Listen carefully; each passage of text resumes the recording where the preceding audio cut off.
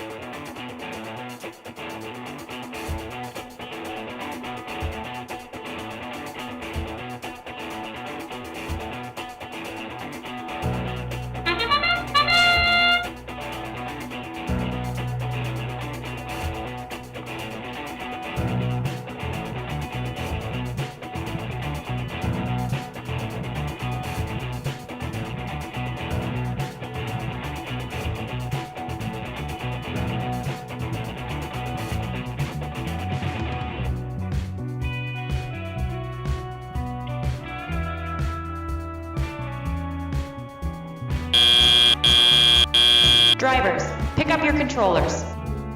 3, 2, 1.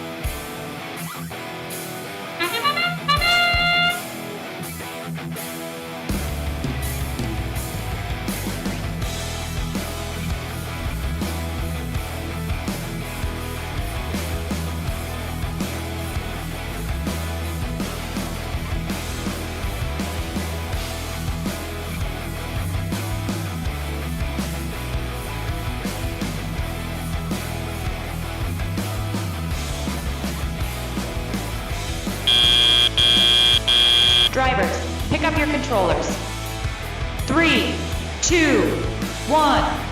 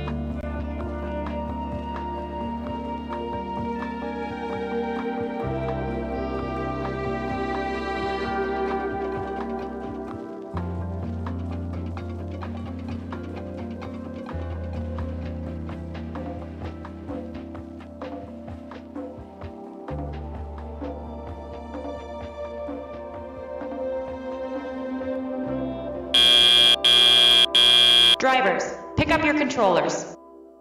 3, 2, 1.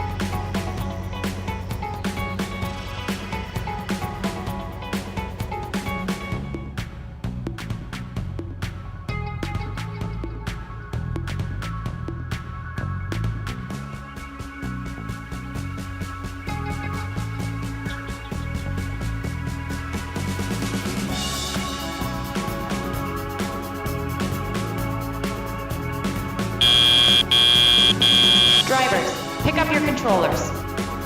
3, 2, 1.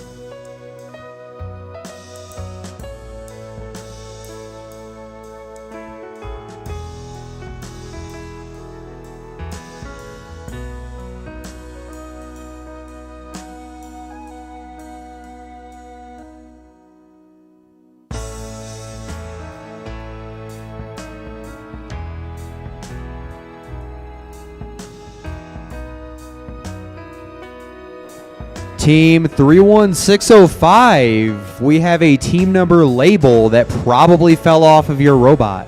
Team 31605, we have your team number label. Please come down to the scoring table to retrieve it. Thank you.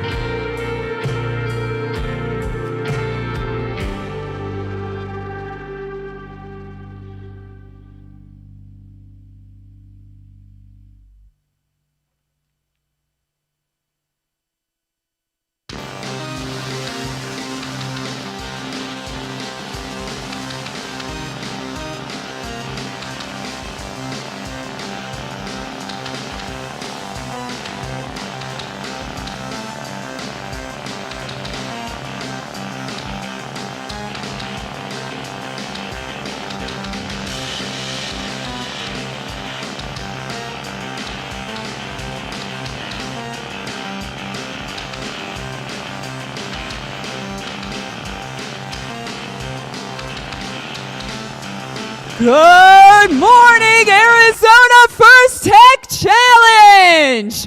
Are you ready? Are you sure you're ready? I don't know, it was a little quiet this morning. Everybody get on your feet, let's make some noise! On your feet!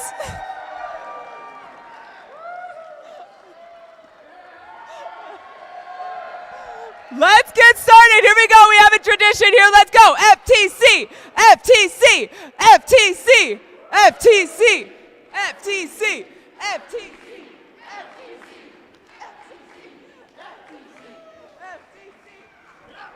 Are you guys excited?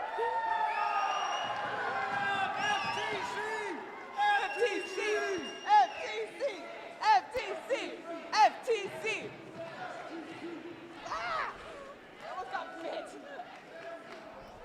That was a little better. All right. Dave, what's your dinosaur's name? Major foul on the T-Rex. There we go. Yeah, it's definitely not wearing safety glasses on the field right now. It's a major penalty right now. Awesome. Good morning, everybody. Who's excited to decode today? All right, folks. First thing I want to say is I want to say congratulations. Every single team that registered for this event made it! First event of the season, congratulations! Whoa, yeah, he's excited about it. All right, teams, if this is your first season competing in First Tech Challenge, will you please stand? Rookies, where are you?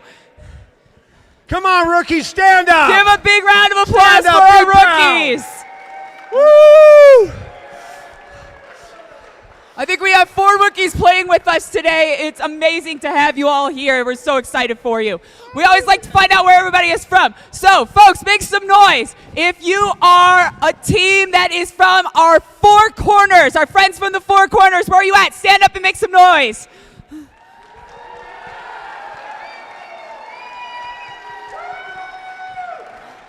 We have teams that have come over all the way from New Mexico to compete with us today and everything, part of our 4 corners regions, our sister region. Thank you guys so much for coming out. Congratulations and welcome. Teams from, do we have anybody from Southern Arizona? Where are you at? I didn't think so. Phoenix area, where are you at?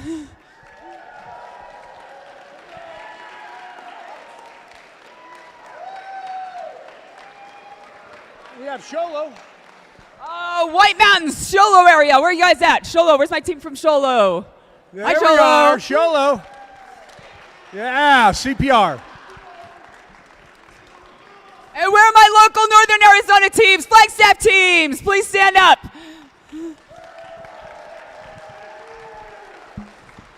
Awesome, welcome all.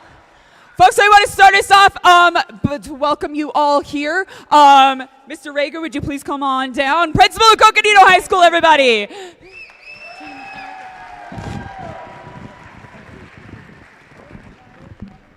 Good morning. I just want to give a brief welcome. I'm glad we can open up our campus here at Coconino High School on this beautiful fall day in Flagstaff. Somewhat smoky. It will lift for those of you that are not used to our smoky town right now. I want to thank Coach Thompson and Coach Sapio for hosting this event, and always proud of our coconuts here at Coconino High School, the World Hall of Fame robotics team. So thank you. Glad we can open our campus, have a fun day, enjoy the weather, and go nuts. All right, Tad, thank you so much for everything. Thank you for this amazing facility. Yeah, one huge round of applause. Tad Reagan, the principal of Coconino High School. Let's hear it for Tad. Okay, remember, shoes are required on the competition field and in the pits. Dino here ate mine. I've got to go get them, so I'm going to find them.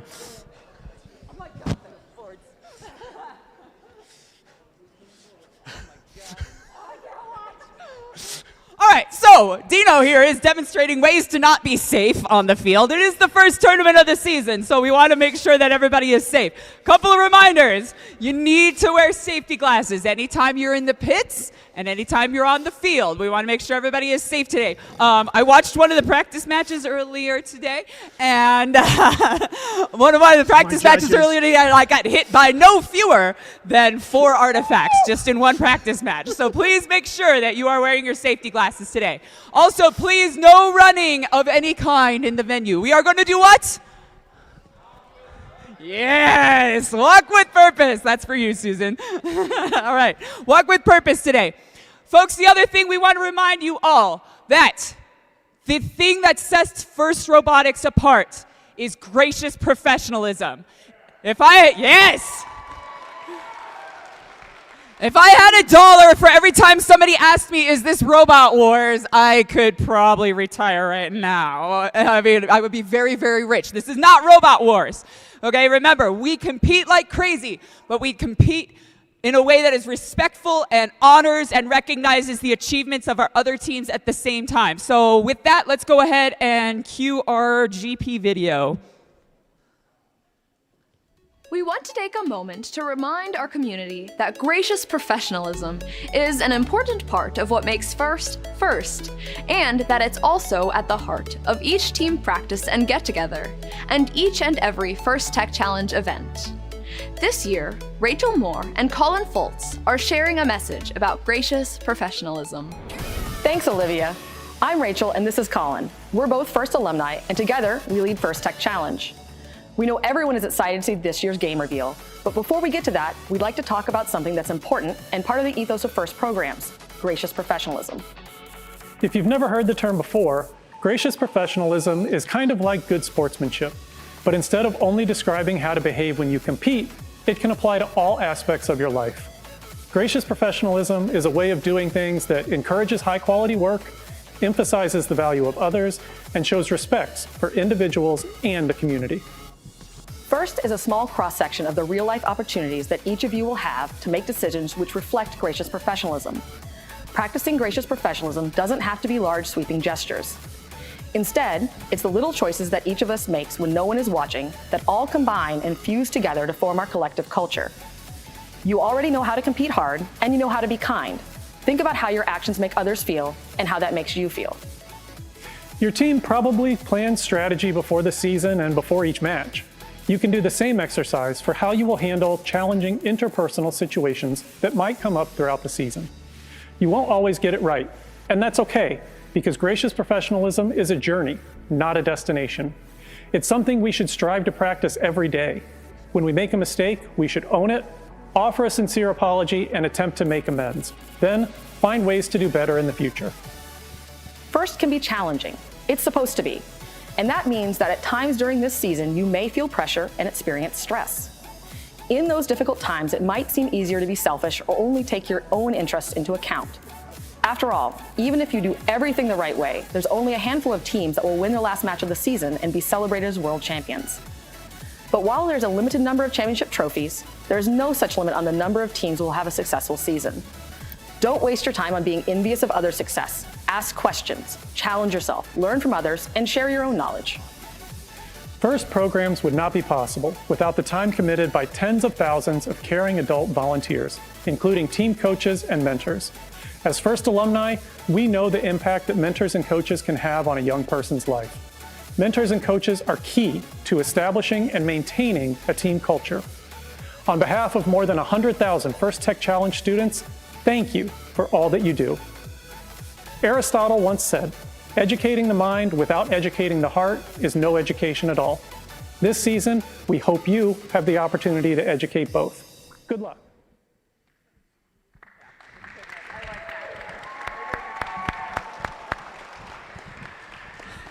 Folks, that's why we keep coming back year after year, okay? For many of your key volunteers, we've been at this for almost 20 years. This is our 19th season coaching the Coconuts. The reason why we come back year after year is because we're building amazing people, not just robots. So thank you, coaches. Thank you, mentors. Thank you, volunteers, for everything you do. Teams, why don't you give your amazing coaches, your mentors, a huge round of applause, because they are the ones that make this program so powerful. Coaches, thank you from the bottom of my heart. Thank you. Takes a lot to do this. We know it. We run teams ourselves, so it takes a lot. So thank you for all you do. I had to put Dino up. He's getting a little restless with all the students. He was wanting to play the game. Did you take him to the snack bar? Yeah, yeah, we can have Dino burgers. So don't forget to... Dino burgers are for sale. No, I'm just kidding. Please make sure you guys visit the concession stand for us. That is supporting the Coconuts. All of that goes to student travel. So help us out. We'd be happy with that. Speaking of saying thank you, couple of huge sponsors make this season possible. We want to recognize RTX, which is the season sponsor for this year's Game Decode. What do you guys think of the game, huh?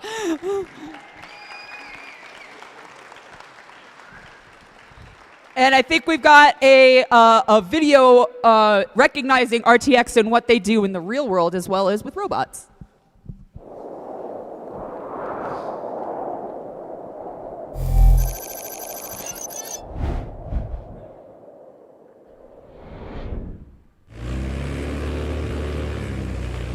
Welcome to the First Tech Challenge 2025-2026 season game, Decode. Welcome to the 2025 First Tech Challenge. This season, you will investigate the power of the world's artifacts and unlock mysteries in Decode, presented by RTX.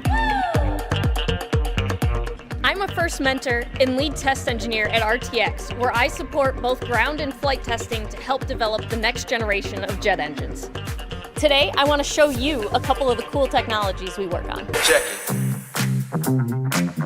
Here in Portsmouth, Rhode Island, RTX's underwater acoustics capability is similar to the technology archaeologists use to locate, image, and map ancient sites and artifacts. Synthetic aperture sonar uses an artificial array of transducers to scan the seafloor, collecting data to form an ultra-high resolution picture. These images reveal the shape and size of objects, like shipwrecks, in much more detail than traditional sonars. And from the sky, archaeologists use remote sensing techniques to research past societies and cultures. RTX unlocked the next generation of remote sensing by using digital engineering to produce sensors that are smaller, lighter, and more capable for a variety of Earth observation missions. Traveling on satellites, these imaging instruments provide maximum resolution imagery from space. Working with NASA, RTX is designing a new remote sensing instrument to identify land patterns like crop production, mineral mapping, and forest management. At RTX, we've been at the forefront of innovation for more than a century. We developed aero-defining airplane engines in the early 1900s, invented the microwave oven, and even created the computer that guided the Apollo astronauts to the moon. Right now, RTX engineers work in 30 countries, focused on things like advanced avionics, directed energy, electric propulsion, hypersonics, and quantum physics. Hundreds of mentors like me and first alumni worldwide are ready to connect with you and decode the world of robotics. Working together, we can solve some of the world's greatest challenges and answer its biggest questions. We've made our mark in history. Now it's your turn. Good luck, teams.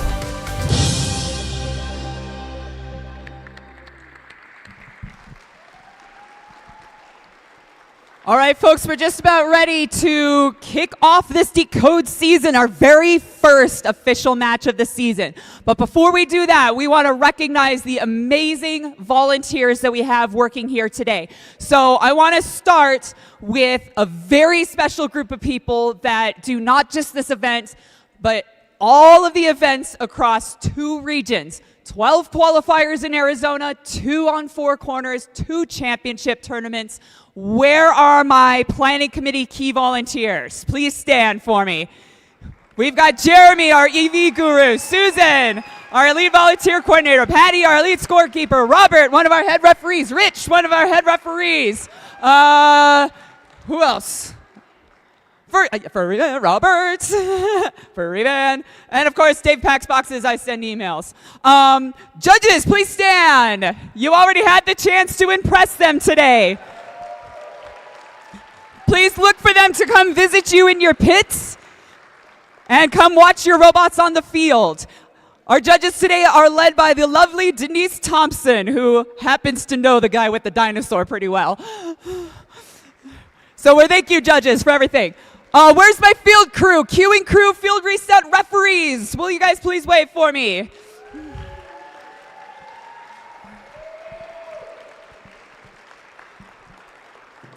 This wouldn't happen without an incredible field crew. I always say a good queuing crew is worth its weight in gold because they make the event run smoothly. Robot inspectors, CSAs, and field technical advisors. First technical advisors, where are we at? Oh, I forgot. Eric joined our planning committee this year. Here's our lead FTA. Eric, our lead FTA, if you have Robot questions, please seek one of them out. They can help. We're here to help. We want your robot to go from here to here today. We want it to get better. We want you to improve. You're going to learn more today than you have in all the 8 weeks leading up from kickoff. Coach, we about ready? Have I forgotten anybody? Let's go ahead and dig into this game, huh? Dig in, Yeah. get it?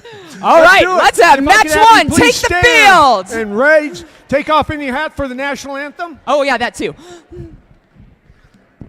Please stand. Please stand for the national anthem before we get our first match going.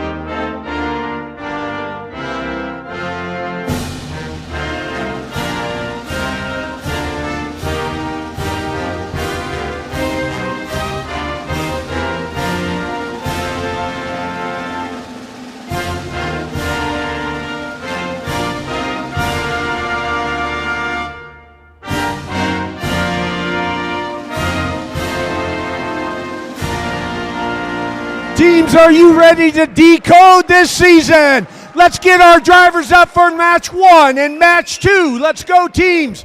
Referees, I want to introduce a couple of people that are going to be calling the games here. Can I please have your MCs come up? We have Eva.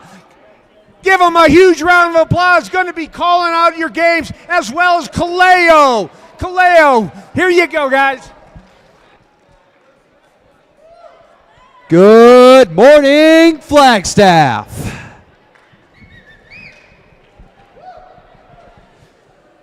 I'm not sure I heard you.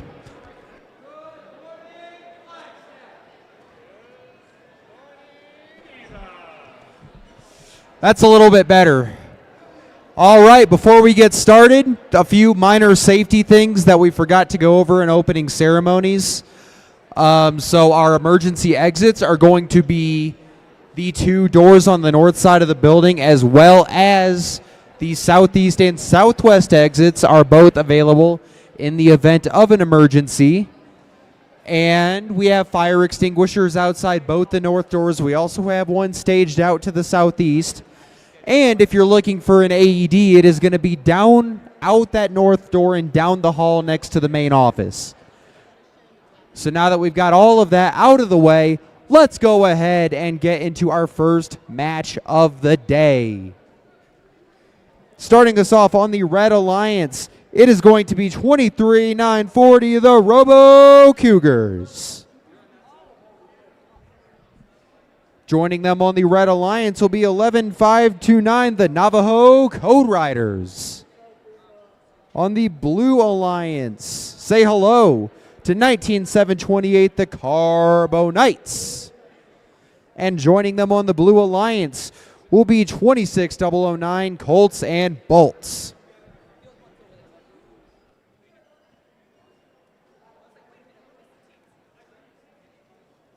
There we go. This is the first match. And we're going to have to share the tablet. Yeah.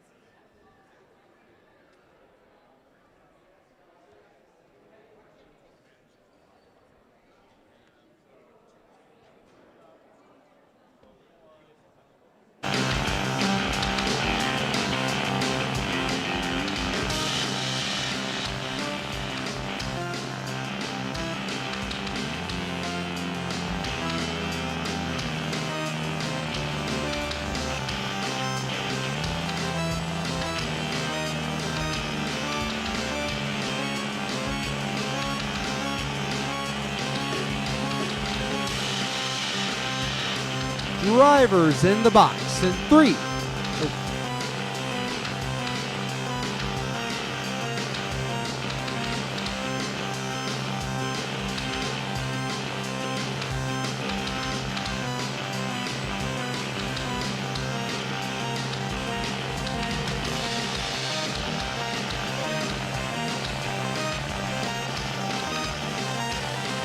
Drivers in the box in 3, 2, 1, go! The first match of the Arizona FT season is underway, and starting us off strong, we are going to start seeing some movement from this Blue Alliance going for that leave bonus. And that will bring us to roughly a rest in auto. Remember, this is a fairly early season event, so there often tends not to be that much activity in the autonomous period, but these students are about to take over at the bell. Drivers, pick up your controllers. 3, 2, 1. For those of you just getting acquainted for the remainder of the match, these students are going to be in control of these 4 machines on the field. And starting off strong, it looks like the Carbonites have gained control of a green piece. They make a shot. It falls just offline, unfortunately. Remember, these teams were allowed to preload 3 at a time. And right now, we are seeing those kind of being fired around the field.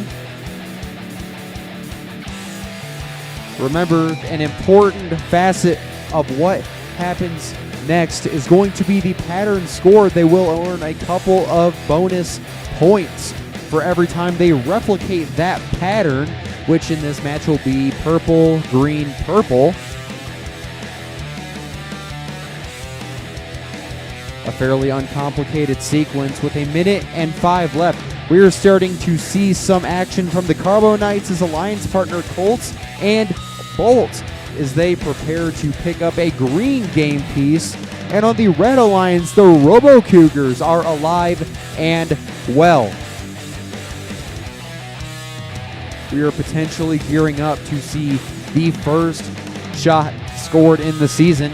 The Blue Alliance picked up 16 total points previously in the match, and that leave, remember, 6 of those was from the leave, so if they get 10 more points by parking one of the robots in that base, they will earn that ranking point by combining for 16 points in auto and endgame. Speaking of endgame, that train horn you're hearing signals the beginning of endgame. These teams are going to attempt to get their bumpers fully within the base to earn 10 points apiece. With 5 seconds left, it looks like things are coming to a rest. And it looks like 10 points per at least for each alliance. And now let's wait for our scores.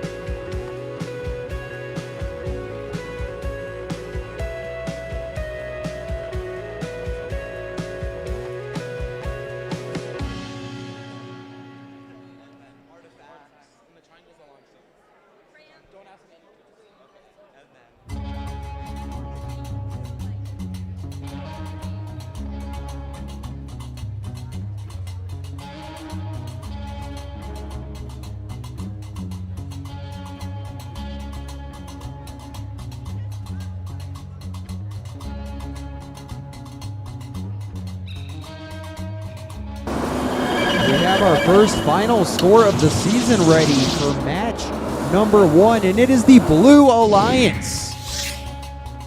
They're going to win 31-10.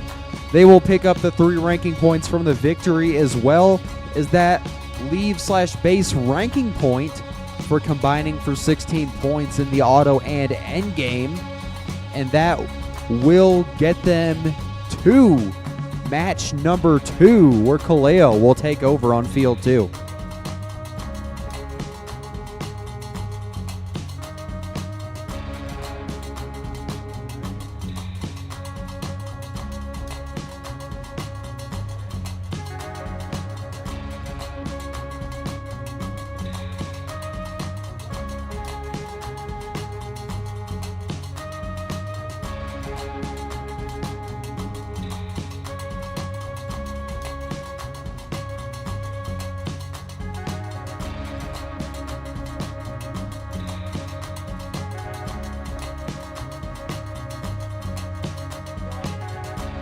All right, let's meet our teams here for match number 2 on the Red Alliance. We have the AZ Techs, and for Red 2, we have the Green Dragons, and over here on the Blue Alliance, we have the Mech Warriors and Sanawa Robotics.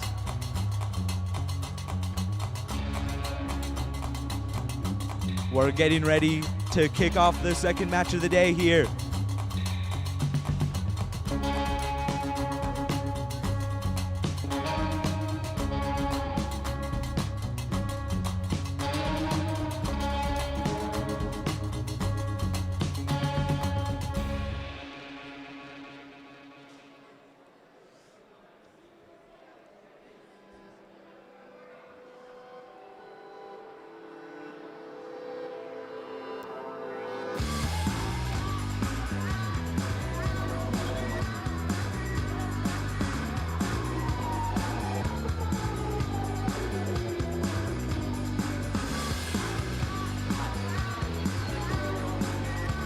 Okay, we are ready to start match number 2 here in the qualification round.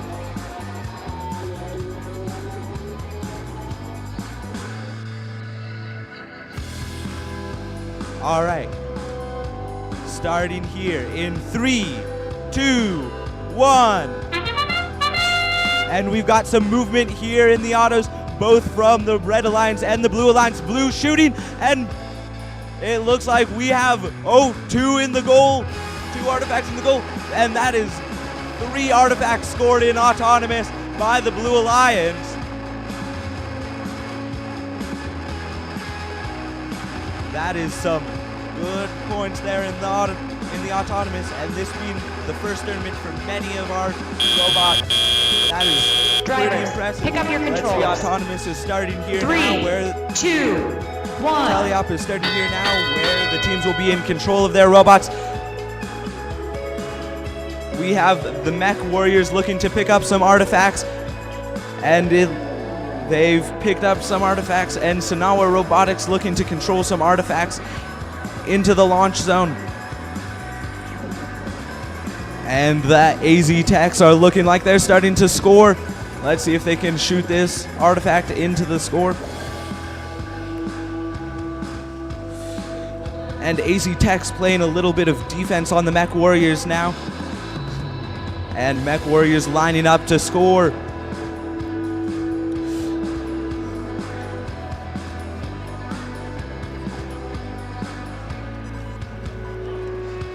AZ Techs playing defense. Mech Warriors score an artifact into the goal. Shooting 2, and it falls just short. AZ Techs playing some great defense. Mech Warriors shoot and do not score. They're looking to pick up some more artifacts while AZ Tech is still playing some great defense.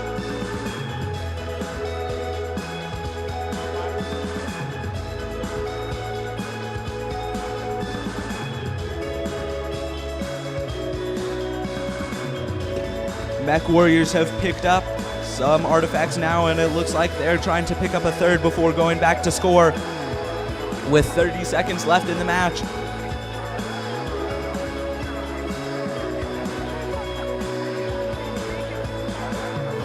It looks like the AZ Techs are trying to pick up some artifacts of their own to score. And the end game is now starting. If they make it into their base respective to their alliance color, they get some points here. Let's see, AZ Techs still playing some defense on the Mech Warriors. And AZ Mech Warriors have lined up into their zone, as well as the AZ Techs. And that is the end of the match here.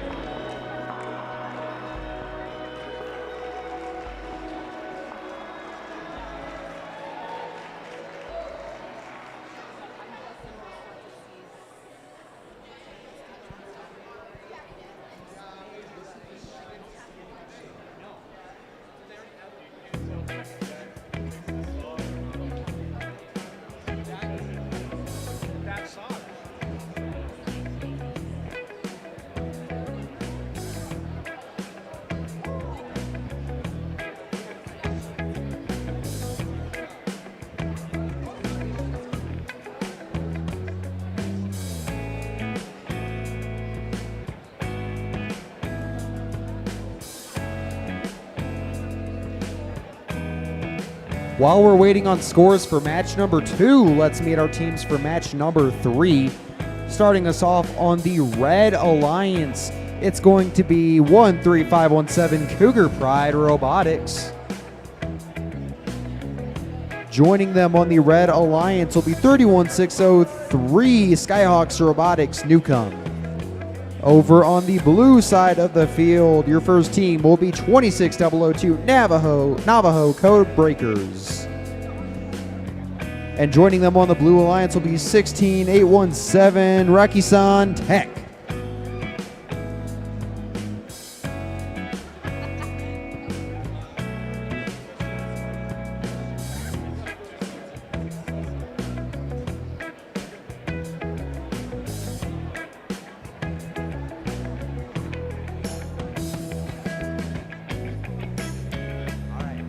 It looks like we have some scores coming out here for match number 2. And it looks like the Blue Alliance wins it with a score of 49-13.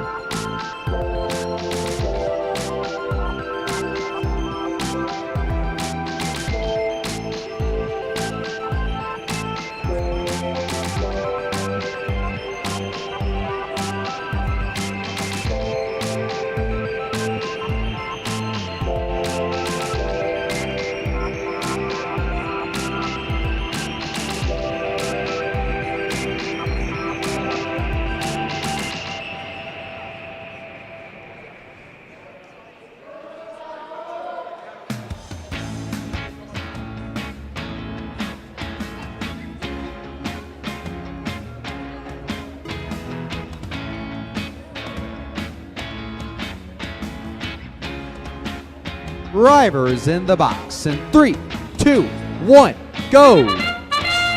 The trumpet has sounded and we are off with the third match of the day. And for the Red Alliance, Cougar Pride Robotics preparing to launch one, and it's just offline. The other's short, but they're still going to get those 3 leave points. 13 more, they'll get to that ranking point. And it looks like another shot, but they missed their pre-stage, unfortunately. And that will bring us to the close of the autonomous period. Drivers, pick up your controllers. 3, 2, 1. And now the students are in control.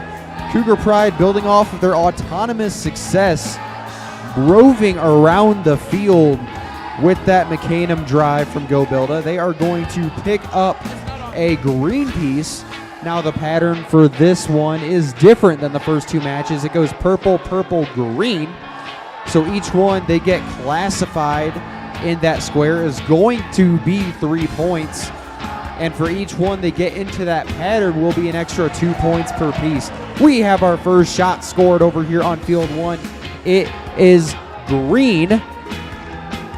That will not land in the pattern, unfortunately. That sequence has to start with a purple. 31-603, Skyhawks Robotics Newcomb working with them. We have two very active launchers here for the Red Alliance as 13-517 nails a purple for 3 points. On the Blue Alliance, the Navajo Codebreakers looks like they are going to make a prudent decision and pick up those 10 points early as the Red Alliance is going to nail that pattern. 13-517 going for another shot. They get a green in and they are looking to just continue the success from that previous pattern completion. 31-603, Skyhawks Robotics Newcomb is going to go for a careful park with 30 seconds left. They get in there, that will be 10 points. If they remain there, they might reach that 16-point threshold, provided Cougar Pride gets on the edge for 5 points.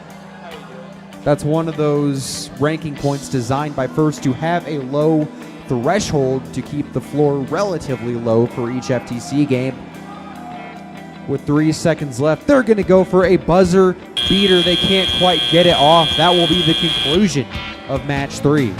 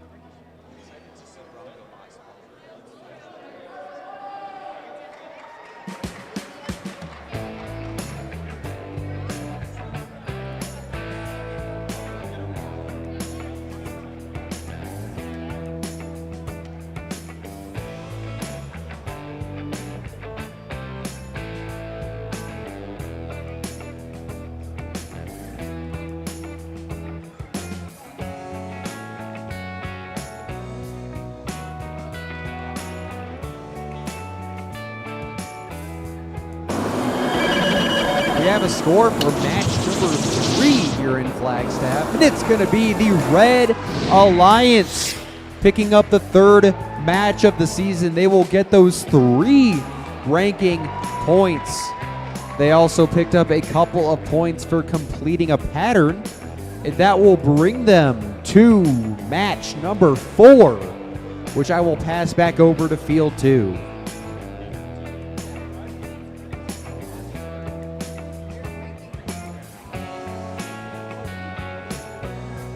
All right, let's meet our teams for match 4. On the Red Alliance, we have the BroncoBot Wranglers. And on Red 2, we have Stinger Robotics. On the Blue Alliance, for Blue 1, we have Shash.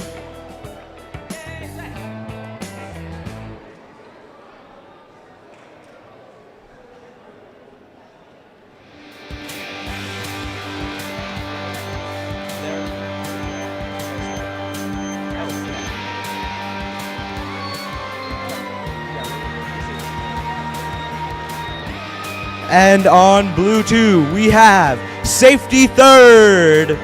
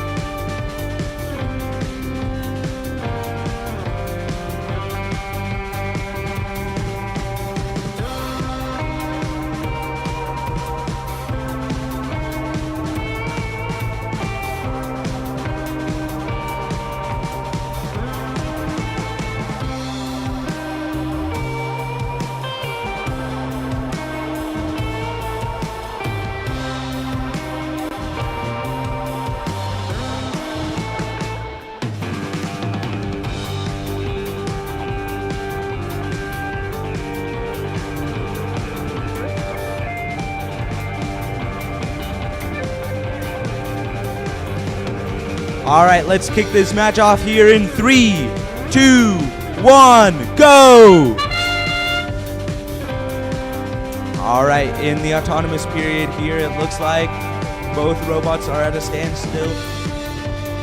This is the first match of, this is most teams' first tournament of the season. So let's give it up for both teams here.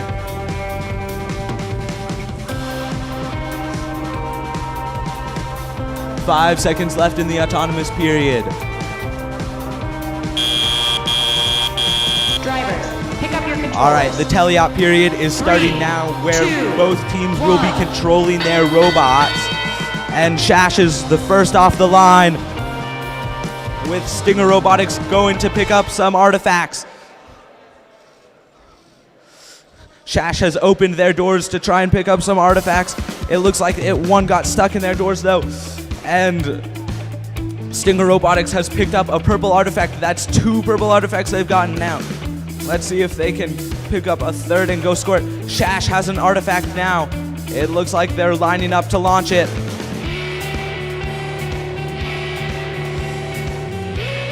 And Stinger Robotics spinning up their flywheels to shoot their purple artifact. Oh, and Shash catapults their artifact at the goal. It falls just a bit short though. And Stinger Robotics outtakes their artifact, looking to pick up another one. And Shash has picked up a purple artifact. It looks like they're trying to line up to score now. And Stinger Robotics is looking to pick up an artifact. Shash lining up, catapults it, but just falls short. It looks like Stinger Robotics is having a little bit of trouble shooting. They've picked up a green artifact now and are looking to pick up 2 others. And they outtake it. And Shash is struggling to pick up an artifact again. They're getting close. And they pick up an artifact. All right, let's see if they can score it this time. They line up for the shot. And that signifies 20 seconds left for the end game to start. Shash looking to line up into the box. Stinger Robotics is aligning into the base, and it looks like Shash has gotten into the base for the end game. Both robots are in, and that is the end of the game.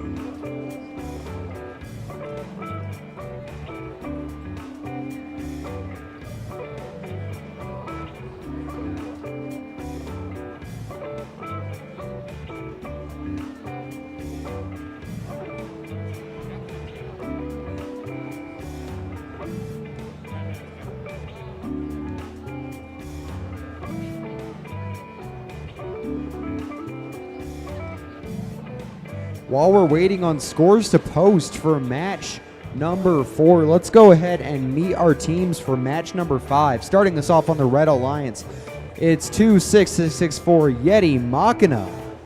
Joining them on the Red Alliance, it's 26100 the Warrior Bots. On the Blue Alliance, say hello to 31602 Warriors. And their partners on the Blue Alliance will be 10246 the Midnight Cicadas.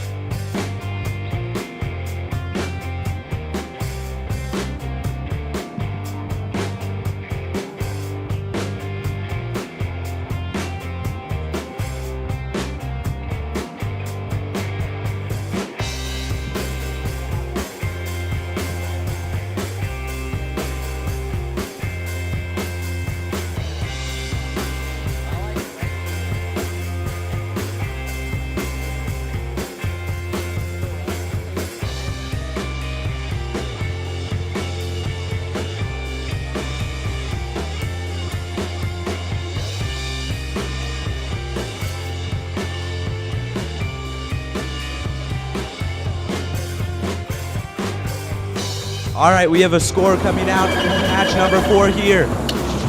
And it looks like it's going to be the Red Alliance with a score of 29-26. Man, that was a close match.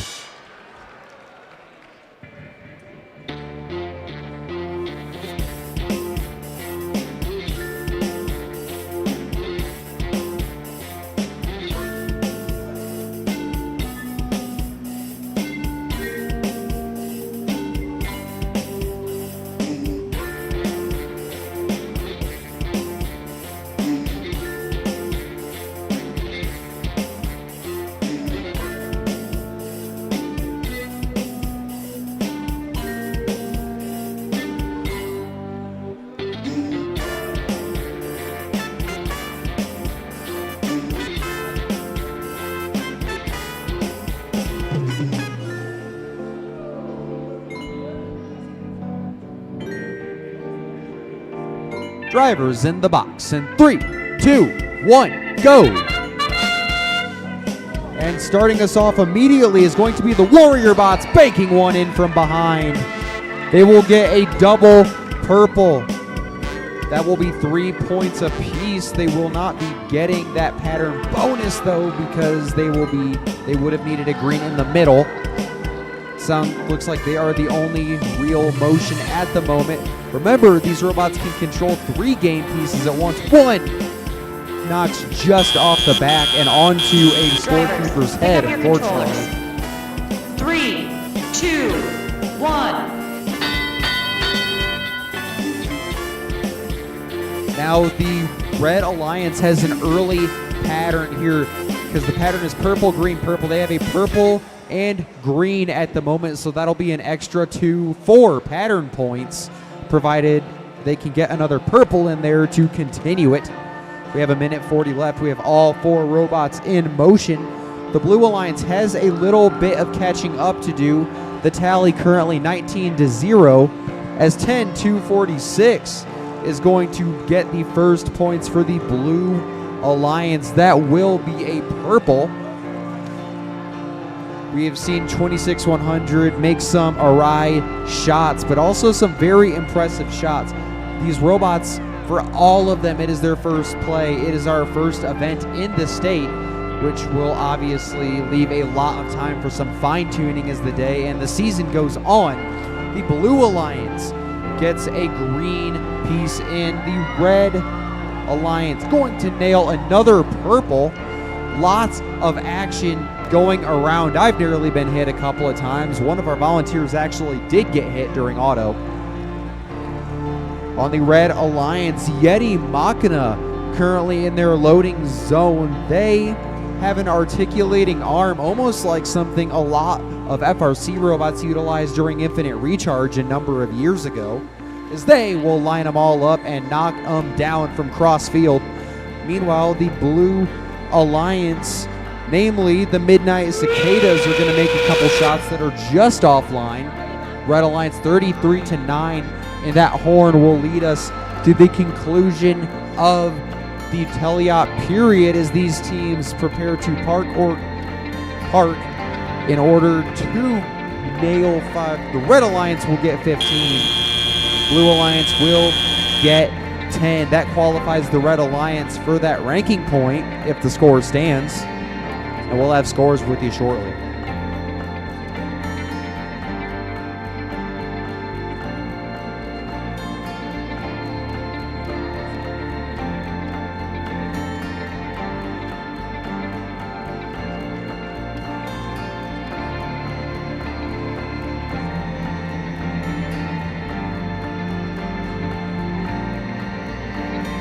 All right, let's meet our teams here for Qualifier 6. On the Red Alliance, we have the Bronco Bot Stallions. And on Red 2, we have the Rez Kids. On the Blue Alliance in Qualifier 6, we have Bronco Bots Max. And Knights of the Lab Table.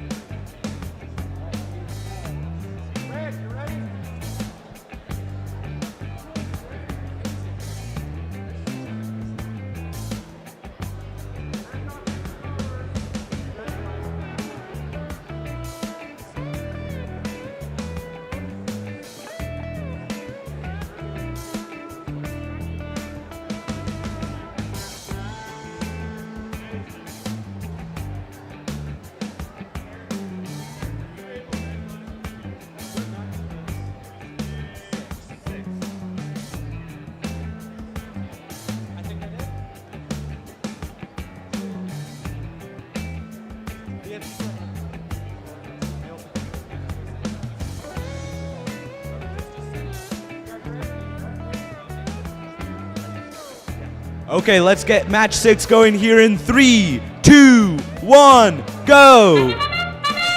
Some movement here in autonomous from Knights of the Lab table.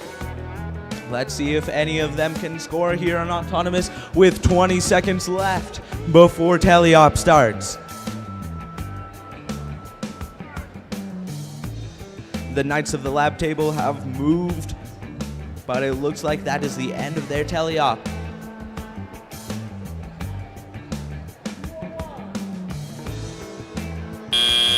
And we have the autonomous. Drivers, We have the pick up your teleop period controllers. starting now. 3, 2, 1.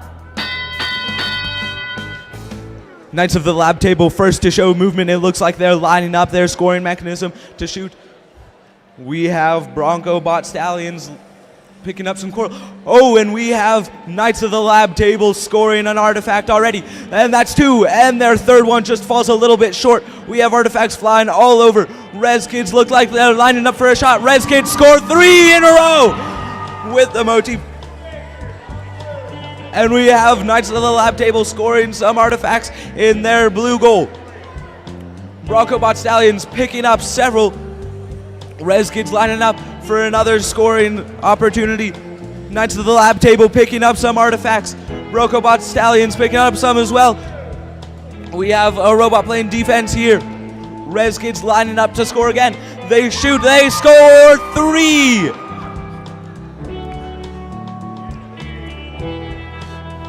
Knights of the Lab table picking up some. Oh, Knights of the Lab table looks like their intake is broken. Rez Kids going to score again. They shoot, they score 3. Rez Kids going back to their human player station to load up on artifacts again. Blocked by a defense bot, and they make it back, getting loaded up by their human player. Oh, and we have a artifact scored from across the field here. Rez Kids going to shoot. Oh, they shoot one out of the air. Oh, one shot from across the field just falls short, and game starting now. The robots race back to their bases. It looks like the Bronco bots are going to get into their base for the end game points. And we have the robots in their bases, and that's the end of the match.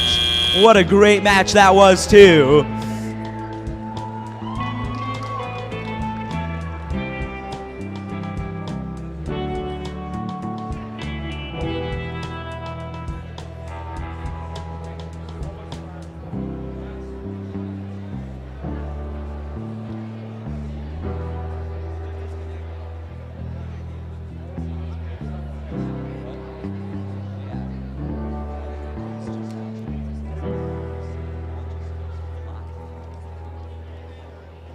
All right, before we post for match 6, we do have a final score available for match number 5, which will be on the screen here in a moment. It's the Red Alliance. They're going to win 68-38. The main differential there is going to be those 18 more artifact points that made most of the difference, as well as those 10 extra pattern points, giving their advantage a 30-point boost. Now let's wait for some scores from match number 6.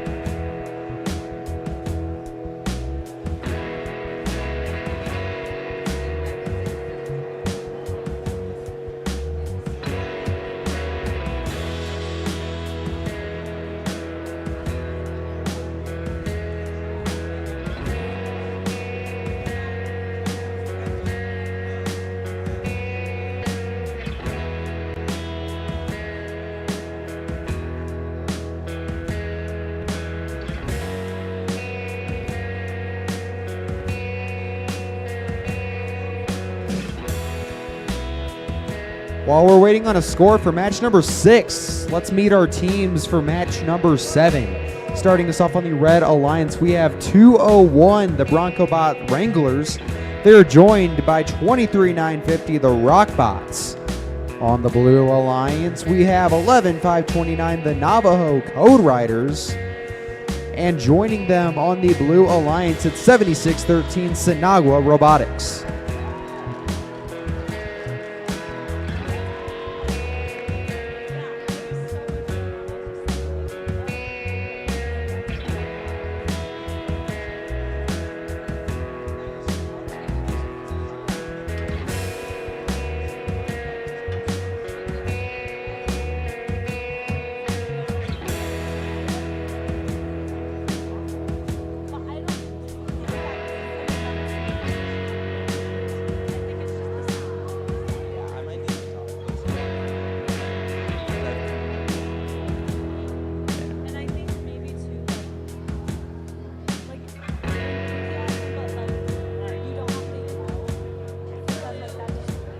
All right, we're getting our score here from Qual 6. And it looks like it's going to be a win for the Red Alliance. With a score of 88-57 with a new event high score.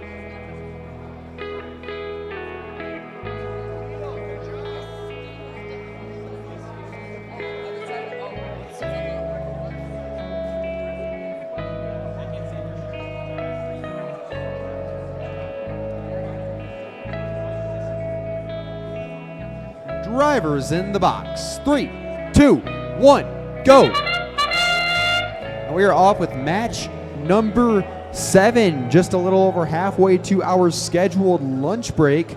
We are seeing some outtake activity from the BroncoBot Wranglers from Brophy College Prep. And that will be just about all the action we see in the autonomous period with 10 seconds left. Obviously, it's early and not every team has had a chance to get a fully functioning autonomous at the moment. Drivers, pick up your controllers. 3, 2, 1. And we are off. On the Blue Alliance, you can see the Navajo Code Riders with some beautifully anodized stock parts. They are going to use their half Mecanum, half Omni drive in order to wheel around, look for some game pieces in order to lift up their belt mechanism. Meanwhile, their alliance partners, Sinawa Robotics, are going to try to get a green piece gathered and scored. Remember, the pattern here is going to be purple, purple, green as far as the sequence that the pattern will have to be created for those classified pieces going down the ramp. We haven't seen that much action yet, other than, of course, the leave bonus picked up by the BroncoBot Wranglers for 3 points. If they manage to get 1 park and 1 half park in the end game, they will pick up that end game / auto ranking point. There's a lot of intrigue in that this year because this is the first time in my memory that an alliance has had to combine efforts in auto and the end game for a single ranking point, so it'll be interesting to see how a lot of alliances play that. The Brophy College Prep is going to be looking, they have a very unique triangular machine where they do their intake on the hypotenuse in order to get pieces to score. They've got a purple one in there.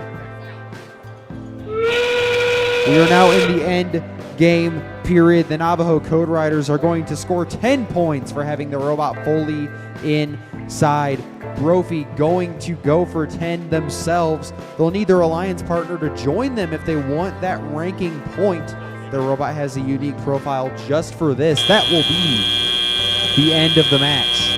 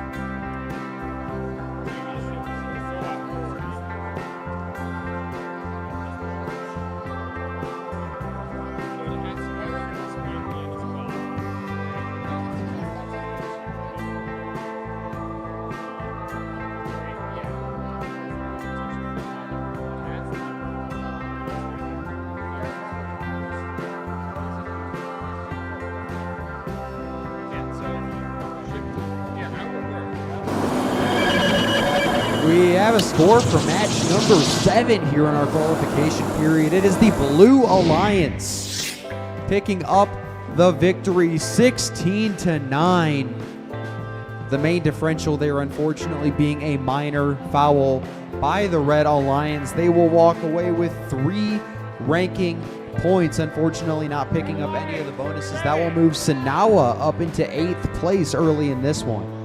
Now let's move things back over to field 2 for match number 8. All right, let's introduce our teams here for qual number 8. On the Red Alliance, we have the Carbo Knights and Yeti Machina. And on Blue Alliance, we have Stinger Robotics and Skyhawks Robotics Newcomb.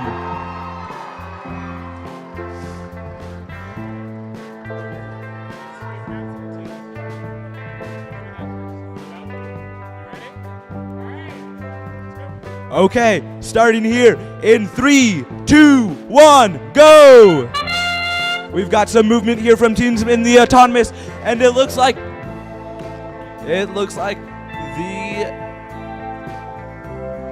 Skyhawks Robotics has scored 1 artifact in autonomous, just barely missing their 3rd artifact. With 10 seconds left in the autonomous period.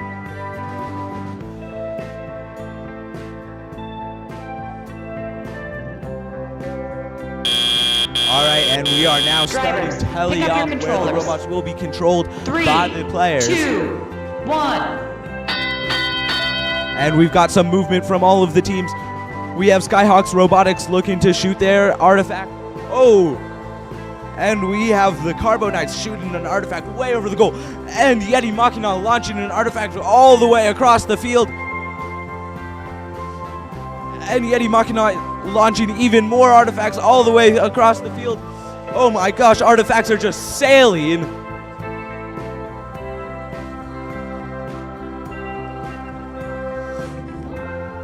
Yeti Machina picking up some artifacts from their human player station. Carbo Knights lining up to score an artifact here.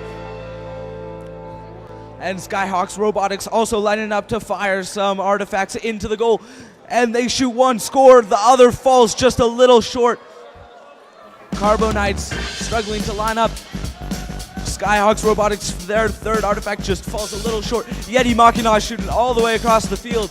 Oh my god, artifacts are just flying everywhere. Skyhawks Robotics loads back up from their human player station, goes right back over to the goal. And there's a shoot. They score one. They score. Oh, it falls just a little bit short.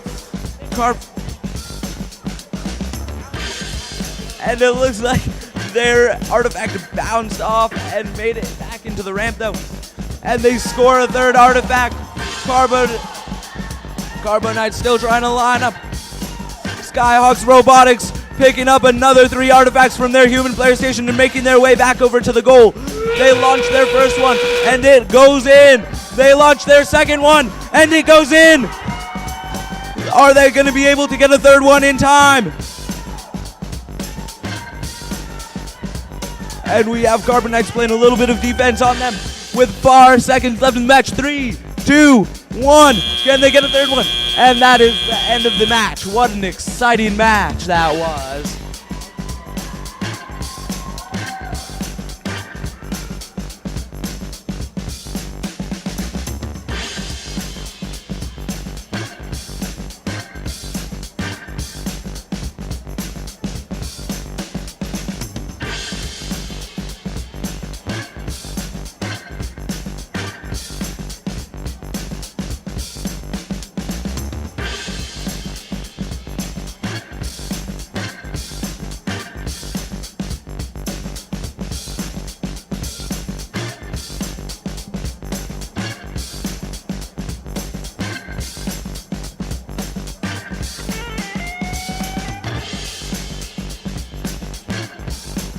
While the officials review the results of match number 8, let's go ahead and meet our teams for match number 9. On the Red Alliance, we have 26002, the Navajo Codebreakers, and 26009, Colts and Bolts.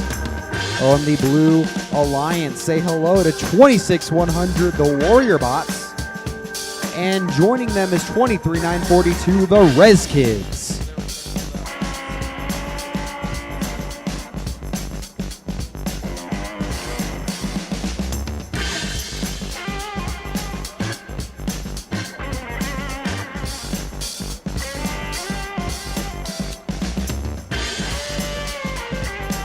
All right, we are getting our scores here from match number 8. And it looks like it is going to be the Blue Alliance win. And with a score of 25-18. And Blue Alliance gets 3 ranking points there.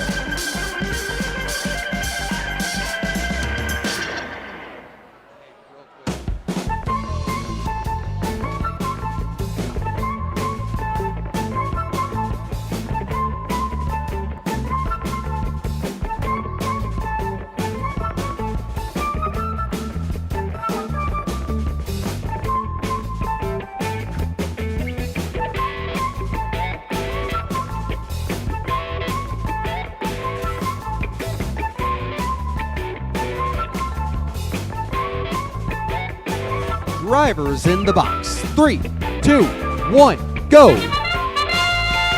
And match number 9 is already underway. This is a fast-moving week 1 event. Is 26100. The Warrior Bots are going to nail 2 for 3 points apiece that are going to be classified there on the ramp.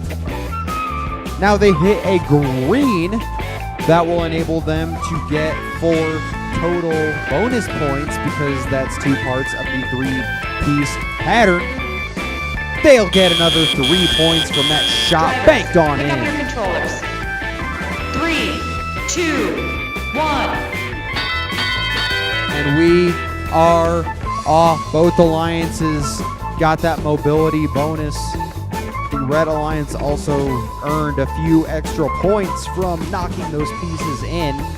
Now we are seeing motion from all 4 the Navajo Codebreakers, facing a ridiculously tight turnaround. It's not affecting them though, as the Blue Alliance, the Warrior Bots, one of our state finalist teams last year, they are going to nail another purple, and a green strikes a ref. Thankfully, these are just wiffle balls. The Red Alliance nails their first points as Navajo Codebreakers go down in the paint on that depot in order to get it.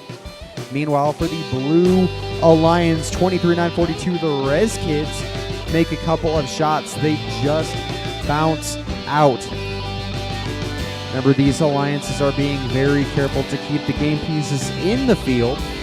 But of course, this is our first shooting game in a number of years, very reminiscent of games like Rescue or Cascade Effect. So there's going to be a bit of a learning curve for newer teams and newer students. 26-100 continuing to work. Now they have classified 9 pieces, which is the maximum number. Now everything is going to go into the overflow for an extra 1 point and go into the Red Alliance's secret tunnel until the Blue Alliance raises that gate, which they do. And those are going to go back through their secret tunnel into the loading zone. And currently 23-4-92 is going to hit a couple more. The Rez Kids get a double purple. It's not part of the pattern, unfortunately. Early on, we were seeing a lot of unfortunate mistakes, but there's plenty of time to clean those up, as we aren't even a third of the way through qualifications. With 1 second left, that brings us to the end.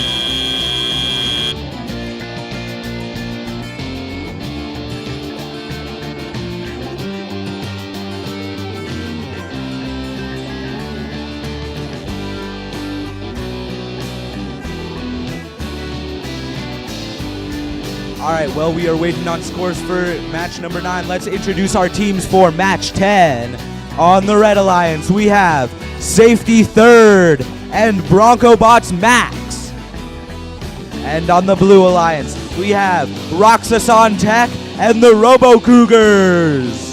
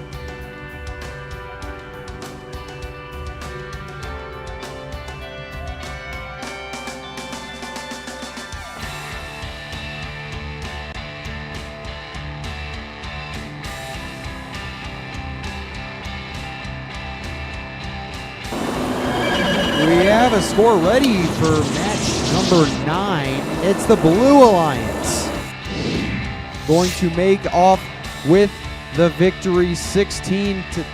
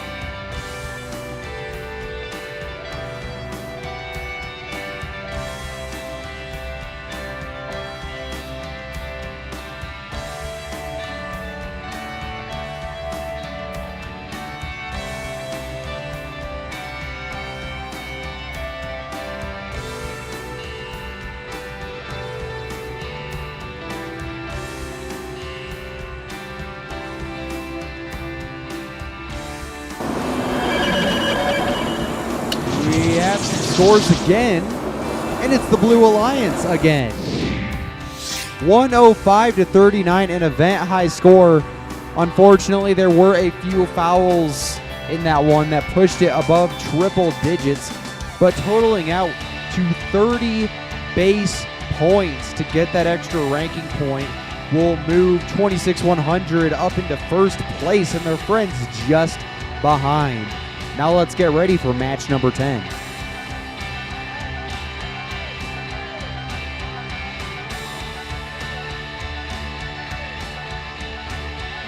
All right, let's start this match here in 3, 2, 1, go!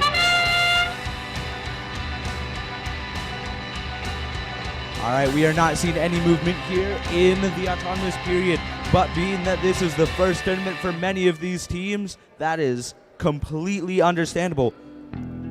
Let's see, we have 10 seconds left here in the autonomous period before tally-op starts.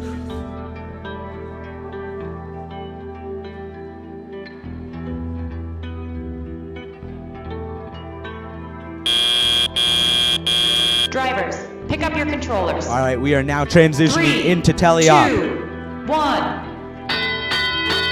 And immediately we are seeing movement from all 4 robots. We have safety third looking to try and control some of the game pieces. And Bronco Bots Max looking to try and pick up some artifacts.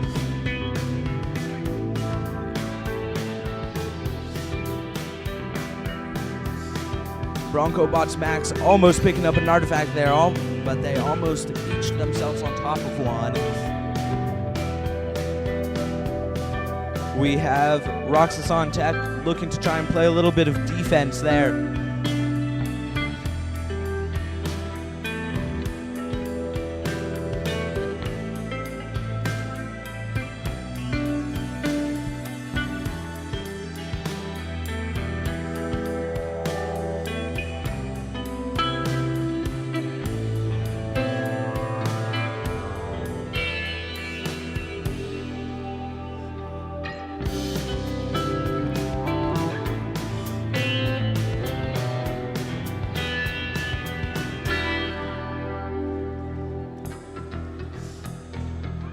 All right, we have the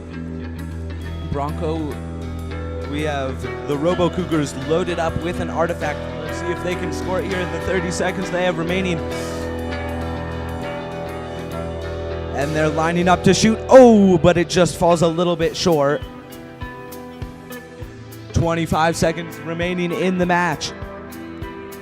We have the Bronco Bots already getting into their base for the end game, which has just begun, as well as Roxas on Tech lining up to get into their base. With 5 seconds left in the match. And that is going to be match number 10. Let's give it up for these teams.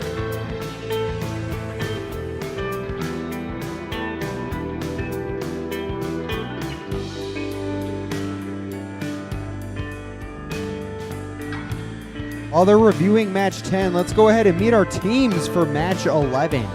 Starting us off on the Red Alliance will be 31602, the Warriors.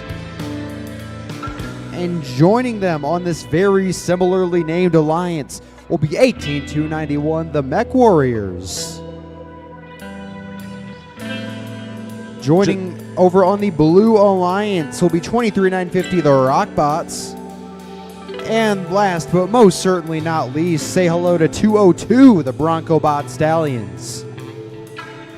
Just a quick announcement here. After qualifying match 13, we will have a brief lunch break. After qualifying match 13, we will have a lunch break.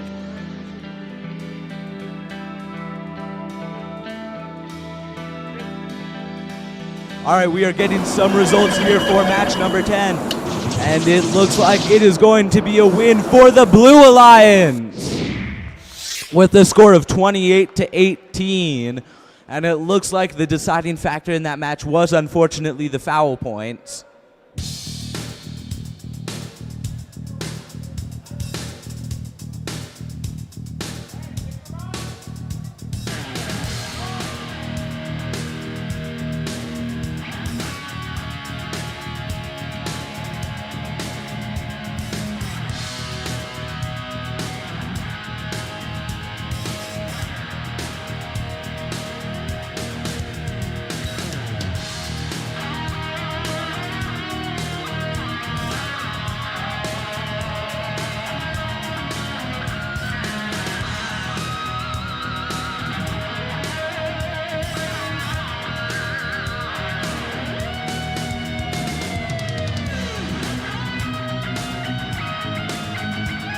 Drivers in the box. 3, 2, 1, go. We are off for qualification match number 11 here at the High Country Qualifier. And starting us off, it is going to be the Mech Warriors hitting that pattern for 2 points extra per piece, plus the 3 from the ramp, which will total them out to 5 points apiece or 15, and that will bring us to a rest. They got another 3 for that lead. Drivers, pick up your controllers. 3, 2, 1. Remember, if they total out at 18 points worth of those pattern bonuses, they will be able to receive an extra ranking point. There are 6 on the table. We haven't seen more than 4 at this event, which is already impressive for how early in the season it is. They are going to nail up a purple, a green, and almost another purple, which would have given them that bonus. Something incredibly interesting to note here is with the Mech Warriors, they actually have a revolving outtake where they can actually score based on which one they have rotated in, so they can selectively choose which color piece they go with. Meanwhile, on the Blue Alliance 202, the Bronco Bot Stallions from Brophy College Prep all the way down in Phoenix, going to launch a piece across. The first turret bot we've seen this season. They are going to use their wood frame to lift up that purple piece in.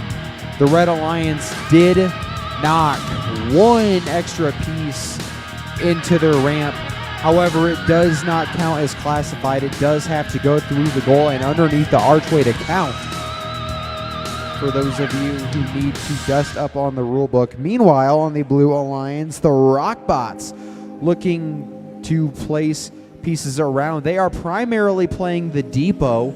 Every piece over that white line in front of their goal is going to be worth an extra point when the driver operated period comes to an end here in 15 seconds. On the Blue Alliance, the Bronco Bot Stallions are going to get 10 points for base. 31-602 doing the same exact thing for the Red Alliance. They are very close to earning that ranking point, and that will be the conclusion of match number 11.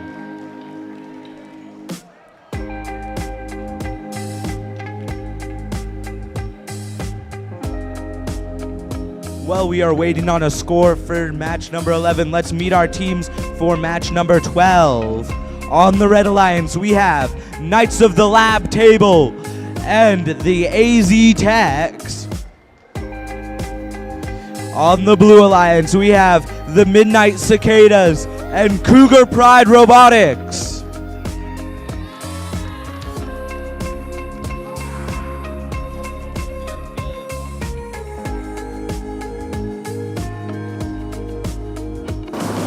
We have a score for match number 11. It will be the Red Alliance walking away with it 72-12, and they did get that extra base ranking point for getting at least 16 points between their leave and their base points.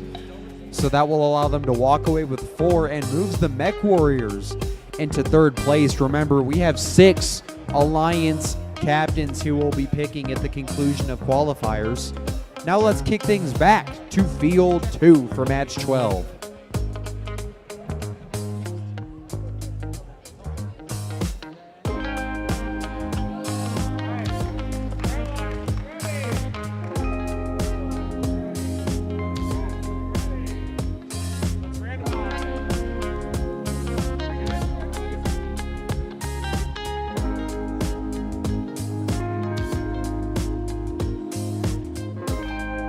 All right, we are going to start match 12 here in 3, 2, 1, go! And we are seeing movement from all 3 robots here in the autonomous period. And it looks like Midnight Cicadas are lining up to score some artifacts into the goal. They launch 2, but both of them just fall a little bit short. They are going to pick up some more. Midnight Cicadas pick up another artifact, lining up to launch it with 5 seconds left in the autonomous period. They spin up their flywheels, shoot it, and it just goes over, just barely. Pick up your controllers. 3, 2, 1. Knights of the Lab Table are the first ones to get off the line. They're lining up to the score. We have Midnight Cicadas lining up to score as well, spinning up their flywheels. Knights of the Lab Table shoot and score. Midnight Cicadas launches one way over the goal. Knights of the Lab Table shoot again and score. We have Cougar Pride Robotics lining up to shoot as well. They spin up their flywheels, score one purple artifact. Oh, but it bounces out. Shoot another. Oh, but it falls just short and almost bounces back into their intake. We have AZ Techs who just scored 2. Knights of the Lab Table lining up to shoot. Oh, and Midnight Cicada scores 1. Knights of the Lab Table 1 just goes flying wide. Oh, and 2 artifacts are just shot across the field. Midnight Cicadas, oh, just short of the goal. Cougar Pride Robotics lining up to shoot again. They shoot a green artifact and score. And Midnight Cicada lining up as well. Cougar Pride scores 1. Oh, but it bounces out. AZ Tech score. And another. Knights of the Lab Table lining up to score. They spin up their flywheels. And Midnight Cicadas shoot, but it just bounces out of the goal. They line up again, spin up their flywheels. Shoot, oh, but it just goes barely short. And it looks like Cougar Pride Robotics has just scored another one. AZ Tech's lining up, it just goes short. Cougar Pride Robotics picking up some more artifacts from their human player station. Midnight Cicadas shoot, but it just goes barely wide, and the end game has begun. We see Cougar Pride Robotics getting into their base to score those end game points. And Knights of the Lab Table doing the same as well with 5 seconds left in the match. AZ Tech's trying to shoot one last artifact, and they score right before the end game. 2 seconds left. It looks like both red are in partially. What a match. Let's give it up for all 4 of these teams.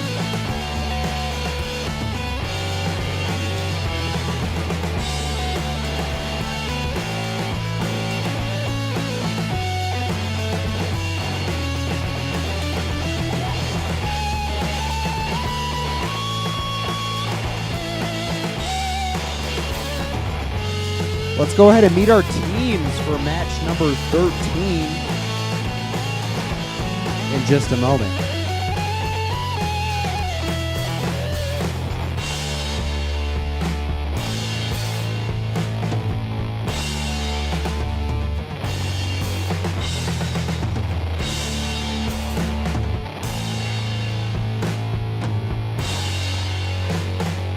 All right, we are getting the score here now for match number 12. And it looks like it is going to be a win for the Red Alliance with a score of 51-19. Wow, what a match.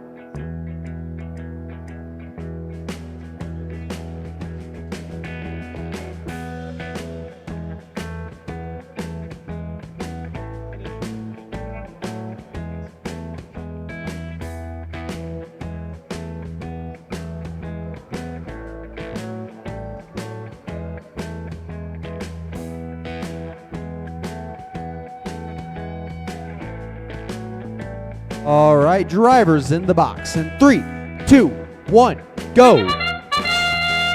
And we are off with our final match before lunch. And it looks like there is plenty of autonomous action to go around if you use your imagination. We are going to see a lot of action as I attempt to fill the air here. What's everyone having for lunch?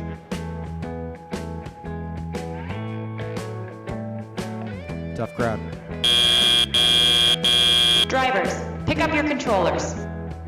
3, 2, 1.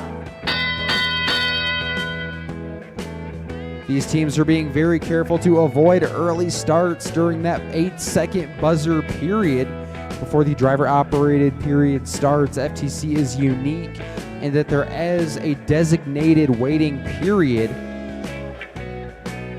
And we are seeing some downtown shots from 2664 Yeti Machina as they nail 1 for 3 points. Now they do have the opportunity to get that pattern. Remember, for this match, it is going to be purple, green, purple. And if they get that down on their ramp, it will be an extra 2 points apiece. For the Blue Alliance, 2664 still doing the majority of the effort at the moment. 31605 looks like they are planning to play that zone beneath the scoring area. Remember, every piece on that white line is going to be an extra point. 2664 just hits the rim. Meanwhile, on the Red Alliance, you can see Shosh as they prepare to contribute, getting pieces around. They have already placed a total of 3 pieces over that white line in front of their goal. Those will be 1 point apiece, excuse me. Currently, the Blue Alliance has Yeti Machina working out of their loading zone, preparing to score with their single fixed arm. They have a few spots on the far side of the field where they can score, relying on bank shots and accuracy.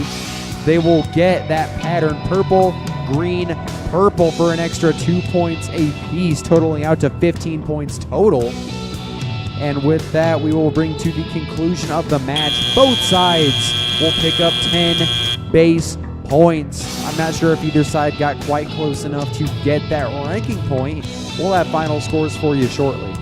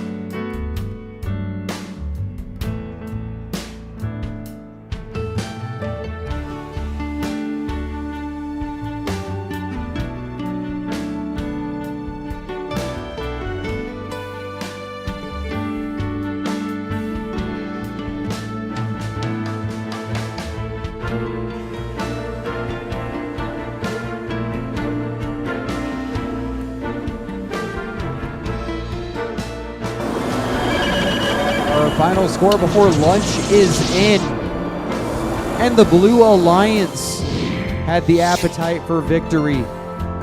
Unfortunately, the primary differentiator there was a pair of majors on the Red Alliance. but they still walk away with 3 ranking points. They didn't quite get to that base. They needed 5 more points worth of leave in order to do so. And now we are going to go into our lunch intermission. We will return at 1 o'clock. If you are on the first match after lunch, it is highly recommended that you are queued by 12:55 p.m. Thank you.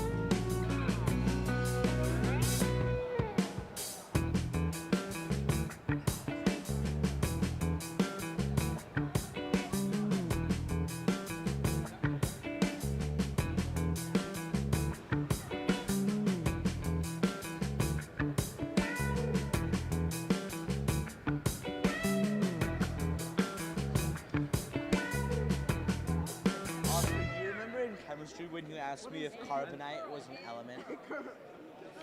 Yeah? Remember when you asked me if carbonite was an element? Called it carbonite. And like the box,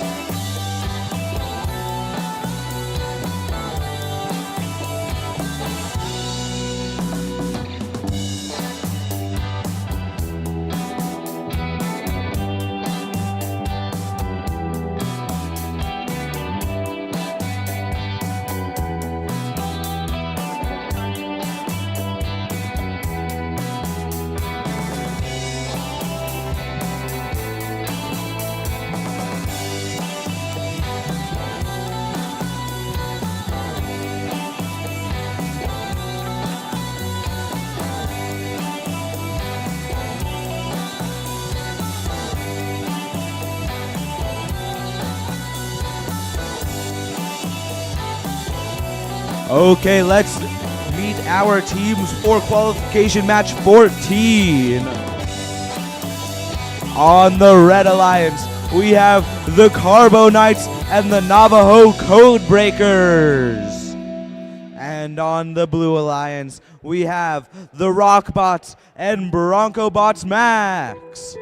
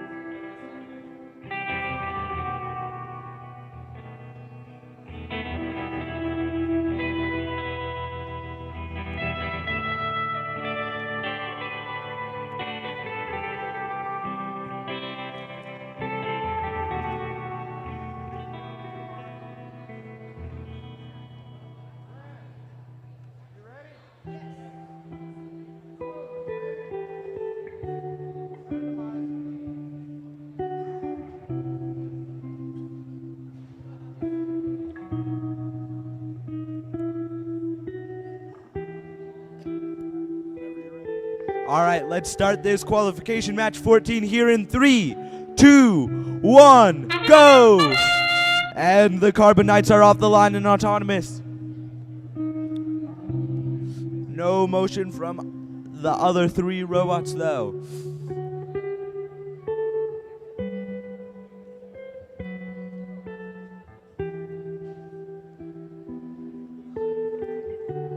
And we have 5 seconds left in autonomous before the teleop period starts.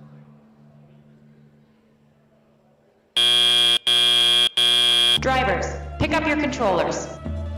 3, Right. 2, The teleop period is now 1. starting. And the Carbo Knights already picking up, already looking to line up and score some artifacts. And the Bronco Bots Max looks like they're trying to pick up some artifacts as well. And the Carbo Knights, just barely overshoot it. And they're going to pick up some more artifacts. And they grab a purple artifact. They race back to the line, lining up to score that artifact. They're lining up. They are lining up. It looks like they're good. They're spinning up their flywheels. They shoot it, and they score! The Bronco Bots, Carbon Knights pick up another artifact. They're lining up to score again. Bronco Bots still trying to pick up some Carbonites, and they shoot it and it goes in, but it just barely bounces out at the last second. They pick up another one to try and score again. Let's see if they can do it. They're lining up to shoot. They spin up their flywheels. But it just goes just a little bit short. And it looks like Bronco Bots are trying to play some defense. Carbonites struggling to pick up that artifact. They get it though. Lining up to shoot again. They spin up their flywheels, shoot it. Just a little bit short again. But it bounces right back to them and they pick it up again. They spin around to shoot. Let's see. They shoot. Just goes a little wide.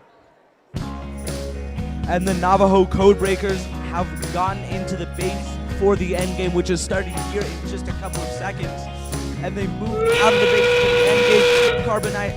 Carbonites pick up another artifact looking to score before the end game. Navajo Codebreakers in the base for the end game. It looks like the Carbonites are trying to get in there as well for 2 partials. And that will be the match. Let's give it up for these 4 teams here.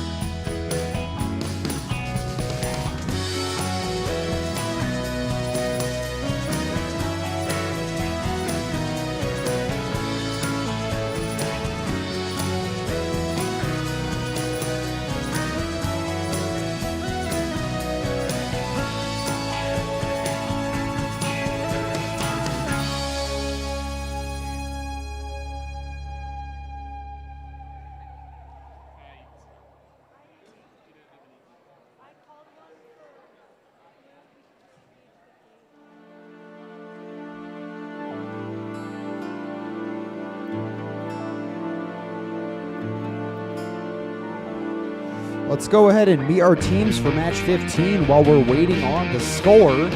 Starting us off on the Red Alliance, it's 23-7-66, the Aztecs. Joining them on red will be 23-9-40, the Robo Cougars. Over on the Blue Alliance, we have 202, the Bronco Bot Stallions. And joining them will be their sister team, 201, the Bronco Bot Wranglers.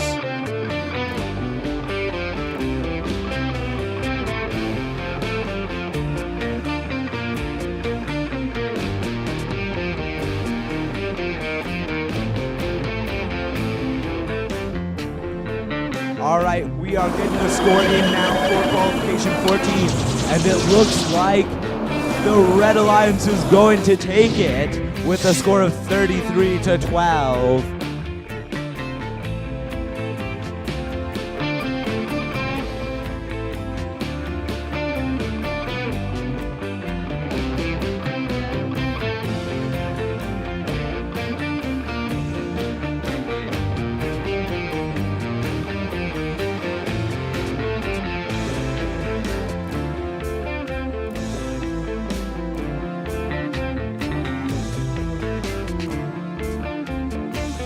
Drivers in the box in 3, 2, 1, go. And early on in this one, the Aztecs in purple are going to move forward and pick up that leave bonus for 3 points. And that might be just about all of the action we see. No, Brophy is going to move out along as well. And that will bring us to the close of the autonomous period, as both sides earn that 3-point leave bonus. Drivers, pick up your controllers. 3, 2, 1. For those of you just joining us, the students are going to be in control of these 4 machines on the field for the remainder of the match. Currently, Aztecs, they've already had a couple of plays today, just not on this field, going to launch 1 purple. They are 1 for 2 with that last barrage they just fired. Remember that the pattern here is going to be purple, green, purple in order to get that extra 2-point per piece bonus.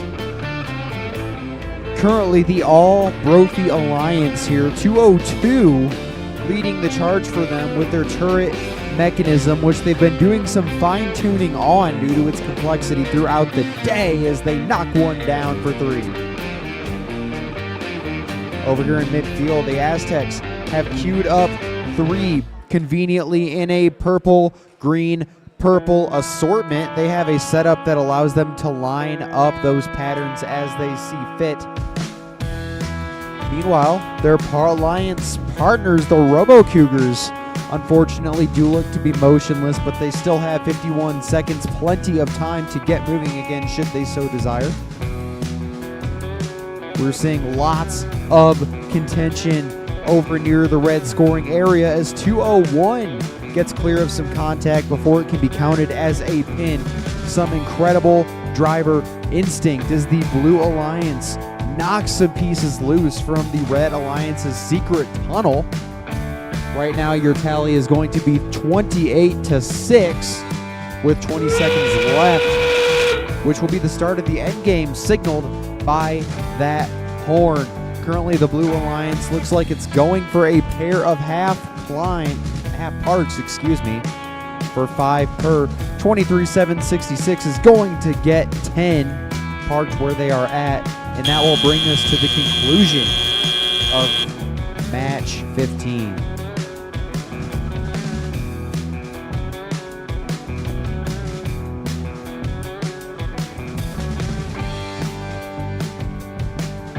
All right, while we are waiting on that score, let's introduce our teams for qualification match 16.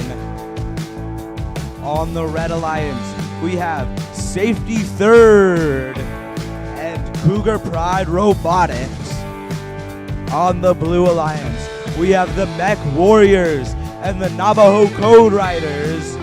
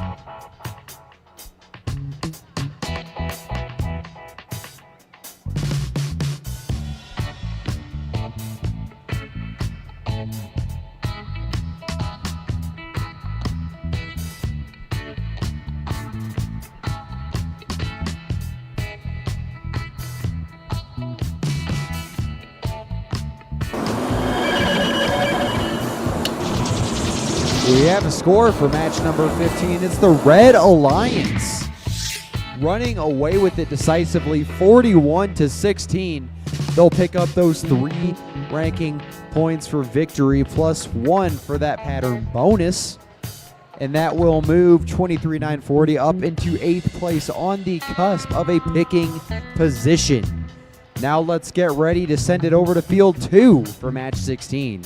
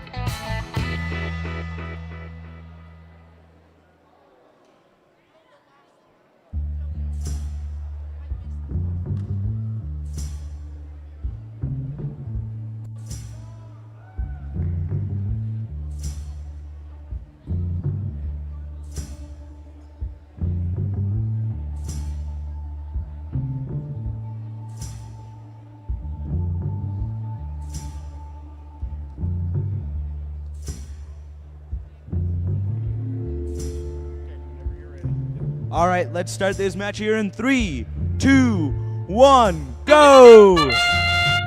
We have Cougar Pride Robotics and Mech Warriors off the line. Mech Warriors starting to score. They score a purple and they score a green. Can they get the motif? They wind up for the 4. They shoot it, and that is going to be a motif. And Cougar Pride scores 1. Moves to pick up some more. And it now has 3. Oh, it just doesn't, it barely misses that last purple artifact. It's lining up to score. There's 3 seconds left in autonomous. And they just don't get Drivers, it quite in time. Pick up your controllers. 3, 2, 1. We have Cougar Pride Robotics lining up to score those artifacts now. Let's see if they can get it. And we have Mech Warriors trying to pick some up. Cougar Pride shoots one, but it just falls a little bit short. Cougar Pride now with 2 purple artifacts ready to score. Mech Warriors lining up to score as well. They spin it up, and both teams score simultaneously a purple artifact. We have Mech Warriors scoring another green. Oh, and their purple falls just short, but they were just barely there. They just needed a purple to score the motif. Cougar Pride lining up to score those artifacts. They shoot and they score. And we have Mech Warriors now going to pick up some more. Cougar Pride doing the same. Cougar Pride lining up to score. Cougar Pride shoots, scores a purple. Mech Warrior going to pick up a purple artifact. Cougar Pride is now loaded up with 2 green artifacts. They spin around trying to line up for their shot. They fire a green artifact and it falls just a tad short. Oh, but it bounces right back into their intake. Mech Warriors trying to play some defense on Cougar Pride. Cougar Pride shoots, falls just a bit short again. It looks like the Mech Warriors have an artifact jammed in their intake. Cougar Pride shoots and gets a green. And we have the Navajo Code Riders looking like they're trying to play a little bit of counter defense. And Mech Warriors with that artifact jammed in their intake are now focusing on defending Cougar Pride. That sound means there's 20 seconds left for the end game. Cougar Pride trying to score a couple points before going for the end game. And the Navajo Code Riders going into the base for the end game. Just as the Blue Alliance does, Cougar Pride scores one last artifact with 3 seconds left in the match.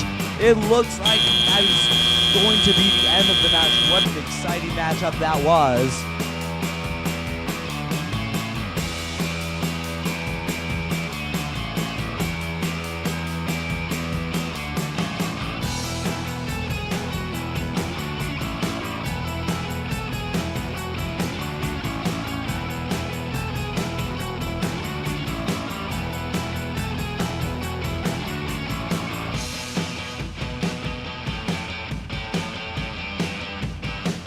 While we're waiting on that score from 16, let's go ahead and meet our teams for match 17. Starting us off on the Red Alliance will be 76-13 Sinawa Robotics. Joining them will be 97-43 Stinger Robotics. Facing off against them on the Blue Alliance, it will be 26-100 the Warrior Bots and 80-81 Knights of the Lab Table.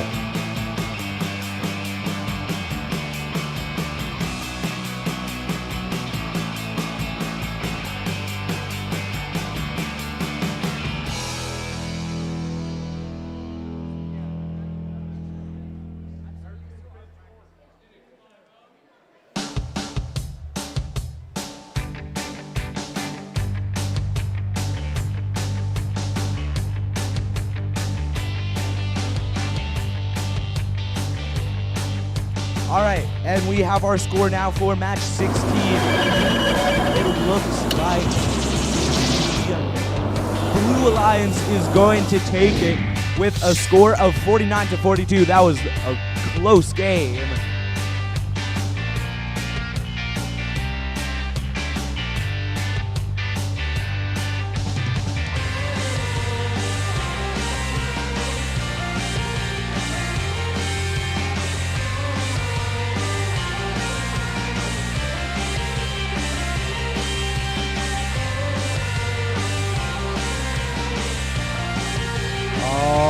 Drivers in the box in 3, 2, 1, go. All right, we are off with 26-100, getting one just short and one just long. A volunteer is thankfully able to catch it. Now remember, the pattern here is going to be purple, green, purple. 26-100, use some pattern recognition to find the correct piece by scanning that April tag. We have 5 seconds left and things have come to a rest. Drivers, pick up your controllers. 3, 2, 1. And the students have activated their driver-operated programs, and we are moving with the students in control. On the Red Alliance, Stinger Robotics is going to use a rubber band mechanism in order to generate the friction required to pull those game pieces up where they need to be. These artifacts can be very difficult to grab, so you're seeing a lot of high friction solutions such as rubbery things like compliant wheels or rubber bands in and of themselves in this year's game. On the Red Alliance, Sinagua Robotics moving around, looking to be aiming for the green artifact, trying to corral it. Meanwhile, their opponent runs some interference. Knights of the Lab Table is going to make one shot that's just short. The Blue Alliance has that one purple in. If they get a green followed by another purple, they will pick up that pattern bonus. 2 points per, and if they get 18 of those total, it'll be a ranking point. And the Blue Alliance nails another down. We have 50 seconds left, and they earn that bonus. Totaling out to 15 is how the math roughly works out with those 3 artifacts in the ramp. Over on the red side of the field, 97-43 Stinger Robotics continuing to work. They're doing a lot of fine-tuning on their flywheel mechanism, which is also covered in rubber bands. Almost makes you wonder how many they have sitting around in their pit, just in case. We are now in the end game period. These teams are going to attempt to score a final few points, or of course park fully or partially in the base for some final points. Currently on the Red Alliance, Stinger Robotics looks to be going for the full park. That'll be 10 points if they can get it. The Blue Alliance, that could get them over the threshold depending on how it's scored. We'll have scores for you shortly. All right, well, we are waiting on the score for that last match. Let's introduce our teams for qualification match 18. On the Red Alliance, we have 26009 Colts and Bolts. And on Red 2, we have the Midnight Cicadas. And on the Blue Alliance, we have Skyhawks Robotics. And Shush.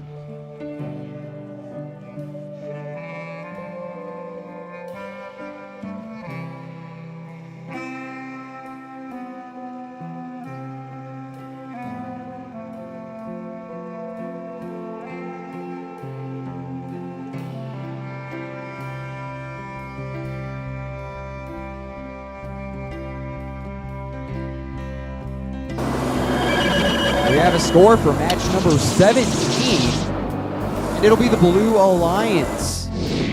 They are going to win in domineering fashion, 45-6. They get the 3 ranking points for victory, as well as the extra for getting at least 16 points between their leave and base points. And that will elevate Knights of the Lab table to 4th place. And now let's send things back over to field 2 to go over qual match 18.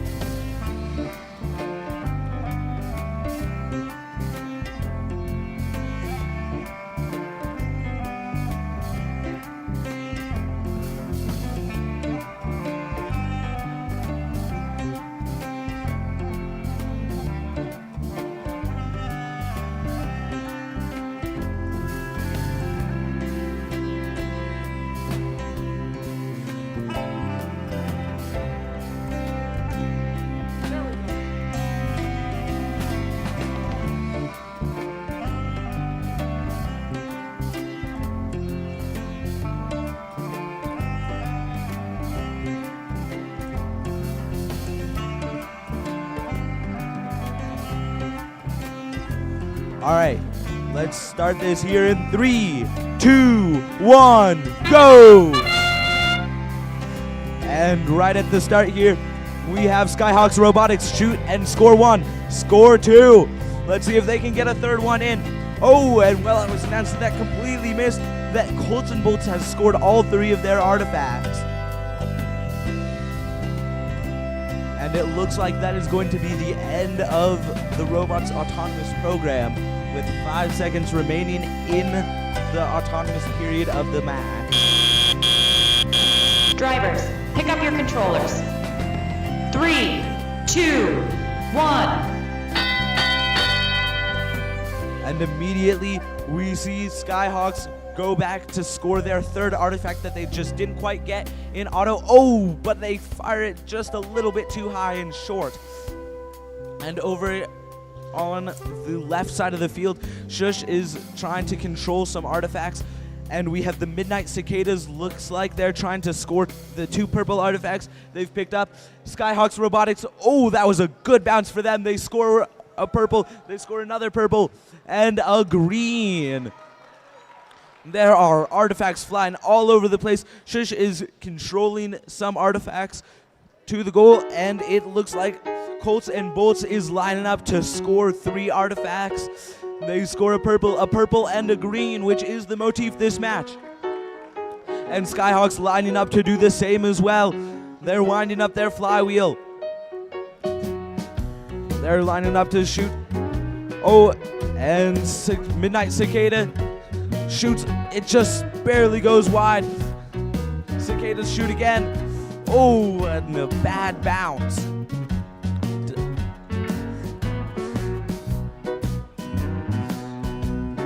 Midnight Cicadas loading up on artifacts again. Skyhawks Robotics have lined up in the base for the end game. Midnight Cicadas firing their artifacts, but they're just barely missing. Both teams already getting lined up for the end game, which is about to start here right now. That sound means that it is the start of the end game. In the base, which is those color squares respective to your alliance, you get some nice extra points at the end of the game.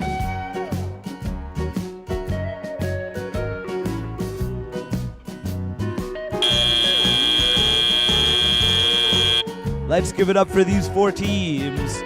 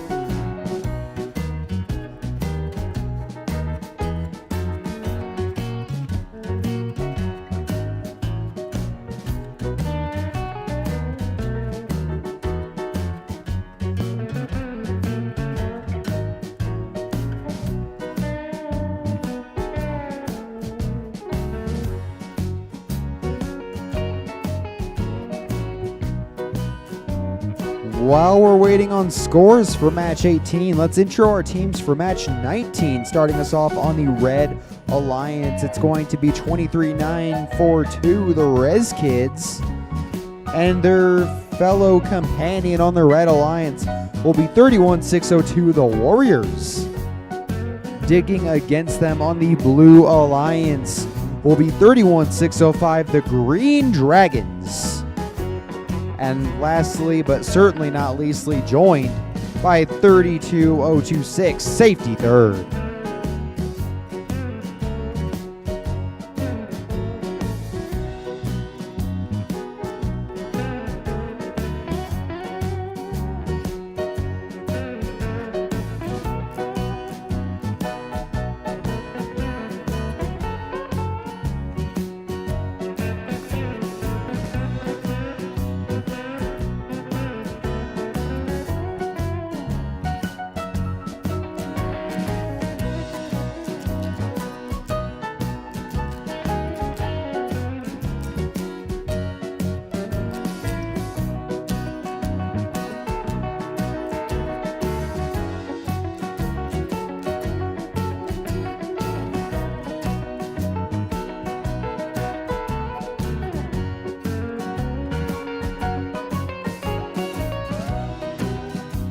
Okay, we have a score now for Qual 18. And it is going to be a win for the Blue Alliance with a score of 51-38.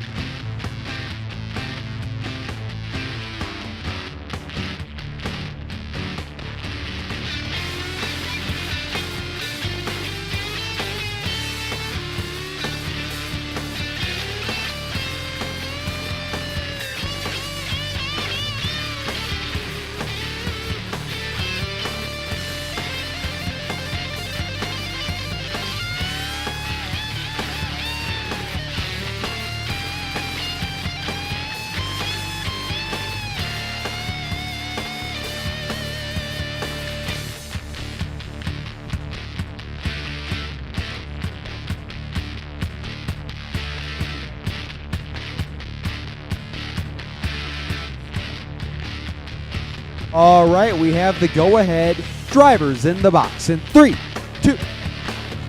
Hold up.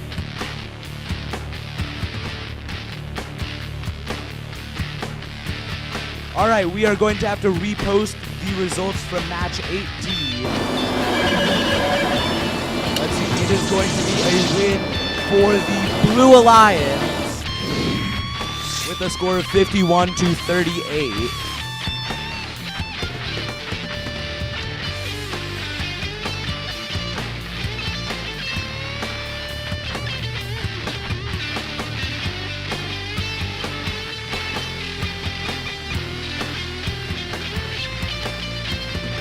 All right, drivers behind the box in 3, 2, 1, go. And we are off. Starting us off early, it's going to be 2, 3, 9, 4, 2, hitting a green and purple in succession. That purple would be the start of any sort of pattern progression should they go for it. Meanwhile, everything else has more or less come to rest. We have a few interesting mid-rank machines currently on the field fighting for one of those coveted top 6 spots. Drivers, pick up your controllers. 3, 2, 1. And the students are now on control. Fouls, unfortunately, are usually a bigger concern in week 1 as these teams feel out the game. That's not something that's isolated to the students. The Volunteers experience the exact same thing. For the Blue Alliance, safety third on their 4th play of the day is going to move over and attempt to go for that purple-green setup. Conveniently enough, that is the required pattern. For the second time today on this field, we have had a non-counting artifact land in the ramp. Remember, it has to go through the goal and underneath the archway as per the letter of the rule book in order to count. So that's just going to sit there and not count for a whole lot. An interesting rule change this year is that human players are allowed to feed directly into their robot as long as the machine is stopped over in the loading zone. Currently, we are seeing 23-9-42. The Res Kids take advantage of that with incredible efficiency as their human player loads purple, green in order to be scored. That's an easy spot to get that pattern lined up if April tag reading is not quite your thing yet. For the Blue Alliance, safety third, still moving about in midfield. Meanwhile, their Alliance partners, the Green Dragons, are going to line up a shot right in front of the goal, but that will bring us to the end game period where these teams are going to attempt to get in the base for a final few points. And for the Red Alliance, it does look like the Res Kids are going to part for 10 points. The Red Alliance is going to get a pattern bonus depending on how that's scored. And that will bring us to the end of the match. Scores forthcoming.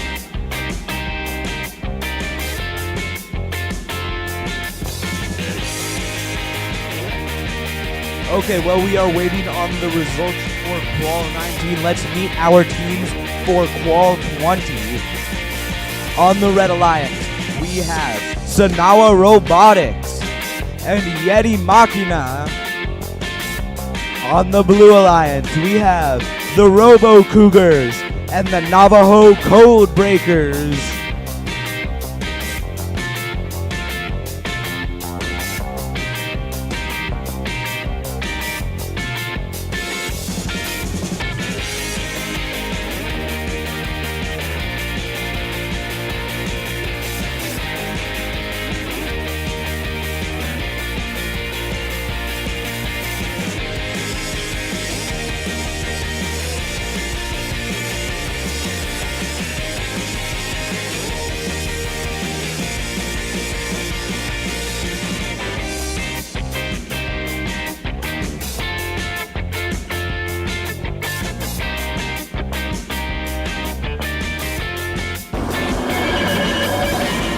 Our score for match 19 is in, and it is the Red Alliance with their impressive classification performance. That will give them a 50-point victory. Unfortunately, it was decided by a pair of majors, but that will not be enough to get the Blue Alliance over the top as 23-942 falls to 2, and their alliance partners rise up to a picking position.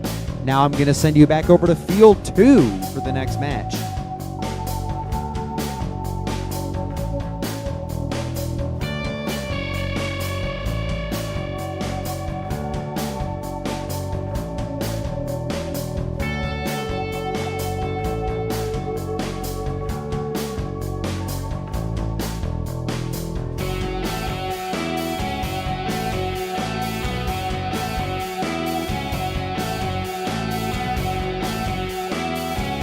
All right, we are going to start this match here in 3, 2, 1, go! And right off the bat, Sanawa Robotics is moving off of the starting line to score some leave points in the autonomous. Now, in the autonomous period, you get points for leaving your launch zone as well as scoring artifacts into the goal.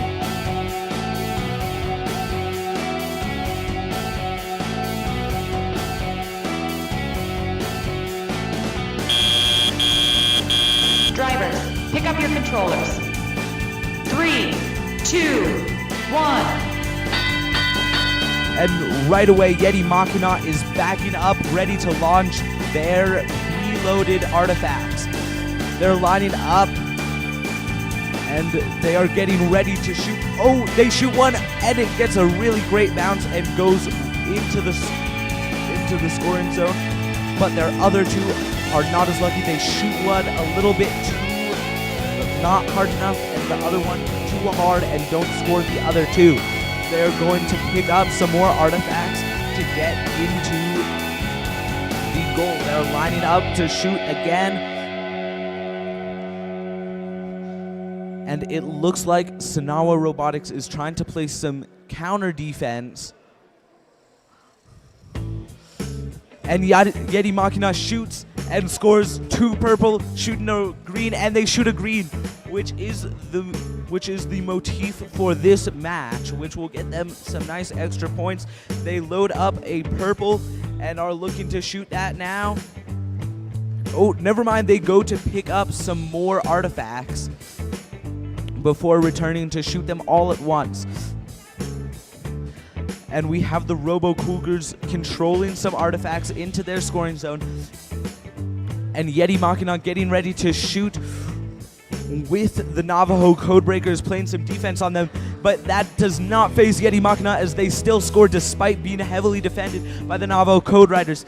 Oh, they miss their second purple artifact.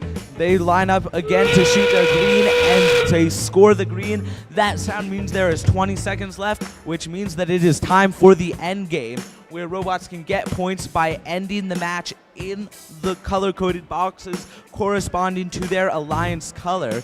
They get a couple of points for being fully in, a couple less points for being partially in, and that will be the match.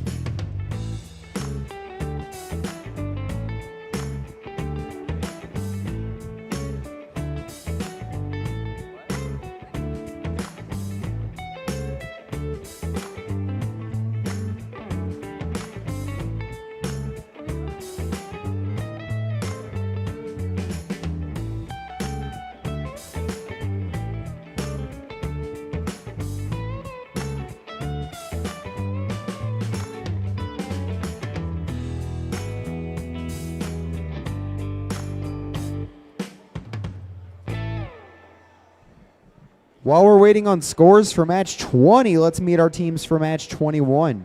Starting us off on the Red Alliance, it's 16817 Rock Season Tech. Joining them on the Red Alliance will be the Midnight Cicadas. Facing off against them on the Blue Alliance, it will be 9743 Stinger Robotics. And they're joined by 202 the Broncobot Stallions.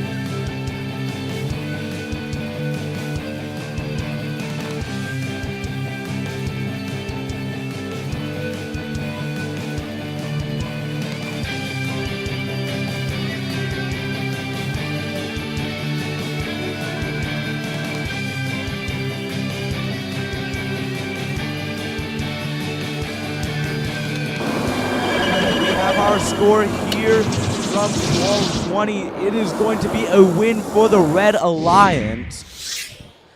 A score of 81-13 with 40 foul points. And the Red Alliance picks up 5 out of 6 ranking points, shooting Sanawa Robotics up to 7th and Yeti Machina up to 5th place.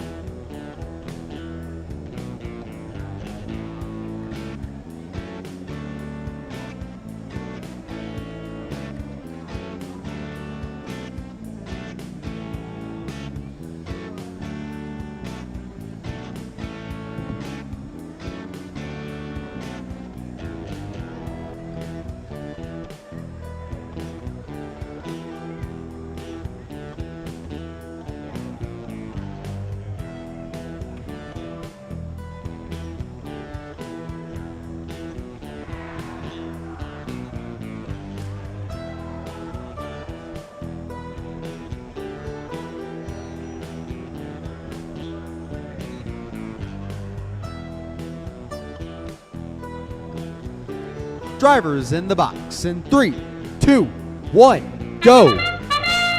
Something important worth noting is that it did take 10 or 11 matches on this field to finally get April tag 21.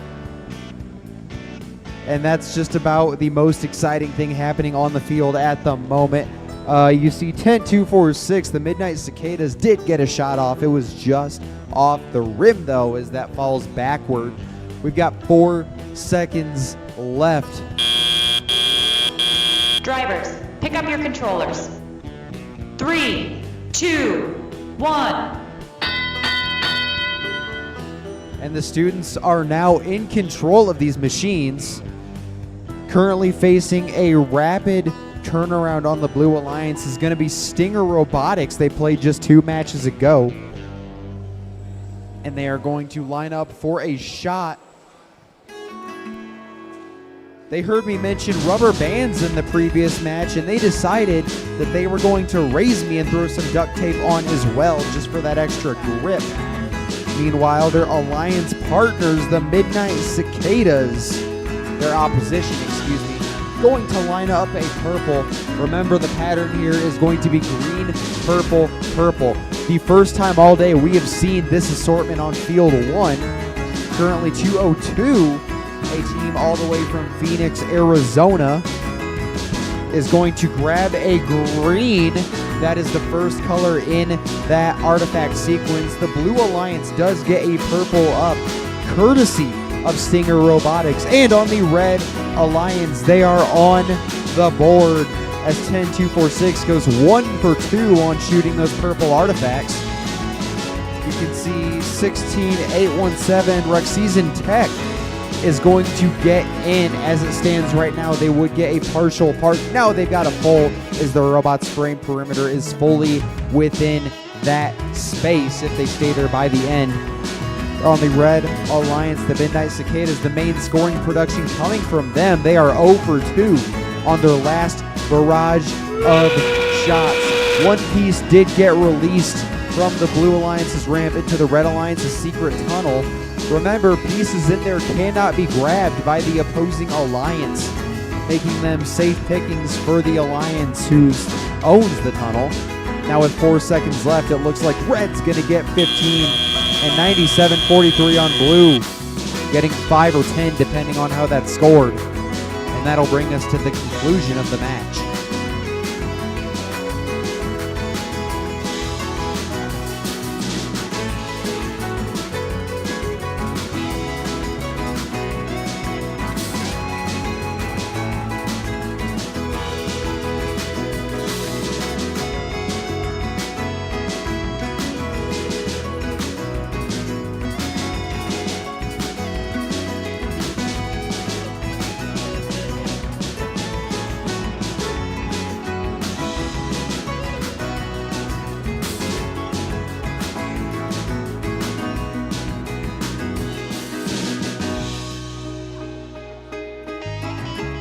All right, well, we are waiting on the scores from that last match. Let's introduce our teams for Qual 22.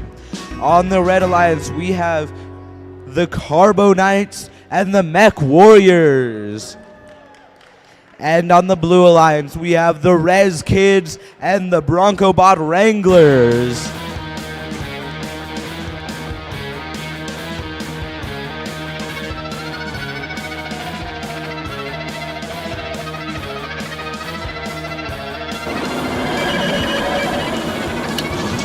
And we have a score for this match. It'll be the Red Alliance making a decisive 25-7 victory in a clean match. The main differential there was the 10-point base discrepancy, as well as those 5 extra artifact points. They did earn a couple of pattern bonuses, and that will earn them 4 ranking points as we move on to match 22 on field 2.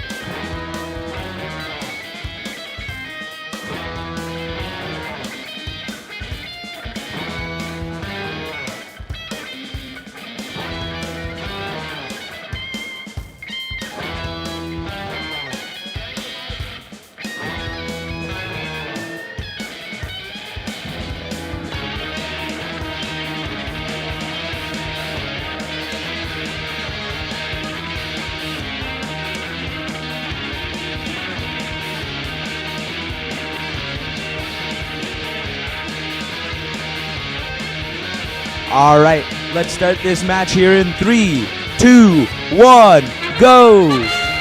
And immediately, the Rez Kids are launching their artifacts into the goal, as well as the Mech Warriors, which are able to score the motif due to that wonderful sorting mechanism. All 4 robots have left, which is points. Now, if you look at the Broncobots, they have a very unique robot design, almost shaped like a kite. And I cannot wait to see their robot compete. Drivers, pick up your controllers. 3, 2, 1. Immediately, the Mech Warriors going to pick up 3 new artifacts for them to score. And the Carbo Knights getting in position to score. They launch a purple artifact. Oh, but it falls just short. The Rez Kids going to shoot. They get a purple, they get a green, and they get another purple, which is the motif, which will be extra points for them this match. And something hits the gate and releases them. We have the Mech Knights slamming into the wall, getting ready to score some of their artifacts. The Mech Warriors shoot, but don't get one. And the Rez Kids are shooting again, and they score some. Oh, but that last purple one didn't quite make it in. The Mech Warriors shooting and scoring a couple. The Carbon Knights shoot another, but just don't quite make it. Going to the Carbon Knights picking up a purple artifact. We have the Mech Warriors now fully loaded up, and the Bronco Bots getting ready to shoot. Oh, the Mech Warriors just barely missed that artifact, but they score a purple, and that last purple artifact just barely doesn't go in. And the Carbon Knights seem like they're having a little bit of a power issue. All of their artifacts have just been being shot a little bit too short. Oh, it looks like one of their chains has fallen off of their robot, which would explain their inability to shoot. That sound means that there is 20 seconds left in the match, and this is going to come down to the wire with a score of 32-33 currently. It's going to come right down to it.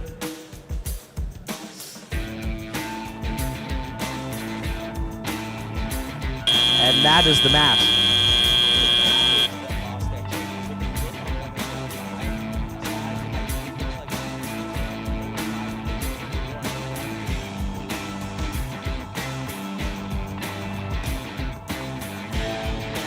While we wait, let's go ahead and meet our teams competing in match 23. Starting us off on the Red Alliance, it will be the Navajo Code Riders from St. Michael's, Arizona. Joining them in red, it will be 26-100, the Warrior Bots from Flagstaff, Arizona. Over on the blue side of the field, we have 24-286 Shosh from Fort Wingate, New Mexico. And joining them on the Blue Alliance will be 23-766 the Aztecs from Glendale, Arizona.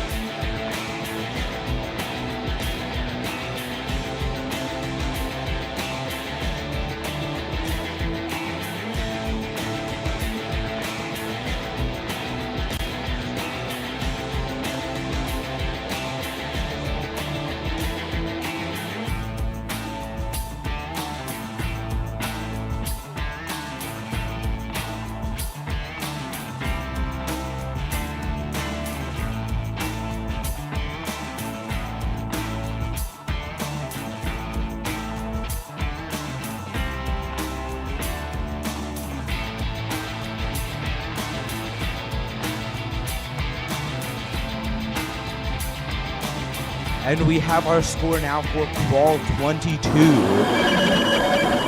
And it looks like it is going to be a win for the Red Alliance. Man, that was a nail-biter there at the end when it was 33-34. But now it is quite a decisive win for Red with the score of 63-44, putting the Mech Warriors up to second place.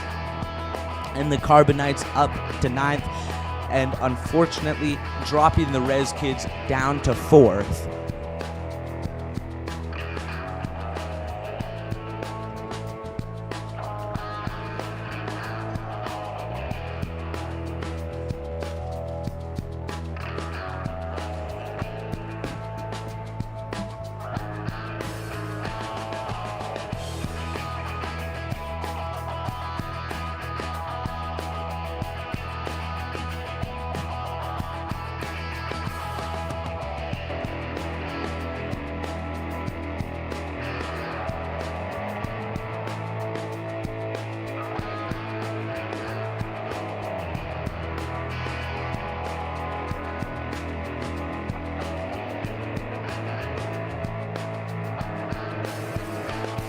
Drivers in the box in 3, 2, 1, go. And we are off. Starting us off 26-100, going to knock one high.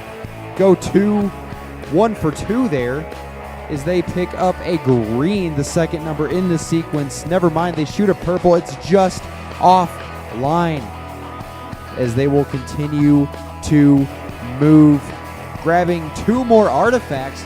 Launching one, nailing it down. Nailing that down, getting that 15 points from long distance. 3, 2, 1. And that brings us to the driver-operated period with less than 10 matches left to the conclusion of our qualifications.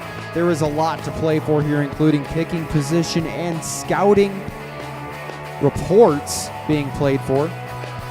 Currently on the red side of the field, a robot that is entirely anodized blue with the Navajo Code Riders is going to work on getting a green piece. They might have just lost motion for a second. They're knocked back into it by the Aztec Robotics. Currently, the Red Alliance has completed that pattern a pair of times, and so they will earn +2 for every artifact that is on that ramp. And they reset it with another pull.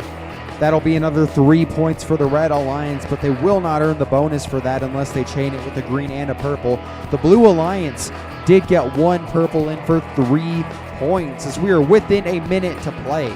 We are seeing some heated contention in midfield between the Aztecs and the Warrior Bots, the two high-powered teams being featured on this field in match 23. We're about 20 seconds away from endgame. The Red Alliance is going to go over into a secret tunnel of one of their pieces that got straight over there. It didn't get out of the gate. It looks like they are going to face some harsh defense from Aztecs. And that will bring us to the end game period for the Blue Alliance. Shosh is going to get ready to park and get a complete park for 10 points should they swing it. They go for the half. It's 5. We're coming to a rest with no seconds left on the clock. Final scores forthcoming.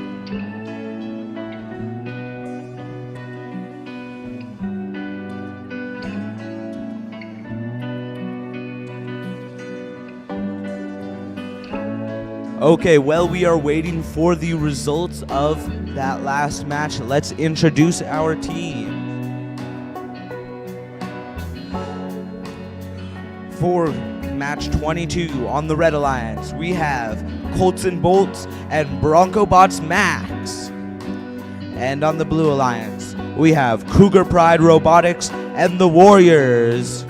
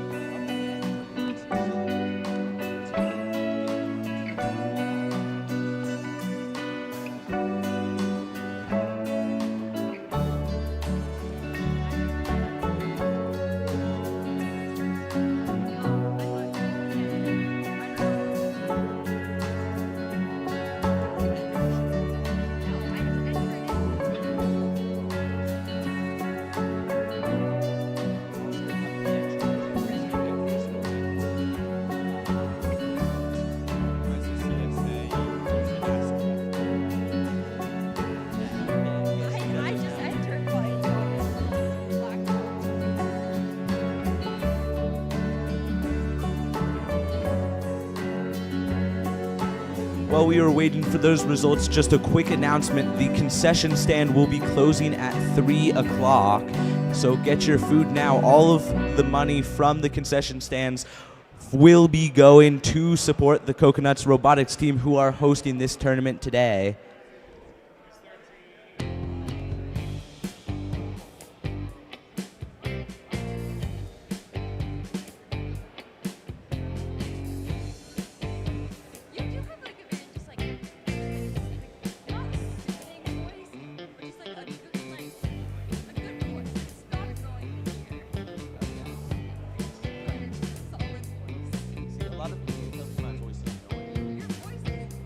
I mean, on the microphone.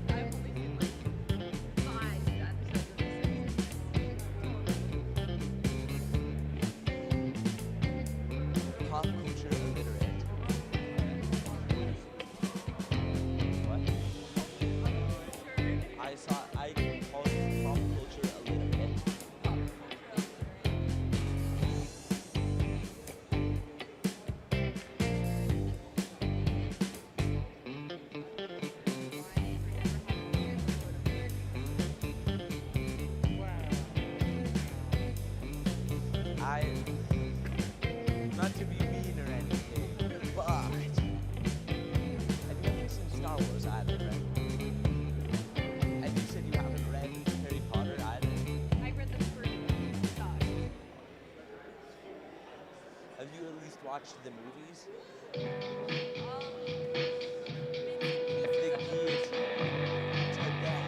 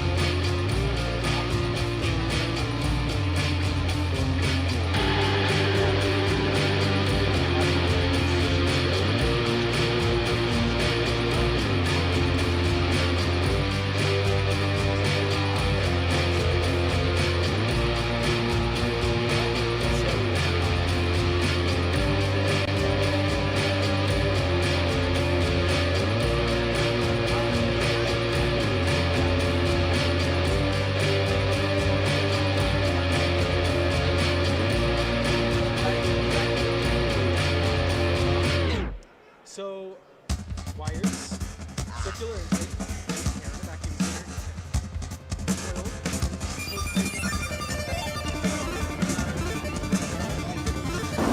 We have a score for qualification match 23, and it's the Red Alliance. They're going to win it 66-16. Unfortunately, both sides did pick up some minors and a major, but that will not sway the outcome of the match, as 26-100, the Warrior Bots remains in first place, 10 matches ahead of Alliance selection. Now let's pass things back over to field number 2.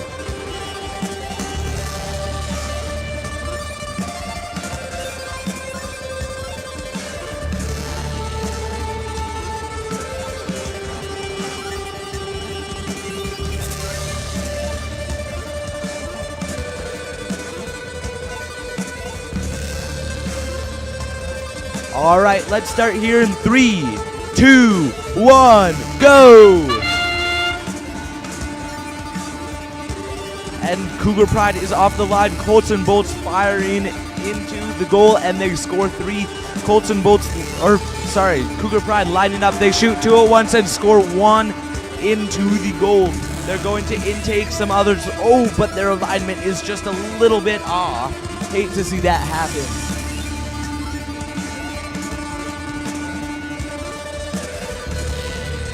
All right, that sound means we are now starting pick up your the controllers. tele-operated period. 3, 2, 1. And immediately, Cougar Pride Robotics intaking some artifacts, getting ready to score. And Warriors intaking some as well. Cougar Pride fires, but goes just short. Oh, one just flies out of the field. Colts and Bolts lining up, and they score 3. Cougar Pride firing, they score a green artifact. The purple one that they fired first just goes a little bit wide. They fire a purple and it goes in. They score a purple artifact. We have Brovy Bronco Bots playing a little bit of defense on the Cougar Pride Robotics. Warriors getting ready to fire some of their artifacts that they've loaded up with. Colts and Bolts getting ready as well. Colts and Bolts, they fire a purple, a green, and a purple, scoring all 3. Colts and Cougar Pride fires a purple. It goes a little bit short. They intake it again. Warriors fire an artifact. It goes just wide. They're having a bit of trouble getting it into their firing mechanism. Cougar Pride fires a green artifact, but it falls just a little bit short. Oh, and Warriors get a green artifact in there. Colts and Bolts now trying to score, being heavily defended though, but that does not faze them. They score a purple, fire a green, it bounces out, and fire another purple to score again.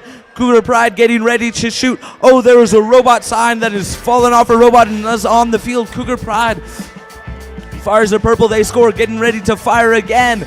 They are being heavily defended by Brophy, though. And they fire another one. It falls just a little bit short. They take it right up again.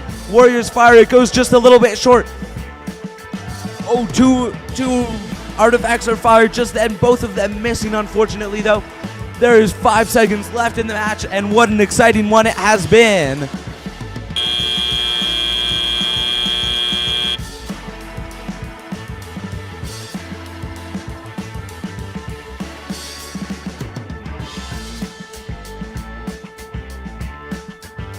While we're waiting on scores for Qual 24, let's meet our teams competing in Qual 25. Starting us off on the Red Alliance is 31605, the Green Dragons from St. Michael's, Arizona. Joining them on the Red Alliance, it'll be 31603, the Skyhawks Robotics Newcomb from Newcomb, New Mexico. Over on the blue side of the field, say hello to 23950, the Rockbots from Fort Defiance, Arizona. And finally, 8081 Knights of the Lab Table from Gilbert, Arizona.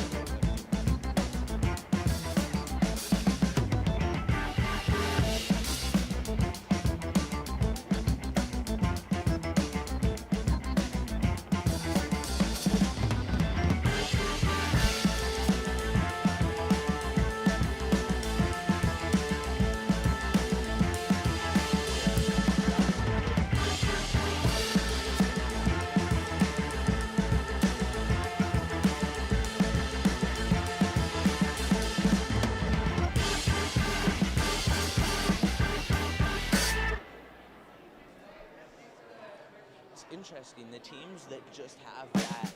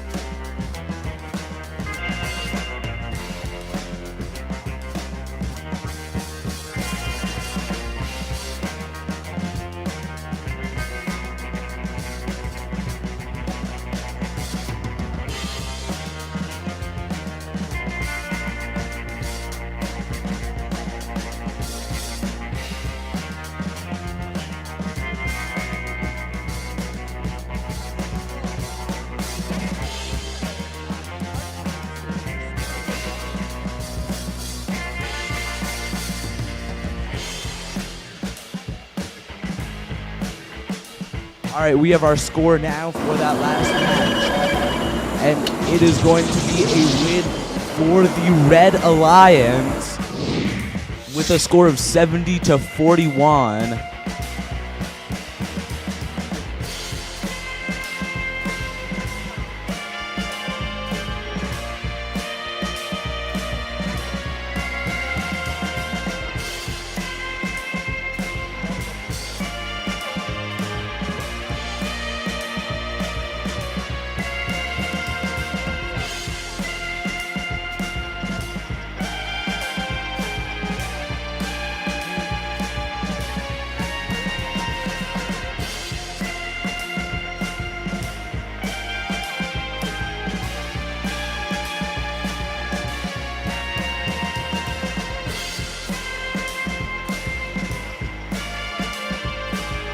Drivers in the box in 3, 2, 1, go.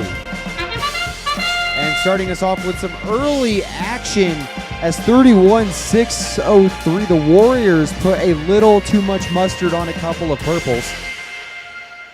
Meanwhile, getting that lead bonus for the Blue Alliance, one of their members, and they managed to grab 3 pre-stages as things will more or less come to a rest at the end of the autonomous period as both sides pick up that 3-point leave bonus. Drivers, pick up your controllers. 3, 2, 1. As a reminder, those leave points as well as base points both contribute to that 16-point ranking point threshold to get an extra ranking point for the match. Over on the red side of the field, after a couple that were just offline in auto, the Warriors bounce back, hitting a green. Now, as a reminder, the pattern for this match is going to be purple, green, purple. So green cannot be the first in that sequence, but they make up for it as they pick up another. That will be 3 points. They can't quite chain those 3 together. They do not have a machine that allows them to control which colors are shot when, unfortunately. But their alliance partners are working with their human player. 31-602, the Warriors. We are seeing some heated contention between 31-603 and 23-950 in midfield. We have seen these teams start to test the limits of defense. The possibilities have been a little more liberal than in years past. Now over on that white line in front of the goal, remember, every piece that is there is going to be scored as an extra point, and currently 23-950 has largely marketed themselves as a push bot that can get pieces there with efficiency as they corral a green piece. Meanwhile, their partners, Knights at the lab table, are going to line up a number of shots as we get into the end game. 31-603 is going to line up a pair more as they get one. They've only picked up 15 worth of bonus artifacts as they get a partial climb. And the Red Alliance is going to get a full base, which is 10 points. And that brings us to the end of the match.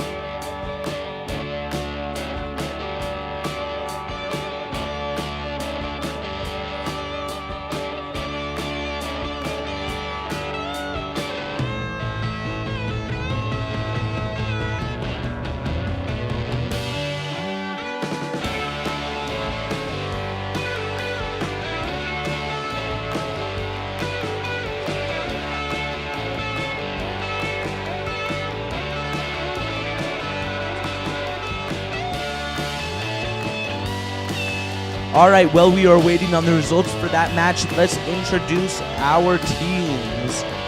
We have, on the Red Alliance, Safety Third and the Bronco Bot Stallions. On the Blue Alliance, we have Sanawa Robotics and the Carbonites.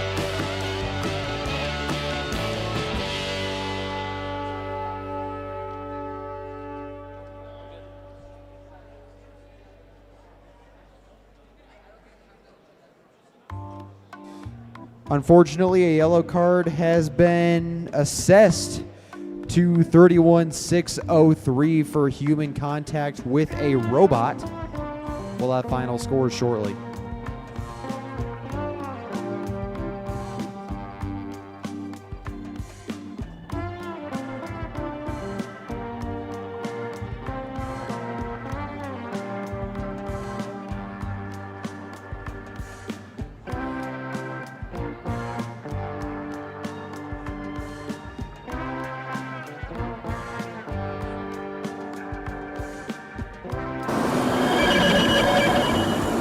We have a score for that match without further ado, and it is the Red Alliance winning 36-29. The main differential to overcome those unfortunate foul points would, of course, be that 20-point artifact scoring discrepancy that will keep 31603 in the top 6. Now let's pass things back over to Field 2 for match 26.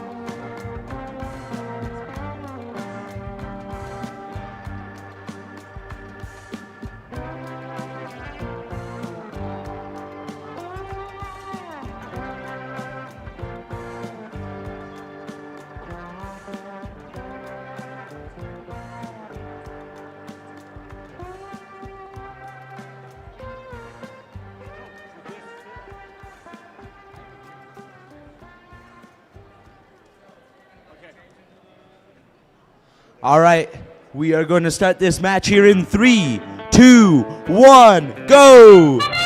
And the Carbonites are off of the line. Sanawa Robotics off the line as well.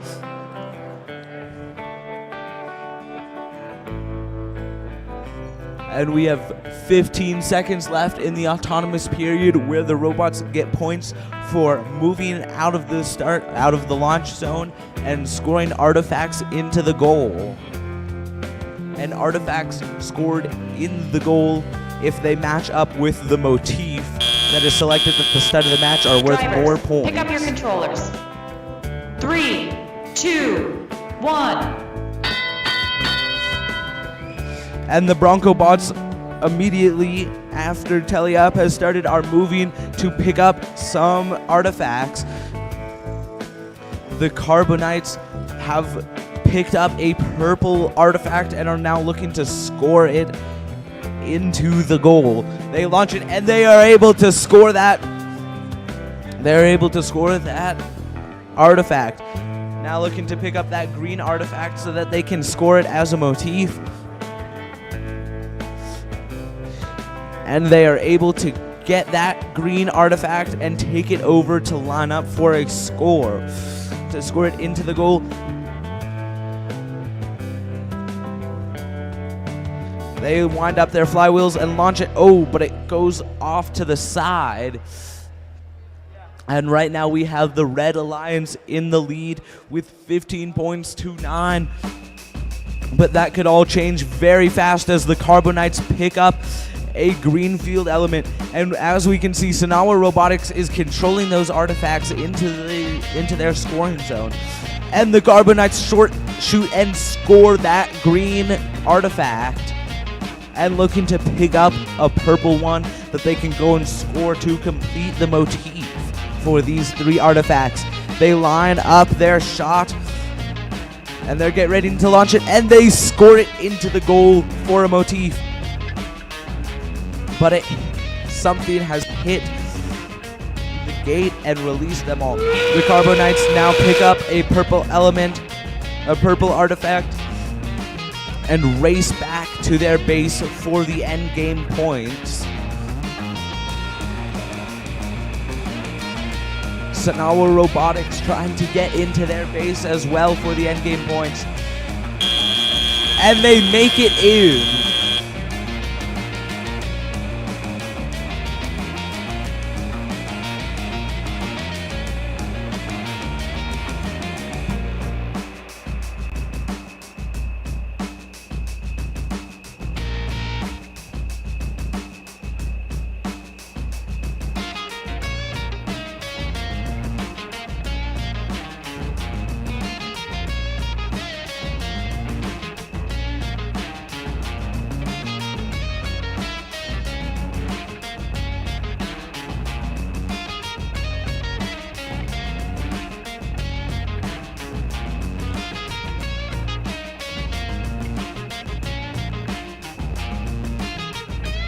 While we're waiting for match 26 to go final, let's go ahead and meet our teams for match 27. Starting us off on the Red Alliance, it's going to be 23-7-66, the Aztecs from Glendale, Arizona. Joining them on the Red Alliance, it is going to be 97-43 Stinger Robotics from Phoenix, Arizona. Over on the blue side of the field, we have 31-602, the Warriors from New Mexico. And joining them will be 26-002, the Navajo Codebreakers from St. Michael's, Arizona.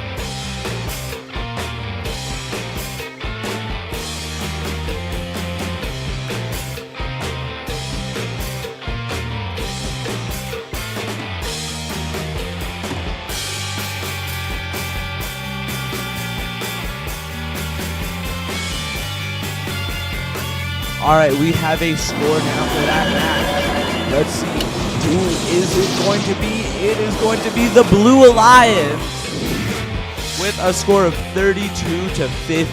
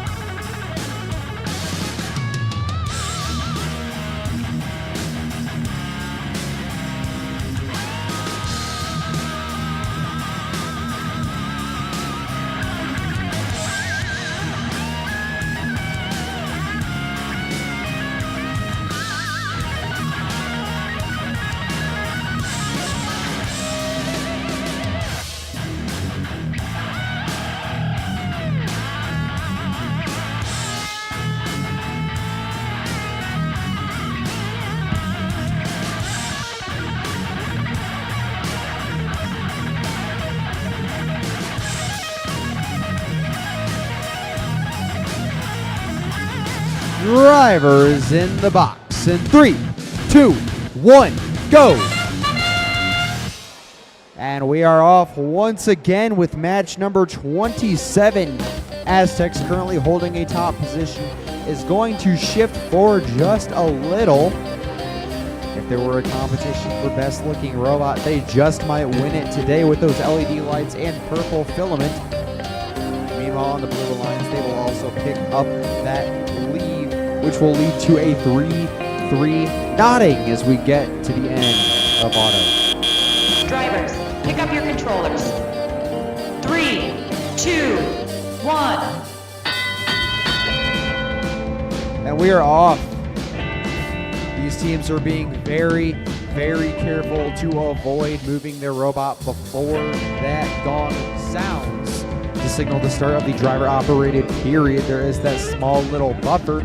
Currently, Aztecs is going to line up and make a shot here. As a reminder, we do have our tag ID for this one indicating purple, green, purple. The humans can actually see it, but for the robots, they are oftentimes programmed to know what pattern or what place to go after based off of what that tag says. 26002 on the Blue Alliance. The Navajo Codebreakers are going to start corralling artifacts into their area for 1 point apiece. That white line right underneath the goal. That's definitely a fantastic early scoring goal for the robots that are not as developed in the shooting or otherwise offensive game yet. Meanwhile, on the Blue Alliance, their primary production is going from the Warriors, who came here all the way from New Mexico. They've hit 1 purple, lifted the gate, and that is now in the Red Alliance's secret tunnel, meaning the Blue Alliance can't touch it. Speaking of the Blue Alliance, the Navajo Codebreakers are going to park early, fully inside that square, and that will be 10 points if they remain there. Now we are in the end game, and not much excitement has really gone on with the shooting game. The Red Alliance is currently ahead decisively, and they will combine for 10 in the base, and that will bring us to the end of the match.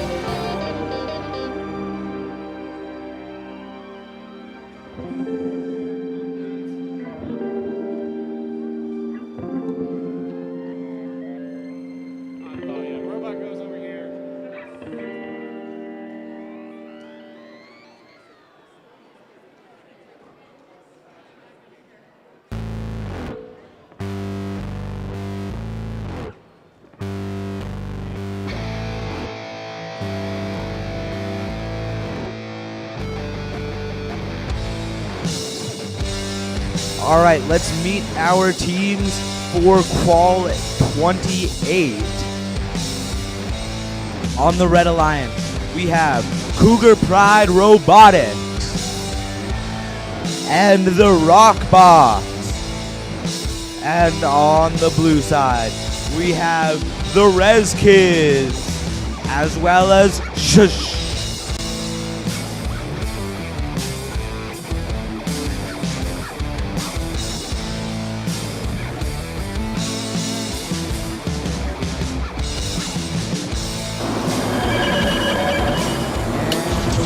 A score, it is the Red Alliance.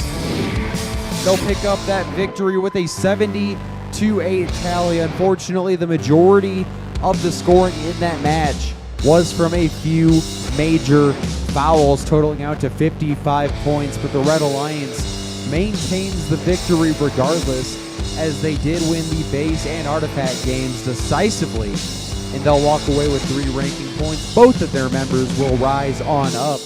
Now let's get ready for match 28 on field 2.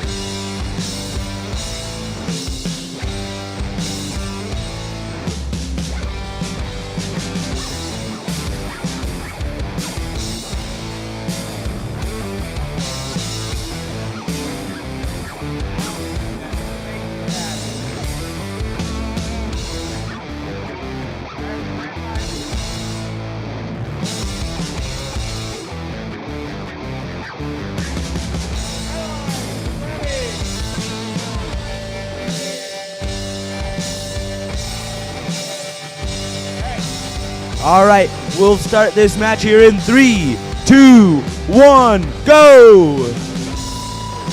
And immediately the Res Kids fire artifacts. Oh, one gets an unlucky bounce and doesn't quite make it into the goal. Cougar Pride fires one. Oh, it just barely clips the backboard and goes into the goal. They pick up another 2 artifacts and go back to their scoring position. Are they able to get it in time? Oh. All right, it looks like we had an error. We are going to restart the match. Sorry about that.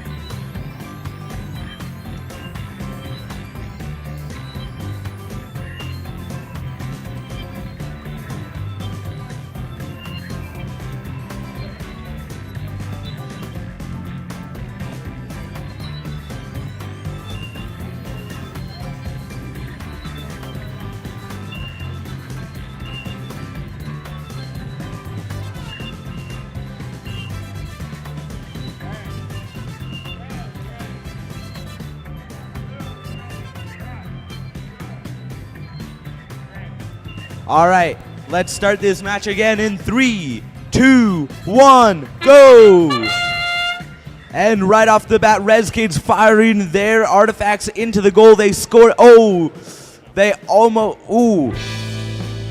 And Cougar Pride fires 2, neither one going in. Cougar Pride now picking up 2 artifacts and going back to their scoring position to try and score them in the remaining 5 seconds of the auto. They are, they just barely don't get them in time. Drivers, pick up your controllers. 3, 2, 1. Now that teleop has started. Cougar Pride is immediately trying to fire those two artifacts. The Res Kids trying to control some artifacts into the human player zone so that they can get loaded up. Cougar Pride picks up a green artifact, getting ready to shoot. They pick up a second purple artifact. Res Kids going over to the goal to fire. They score 3 right off the bat. Cougar Pride misses their green artifact, but they pick it right back up again. They are getting ready to fire again. And Cougar Pride fires 2 but misses both. Res Kids right back over to the goal. They fire, and score all 3.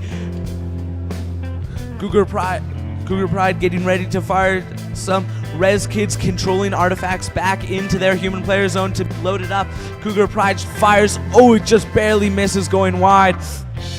Res Kids right back over to the goal. They fire 1. Purple artifact score. Fire and then fire another 2, both scoring.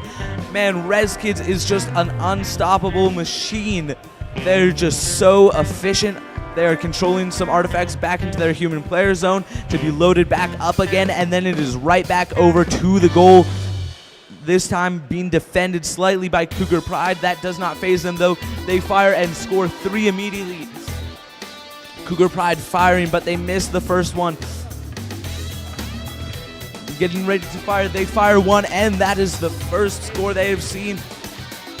Cougar Pride picking some up for them and getting ready to score. That noise means that there is 20 seconds left in the match and the end game has started.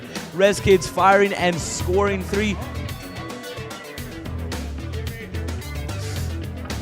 Cougar Pride getting ready to score. Oh, they go. Cougar Pride goes back to their base to score, and that is going to be the game.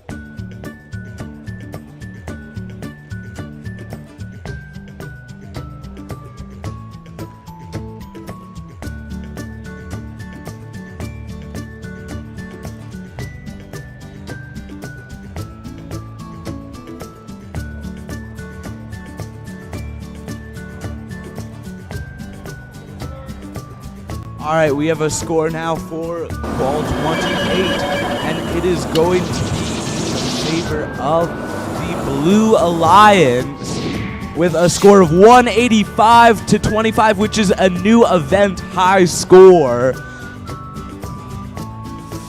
Oh, and that score is mostly aided by 120 points of fouls. Wow.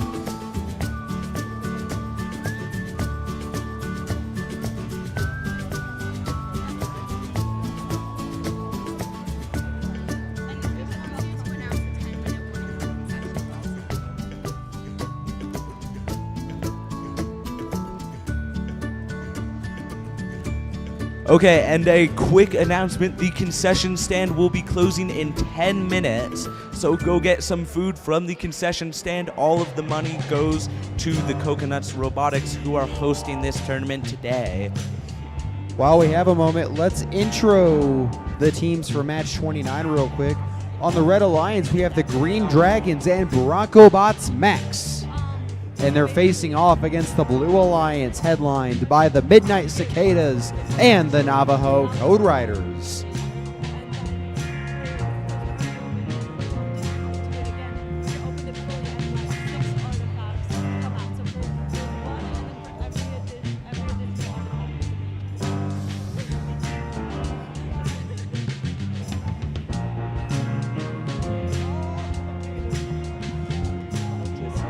Drivers in the box in 3, 2, 1, go. And we are off to some early excitement here as 10-2-4-6 nails in 3-6 points worth of classified artifacts down on that ramp from the goal. And that will be just about all the movement we see with 12 seconds left. Neither side has quite picked up that leave bonus. It's currently a tally of 8-0. Drivers, pick up your controllers. 3, 2, 1. And that brings us to the start of the driver-operated period. Over on the blue side of the field, the Navajo Code Riders, one of our res teams joining us from up north today, is going to be working in the middle of the field as 31-605, their opposition, the Green Dragons, have a shot that is just offline. This year's endgame caused a lot of machines to choose very unique robot configurations. 31-605, no different. They have the 2 regular tank wheels in the back and a single sideways omni wheel, creating their sideways motion for pivots at the front. But 10-2-4-6, the Midnight Cicadas is going to hammer down a green artifact. Remember, that wolf pattern is going to go purple, green, purple. So as they score another purple, that will go down as those total out to 15 points in that sequence of 3. There are a few options that the Blue Alliance can go with here in order to maintain that 2-point bonus per piece. Meanwhile, on the Blue Alliance, not a whole lot has happened in the goal yet. However, 23-7-3, the Aztecs, not the Aztecs, excuse me, the Broncobots Max with their turret, they are going to start placing, and they are going to place 1 on the white stripe for a single point. 31-605 gearing up to get that full base credit. That'll be 10 points plus another 5 provided Broncobots Max can join them. Same exact story on blue. And that'll bring us to the conclusion of match 29.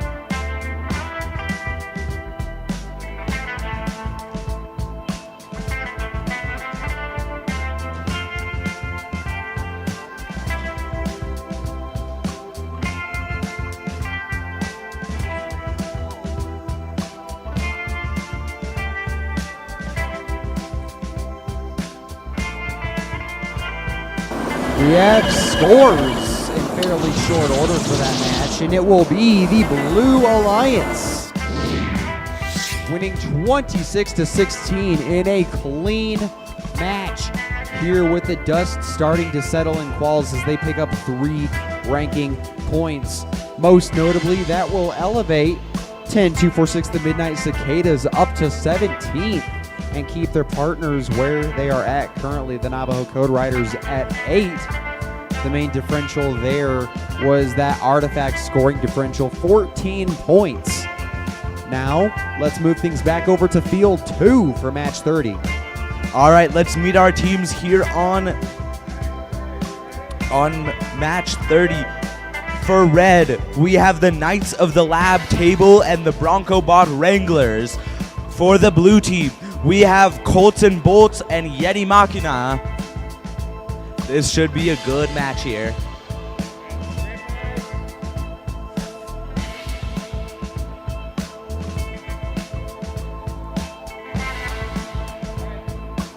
All right, starting this match here in 3, 2, 1, go! And immediately Colts and Bolts firing their 3 artifacts into the goal to score. And it looks like Knights of the Lab Table have moved out of the launch zone to score some leave points, as have the Bronco Bots, as well as Yeti Machina.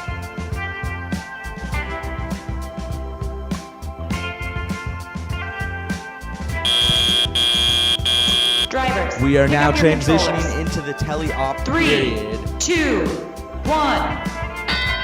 And immediately Yeti Machina is lining up to shoot some artifacts, as well as Knights of the Lab Table. Both missed their first shot, but are getting ready for their second. Yeti Machina firing it just a little bit too hard. It goes over the goal. And similarly, Knights of the Lab Table firing it too low. Yeti Machina makes their third one, though. Colts and Bolts firing 3. All 3 of them are going in the goal and scoring. Yeti Machina from across the field doesn't quite make it. Colts and Bolts going to be loaded. Colts and Bolts heading back to the goal. They fire 1, 2, 3, and score. Oh, but the last one bounces out from a bad bounce. Yeti Machina is picking up some artifacts, getting ready to score. Colts and Bolts releases the gates, letting out all of those artifacts. It looks like Colts and Bolts doesn't have a way to be reloaded, as there are no artifacts in their loading zone. Yeti Machina is trying to score some from across the field. Will it be able to? Colts and Bolts controls some artifacts into the loading zone so it can be loaded up. Colts and Bolts heading back to the goal, but they are being defended. But that does not faze them, as they have made it back. They fire 1, 2, and 3, scoring them into the correct motif. And Yeti Machina also scoring a purple artifact into the goal. Colts and Bolts returning to their base for the end game. And it looks like both teams are working hard for those end game points.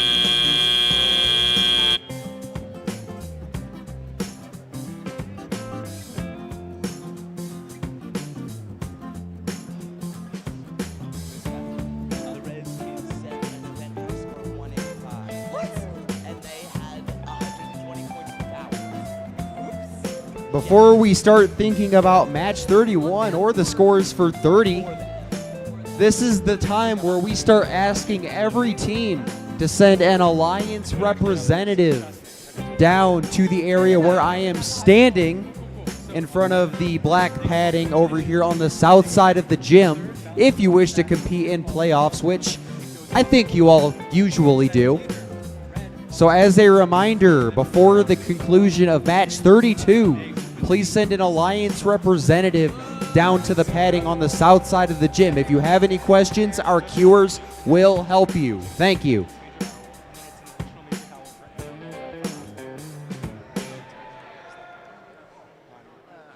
And without further ado, let's meet our teams for qualification match 31.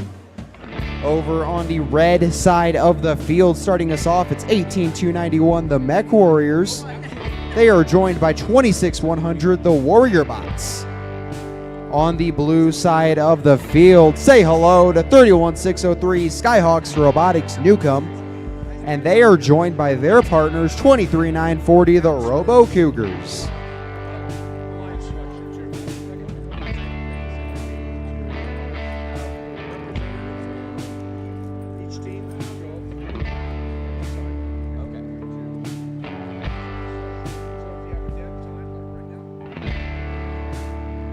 We will be starting alliance selection soon after the last match, so we need every team to send a representative up to the far side of the gym opposite the entrance where the other MC is pointing right now. Okay, we have a score for Qual 30, and it is going to be a win for the Blue Alliance with a score of 70-27, and the Blue Alliance picks up 4 ranking points.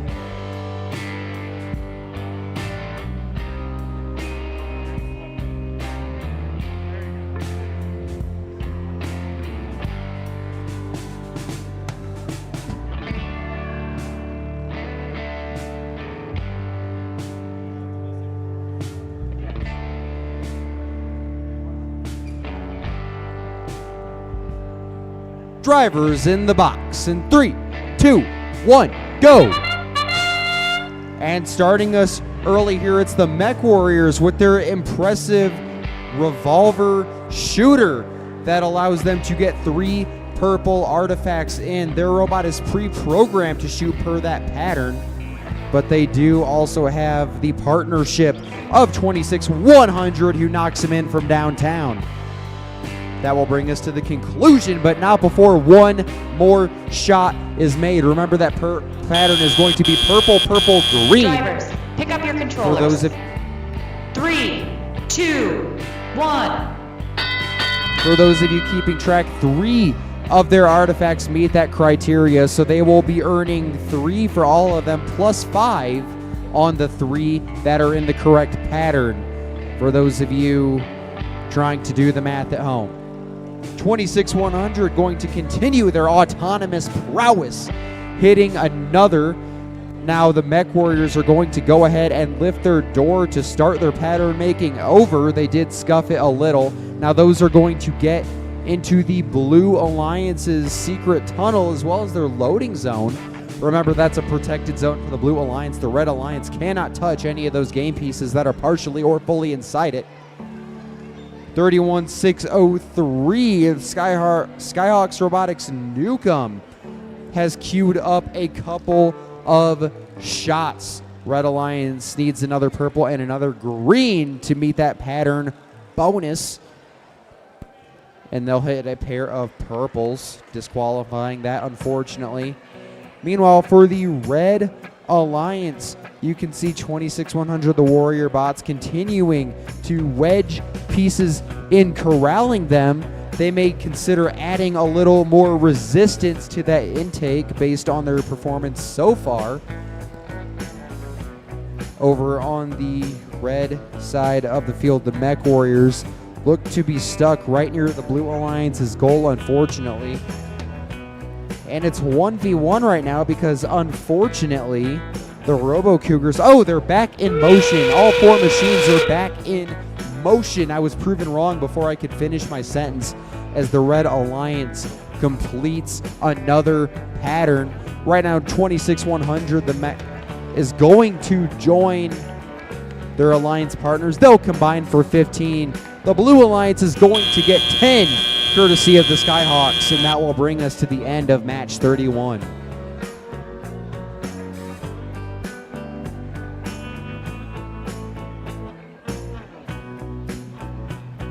As a reminder, alliance selection will commence shortly after the conclusion of match 32.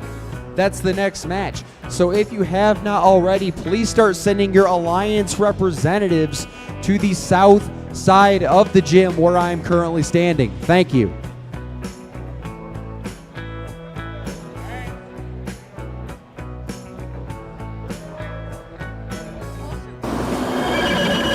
And we've got scores coming in a little faster now as the Red Alliance is going to pull this one home.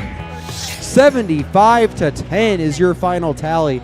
That's our second 5 ranking point match of the day, as they did meet that 18-point pattern threshold as well as that 16-point lead plus base threshold, giving them 5, and that will keep their Alliance cohorts in 1 and 2 respectively ahead of Alliance selection. Now let's get ready for the final qualification match of the day. Take it away, Field 2. All right, let's meet our teams for the final qualification match of the day. On the Red Alliance, we have Roxason Tech and the Carbonites. And on the Blue Alliance, we have the Rockbots and the Aztecs.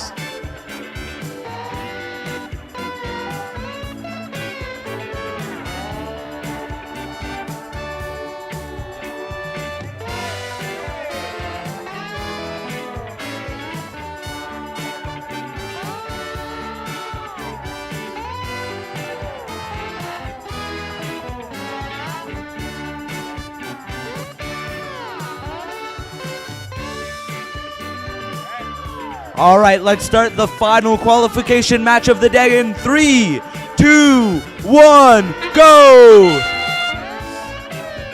The Carbonites have moved off of the line, as well as Roxason and the Aztecs.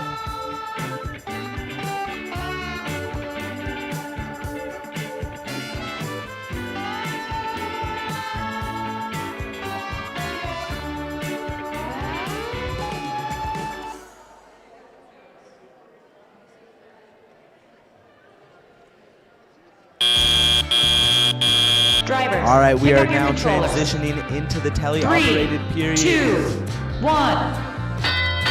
And immediately the Carbonites go and line up to shoot some artifacts into the goal, as well as the Aztecs lining up. They both shoot simultaneously and both score. Now both the Aztecs and the Carbonites are going to return to their human player station to pick up some artifacts. The Carbonites getting ready to shoot. They shoot a purple and score. The Aztecs picking up some artifacts on their way over now to score. They shoot a purple. Oh, but it falls just a little short. They fire 2 simultaneously. The green one goes over and the purple goes in. And the Carbonites retrieve a green artifact from their human player loading station, and they get ready to fire.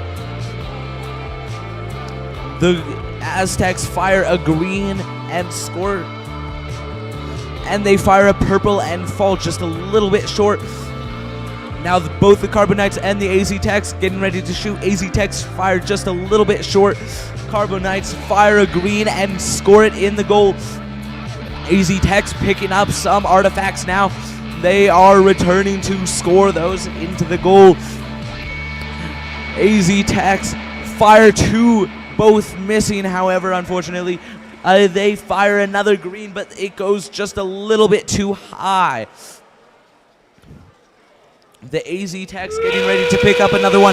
Carbonite score purple. That sound means that there is 20 seconds left in the match for the end game. AZ Techs fire 2 purple to no avail and a green that falls just a little bit short. Now both teams race back to their bases for the end game points. And it looks like it's going to be a very close match.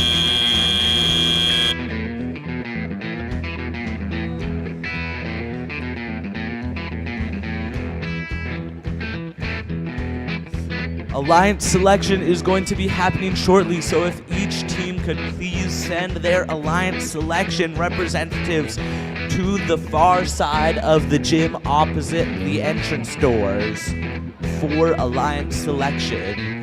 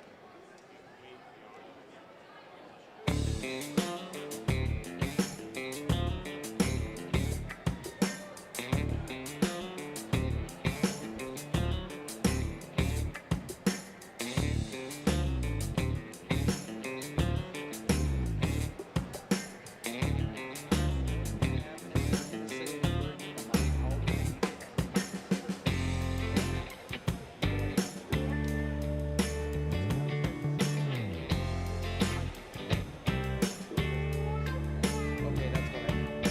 It was great for your first time, by the way. Awesome.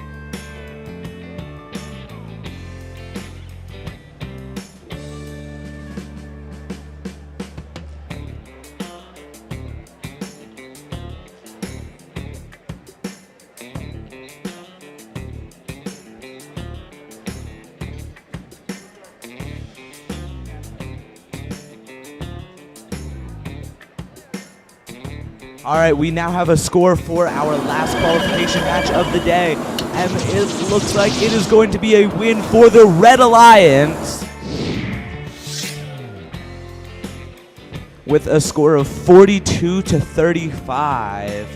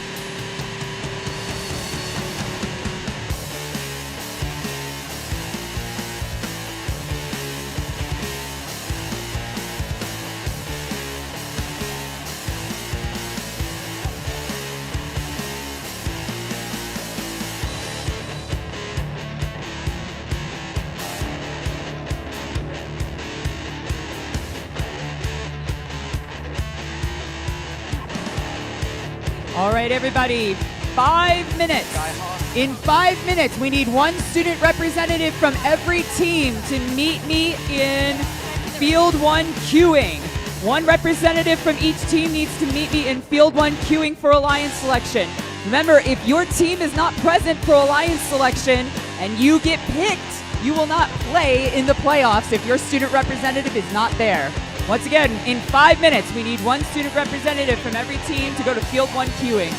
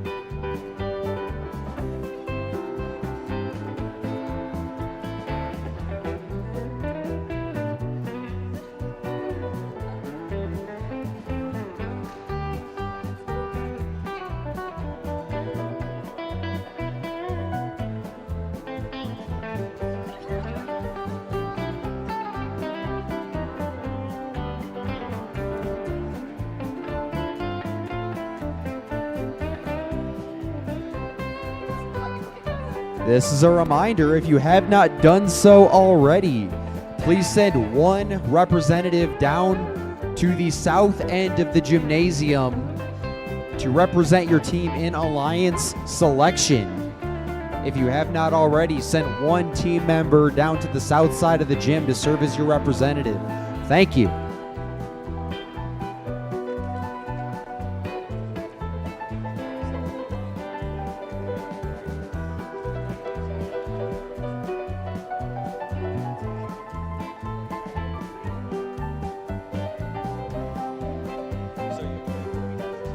The team number.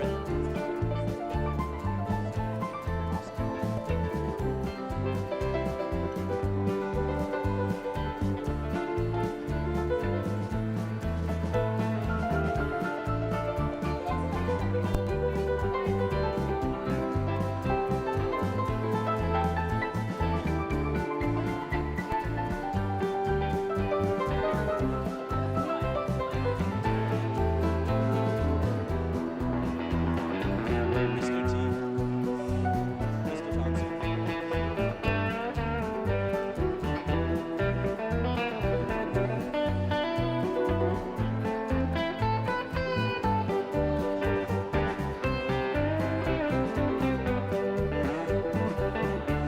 Zane, could I see your flag real fast?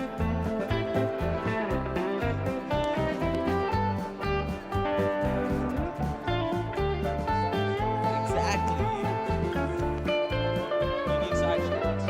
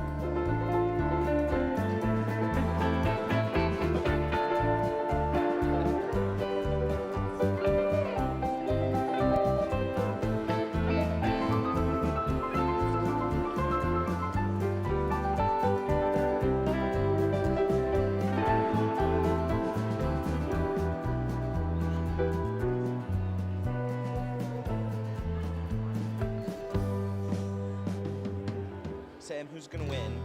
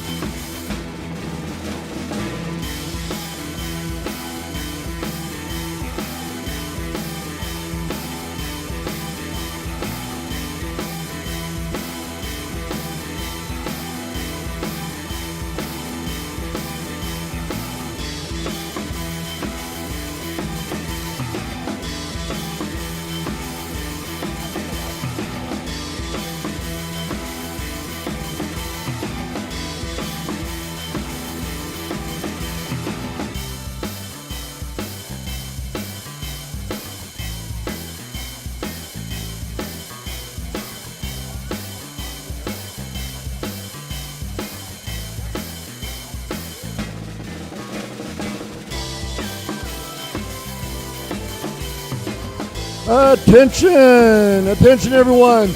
We still need a couple representatives. One from the Green Dragons and one from Team Sash. We need your representatives to check in with our tournament director there in the Field 1 queuing area. So Green Dragons and Sash. Thank you.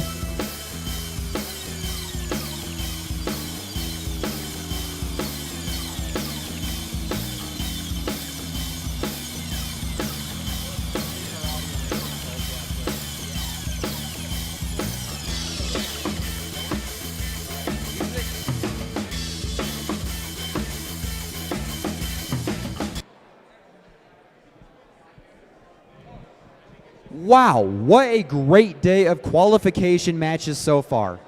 It's time now to move on to the playoff portion of the competition. But first, with 25 teams competing today, we need to form 6 alliances that will compete to become the Decode presented by RTX winners here at High Country Flagstaff Qualifier. Here is how we select alliances. First, we will announce the top 6 ranked teams as alliance leads. Each of these teams will have a student representative, the alliance captain, join us on the field. The first selection will begin with the highest ranked team based on performance in the qualification matches. After the number 1 ranked team makes their selection, the highest ranked team, next highest ranked team, and unpicked team will then make their selection. We will continue this process until we have 6 complete alliances. Each alliance will be made up of 2 teams. After an alliance captain extends an invitation to join their alliance, one representative from the invited team will join us and either accept or decline the invitation. If a team declines an invitation to become an alliance partner, that team may not be invited to join any other alliance. The declining team does not, however, lose their right to select if they become an alliance captain. For example, if the number 1 ranked team picks the number 6 ranked team and they decline, the number 6 ranked team keeps their right to be an alliance captain, and the number 1 team will need to extend the invitation to another team. The number 6 ranked team cannot be invited to join another alliance. If the 6th ranked team accepts the position, the next highest ranked team will move into the 6th position. Throughout the day, teams have been scouting each other to evaluate strengths, weaknesses, and possible collaborative strategies in the playoff rounds. This is where we see scouting come into play as teams decide who to partner with. Each alliance is looking to make the strongest possible alliance to play out the rest of the event with. Once we have 6 complete alliances, we will begin the playoff matches, which play in a double elimination bracket. In a double elimination tournament, all alliances will start off in the upper bracket where they will play 1 match against the other alliance. The losing team will drop to the lower bracket and face a new alliance in the next round. After they have lost a second time, they will be eliminated from the tournament. Teams who advance from this event will receive an invitation to the Arizona State Championship. This event will be advancing a minimum of 5 teams to the next level. There's a lot on the line here. Let's meet the teams. Teams, please come on up here when you hear your number being called. First, let's welcome our number 6 seed, Team 7613. That is Sanawa Robotics.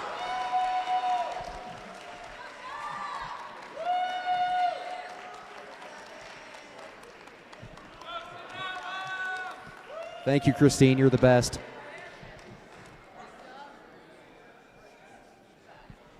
And now, please welcome the number 5 seed team, Team 19728. That is the Carbonites.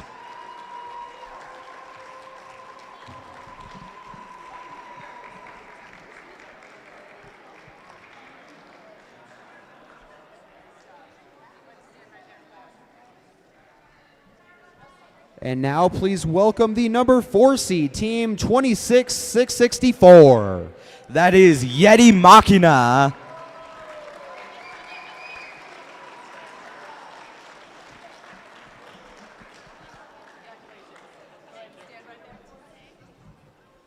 And now please welcome the number 3 seed, Team 23942. That is the Rez Kids.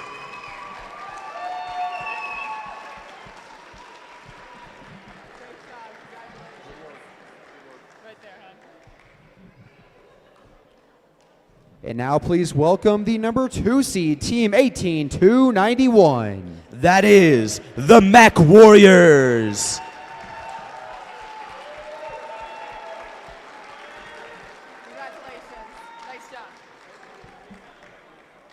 And finally, our number 1 seed. Congratulations to Team 26100. That is the Warrior Bots.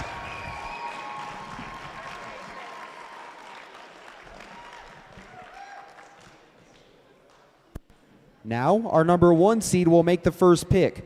Which team would you like to join your alliance? We would like to invite Team 18491 Mech Warriors to our alliance.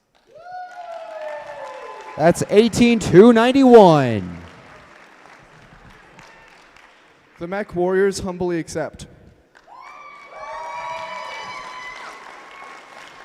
Congratulations. Since Team 18291 was already the captain of our second seeded alliance, we need to bring up another captain. Team 23924 Res Kids can now shift up, become the captain of our second seed, and congratulate our new 6th seed, 11529. That is the Navajo Code Riders.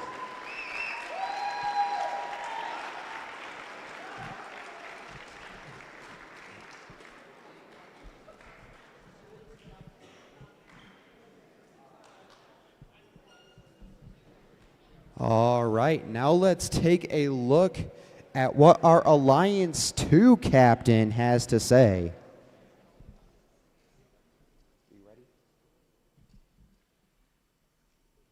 Team 23942 would like to invite 26664. 26664.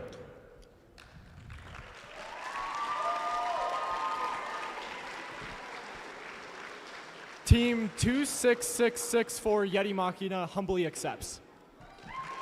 Is your second seeded alliance. Let's get everyone else moved on up. Alliance captains, please shift 1 to your right.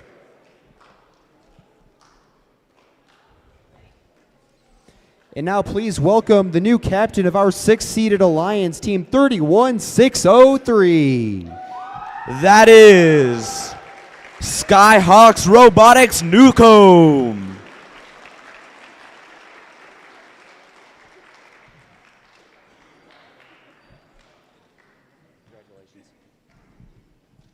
Now let's hear what our 3rd-seeded alliance captain has to say. Are you ready?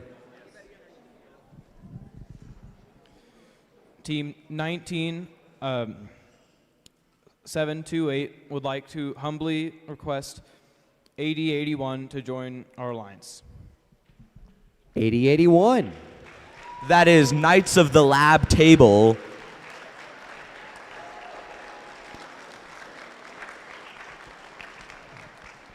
What's your choice? Team 8081 graciously accepts. That is your 3rd-seeded alliance. We are halfway through. Now, let's check in with our 4th-seeded captain.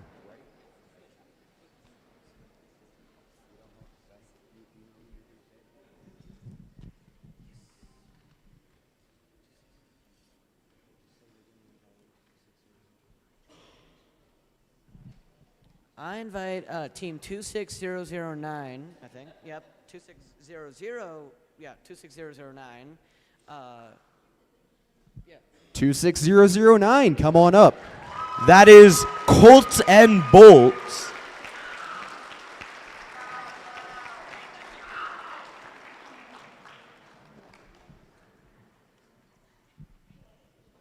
I accept. That is your 4th-seeded alliance. I'll take it. Now let's check in with our 5th-seeded alliance. You ready?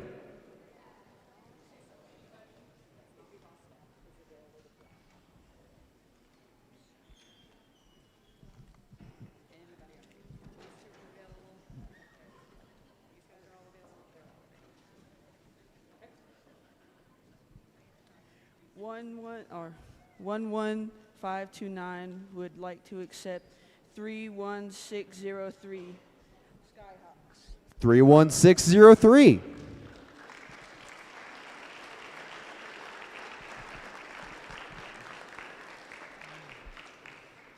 I accept. That is your 5th seeded alliance.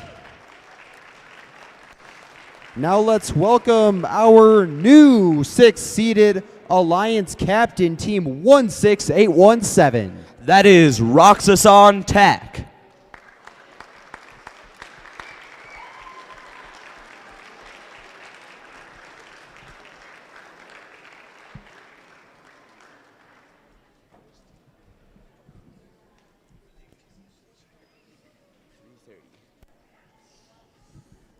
Now, before we learn who the last Alliance captain selection will be, one last note. Immediately following the selection, the head referee will meet with all of the Alliance team representatives to cover the rules of the playoffs. If your team is an Alliance lead and you plan to have a different student who is on your drive team serve as your Alliance captain during playoffs, we will ask that you have that person ready to send down to the field immediately following Alliance selection.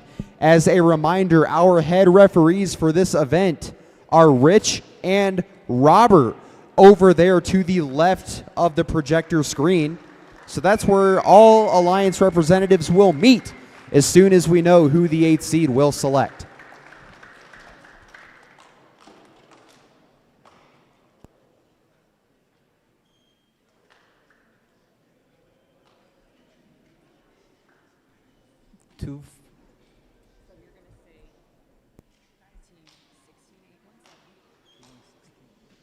Team 16187 would like to invite Team 242816. 242816.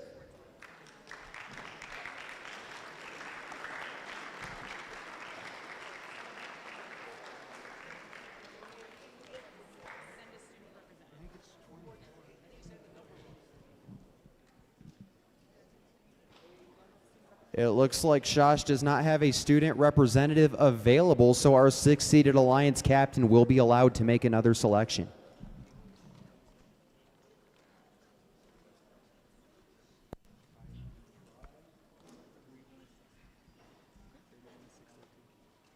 Team 1617 would like to invite 31602. 31602. That is Warriors.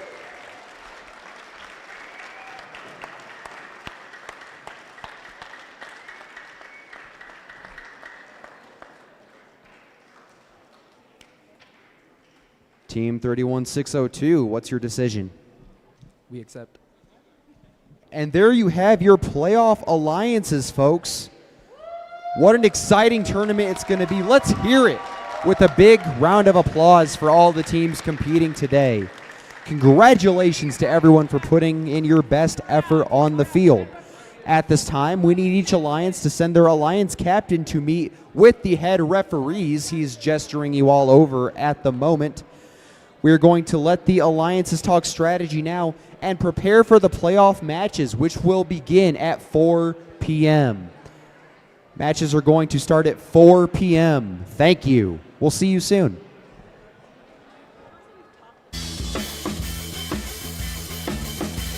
Okay, and as a reminder, if you have not been selected to compete in the playoffs, this is a reminder to return your drive team buttons to pit admin. That's where you checked in this morning. If you are not playing, return your drive team buttons to pit admin. Thank you.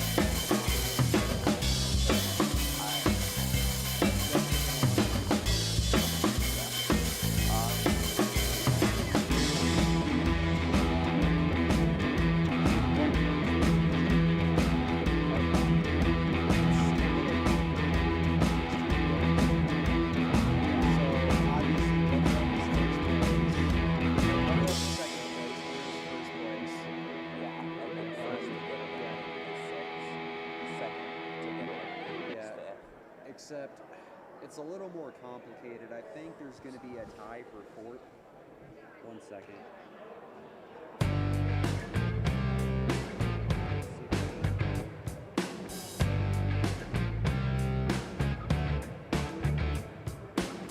Okay, so I think it's going to be winner is first place, finalist is second place. Whoever gets knocked out in the final lower bracket match is going to be third place. Whoever gets knocked out in the second and final is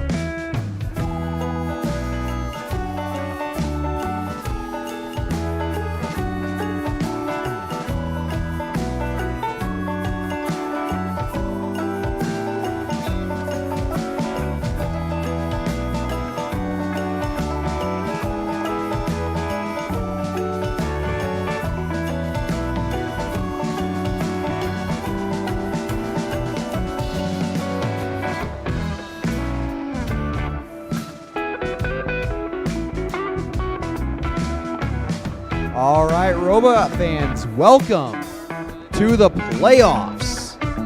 As a few reminders before we get rolling, during our timeouts, we will be handing out awards in each of our timeouts, and this will lead up to the winning of the Inspire Award, which will happen after the conclusion of our finals today. Now, let's meet our teams for match number 1. We have the 4th seeded alliance in red, the 5th seeded alliance in blue. Winner moves on to face the 1st seeded alliance, who gets a bye. Starting us off on the red alliance, it's going to be 7613 Sanawa Robotics. And joining them on the red alliance will be 26009 Colts and Bolts. Over on the blue side of the field, we have 11529 the Navajo Code Riders and 31603 the Skyhawks Robotics Newcomb.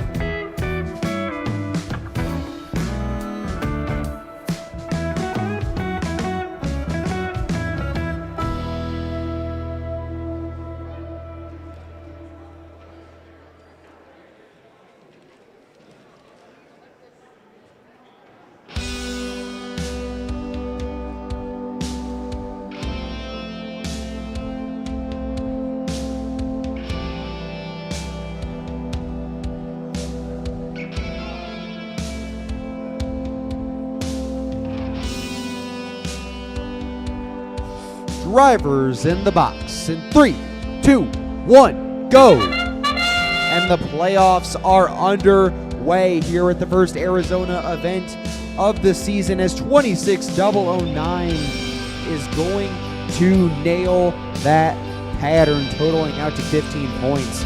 Remember, this year's game is unique in that the shot-for-shot points are no different between auto and teleop. They'll pick up that lead bonus as well, and that'll total them out to 18 points as we come to a rest. Drivers, pick up your controllers.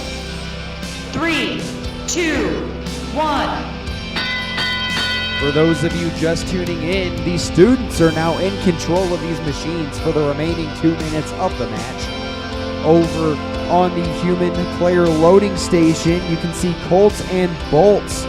They are preparing to line up right on that goal wall in order to attempt a score. 1 out, 2 in. They are 2 for 3 on their shooting.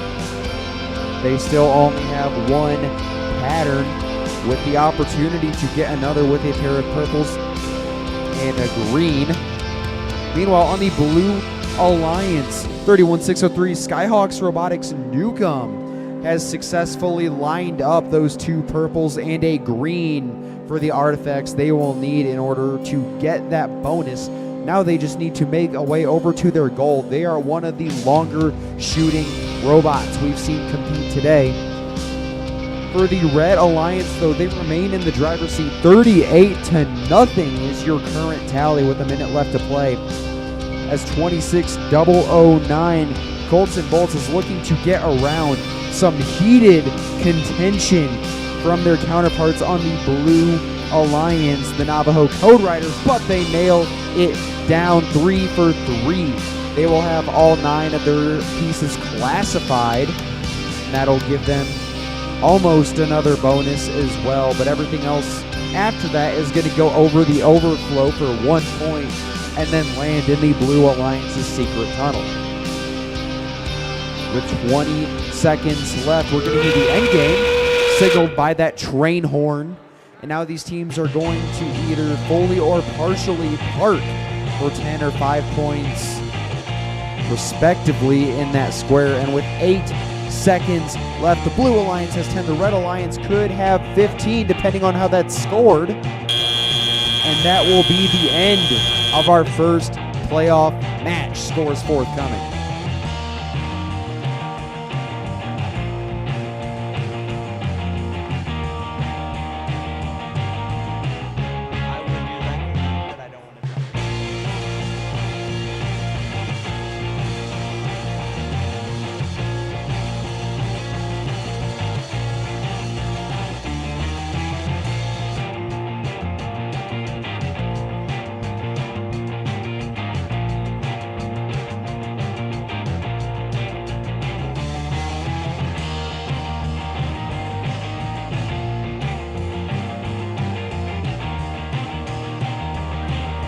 We have a score for our first playoff match of the afternoon. Through the animation, it will be the Red Alliance. Our fourth-seeded Alliance is going to move on in a clean 63-10 victory that ensures they are able to move on to face the 1 seed in what will be a hotly contested match moving forward. Now the Blue Alliance moves down to playoff match 6, where they will be playing here in the next round. Now let's get ready for playoff match number 2, which should be a thriller between Alliances 3 and 6 over on field 2.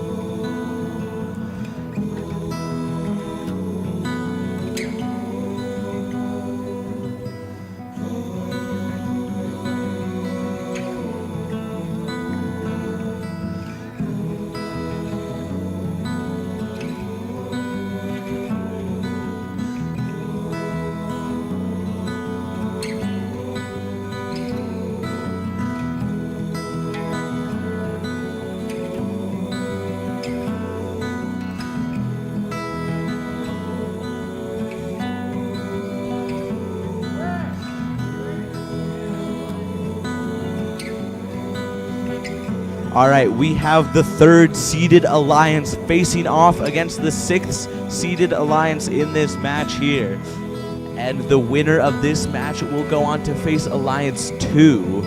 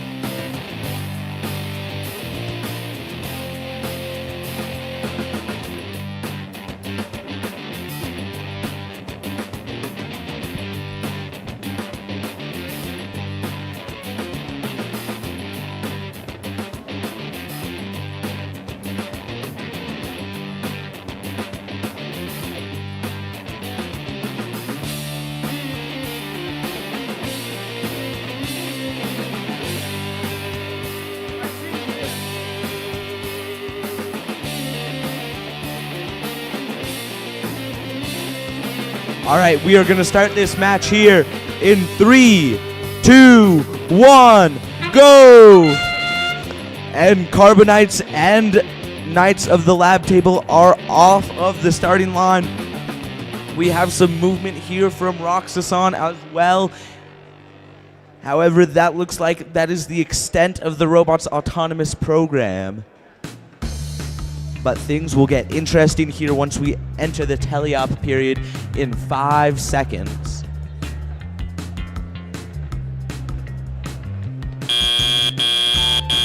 Drivers, pick up your controllers. 3, 2, 1. All right, immediately, Knights of the Lab Table is going to try and score their artifacts. They are just going to be a little bit short. Carbonites score a purple artifact.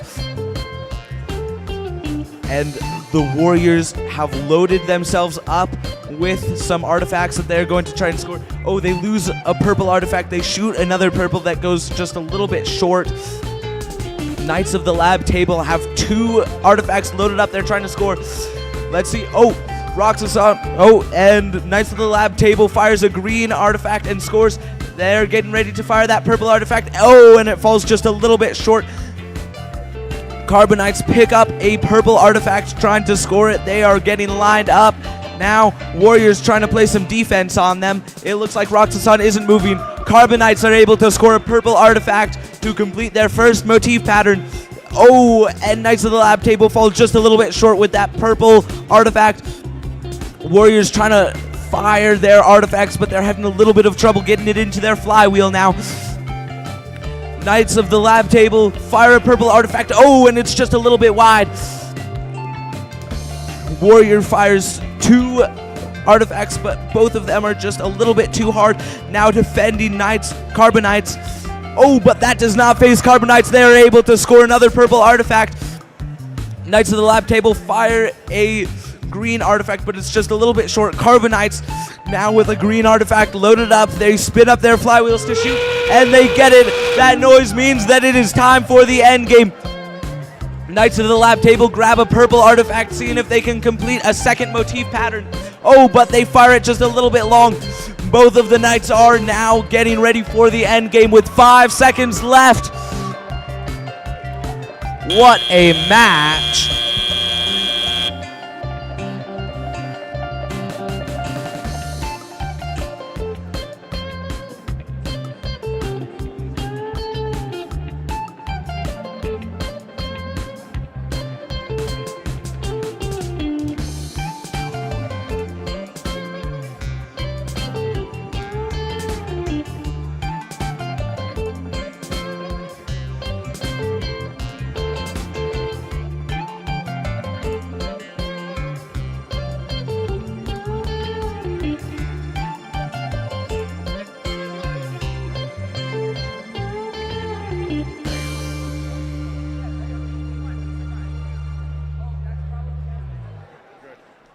All right, we now have a score for this match. And it looks like it is going to be a win for the Red Alliance, who will now go on to face Alliance 2 in the next match. And the Blue Alliance is still in it. They're just knocked down to the lower bracket, so they still have matches to play.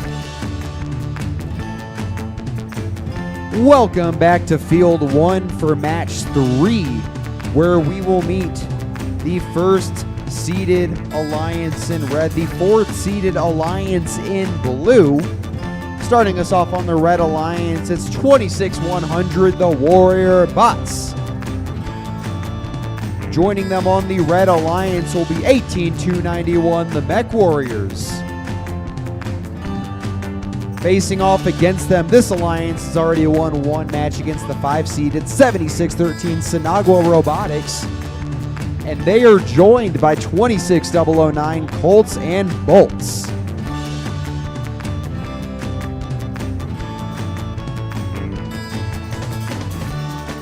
Drivers in the box in 3, 2, 1, go.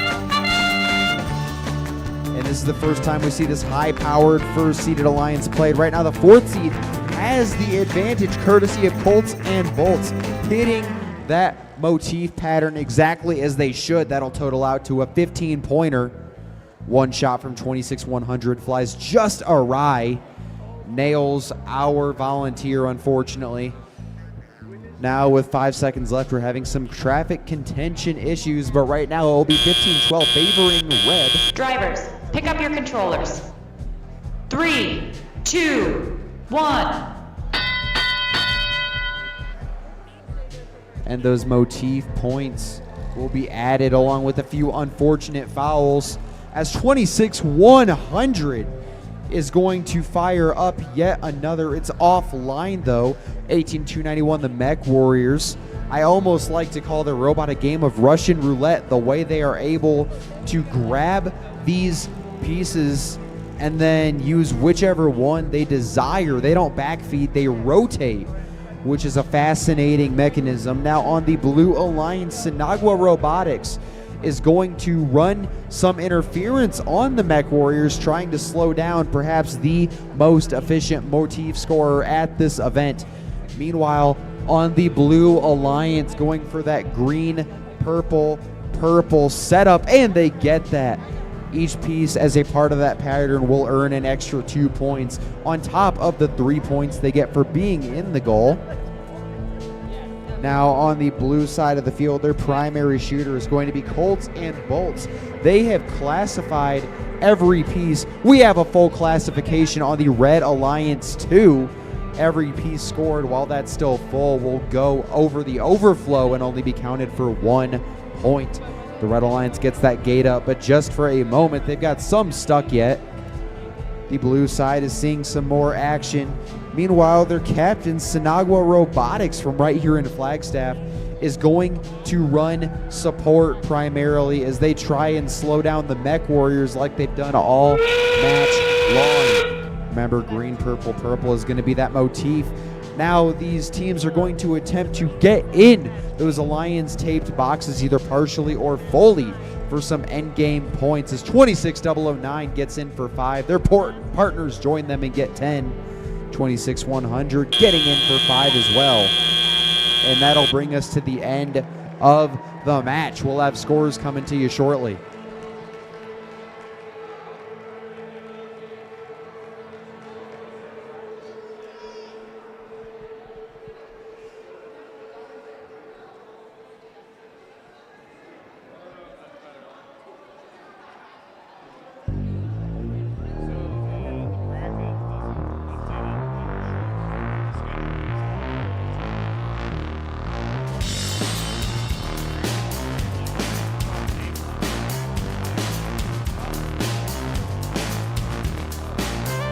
All right, while we are waiting for the results of that last match, we are going to introduce the teams for our playoff match 4,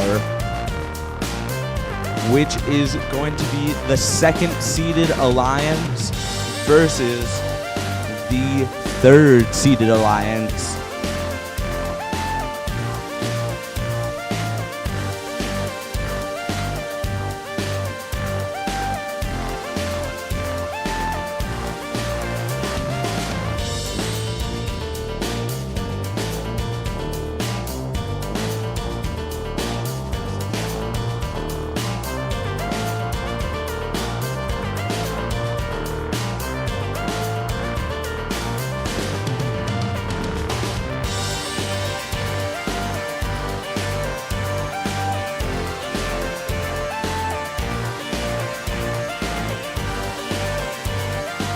We have a score for match 3 coming on in, and it is after the animation plays. We are going to see that the Red Alliance, our first seed, comes away with the victory as they acquire 230 foul points. Now that is an event high score, but the majority of that production again came from excessive foul points. But nevertheless, the Alliance 1 will move on to playoff match number 7 against the winner of this coming match number 4. And for the Blue Alliance, our 4 seed, they are going to move down to match number 5 in the lower bracket in the next round. Now let's get ready for a thrilling showdown featuring 2 impressive alliances here in a moment.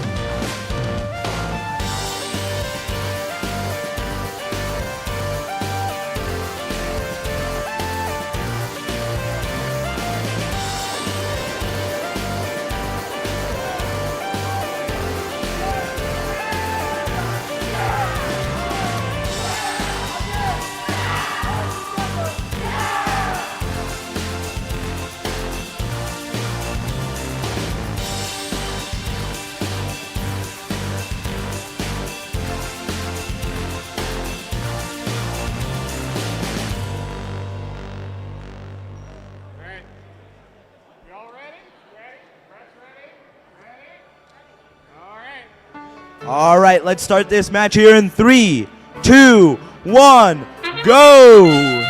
Immediately, Res Kids firing 3 artifacts. All of them scoring. Knights of the Lab Table and Carbo Knights are both off of the line, as well as the Yeti Machina has moved off of the line as well. However, there's no more motion for this autonomous period.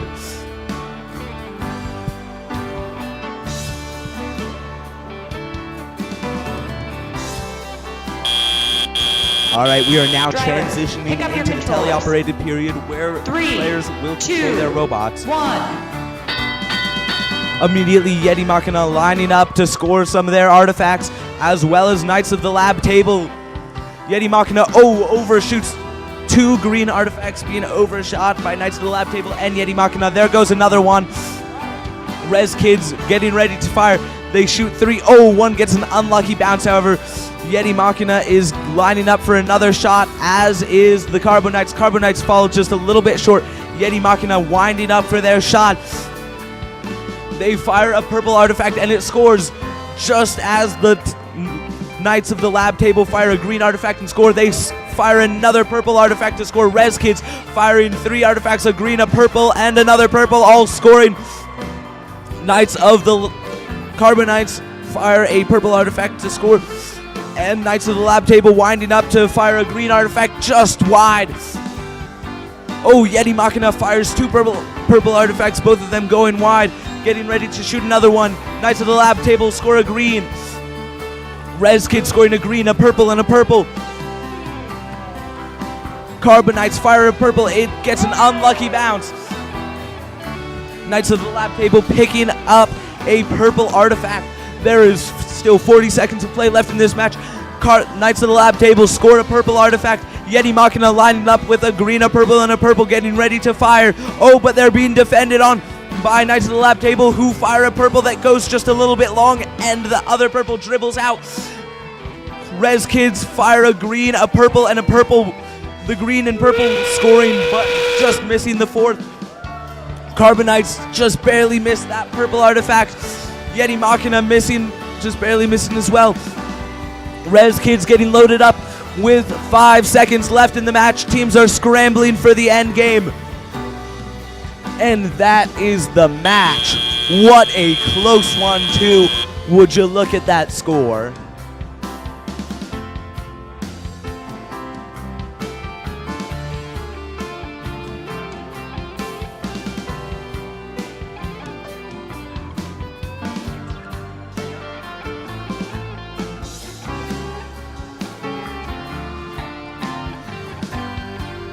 The winner of this match will advance onto playoff match 7 against the winner of match 3, and the loser of this match will be playing in match 6.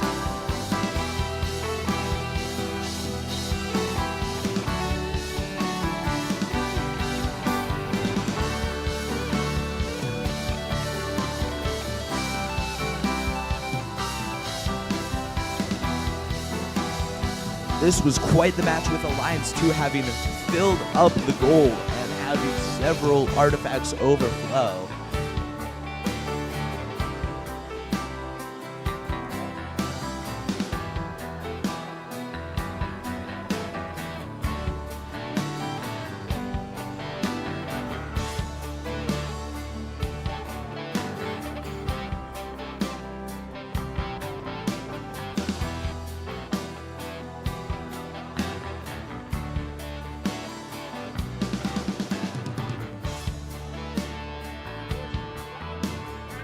All right, we have a score for this match now. Who's it going to be? It looks like it's going to be the Red Alliance, Alliance 2, with a score of 68-56.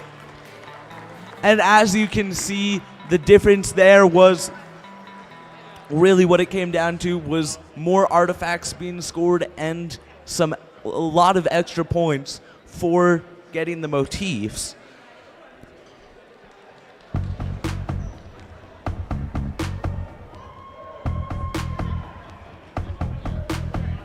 Welcome back to Field 1. We have Alliance 4 in red and Alliance 6 in blue. This is our first lower bracket match of the afternoon. Starting us off on the Red Alliance, we have 7613 Sinagua Robotics, and they are joined by 26009 Colts and Bolts. Facing off against them in this match, it will be 16817 Roxizon Tech, and they are joined by 31602 the Warriors.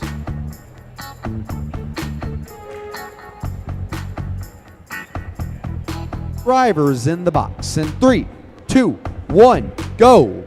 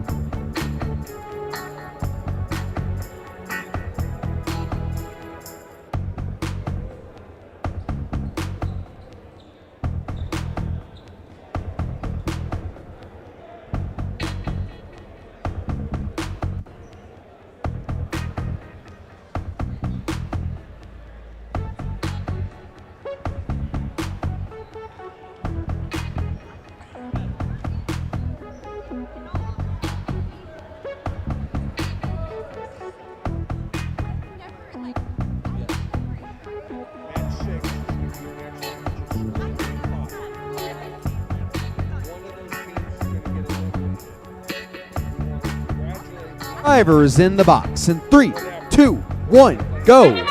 We had a bit of a misfire there, but now we're starting for real as that trumpet noise sounds.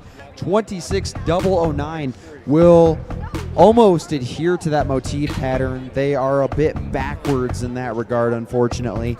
16817 is going to potentially get that leave bonus, but that will largely bring us to a rest 11-0, favoring our 4th seeded Alliance as we get to the driver operated period. Drivers, pick up your controllers. 3, 2, 1. Both sides have everything to gain and everything to lose here, as a chance to advance in the lower bracket looms large for either team. Plenty of points on the table. Something interesting to note from the Blue Alliance here is that the Warriors actually put a little backspin on each of their shots to limit the possibility of them exiting the field perimeter. Very conscientious of the rules in their mechanical design. Meanwhile, they're on their opposition. The 4th seeded Alliance's captain, Sinagua Robotics, going to prepare to grab some more artifacts. Now the Red Alliance has almost completely filled it out. And as a matter of fact, they have actually picked up a few extra motif points, 6 to be exact. That will put them ahead. Remember, that pattern is going to be purple, purple, green. There are plenty of pieces available in the Blue Alliance's secret tunnel should they so desire. Some defensive action from the Warriors allow a shot to land offline, but the Red Alliance has still completed that ramp, and now they're going to start releasing pieces into the Blue Alliance's secret tunnel. They have to be careful, remember, not to contact any game pieces inside of it. Now with 30 seconds left here, 10 seconds away from endgame, the Blue Alliance has a bit of catching up to do as 26009's human player successfully places a couple in the correct motif pattern, provided they are able to get to the piece. Plenty of equivalency being allowed with defense in this game as opposed to past years. Something interesting to see with 5 seconds left. The Red Alliance will have one machine potentially fully parked for 10. And it looks like they might get 5 apiece.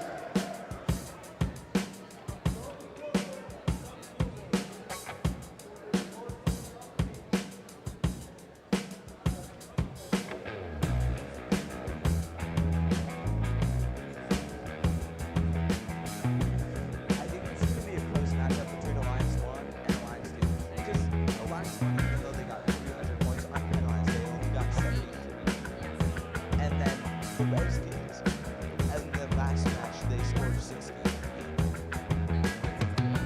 Oh, they scored 60. Yeah, it's going to be close. I really want the Redskins to win.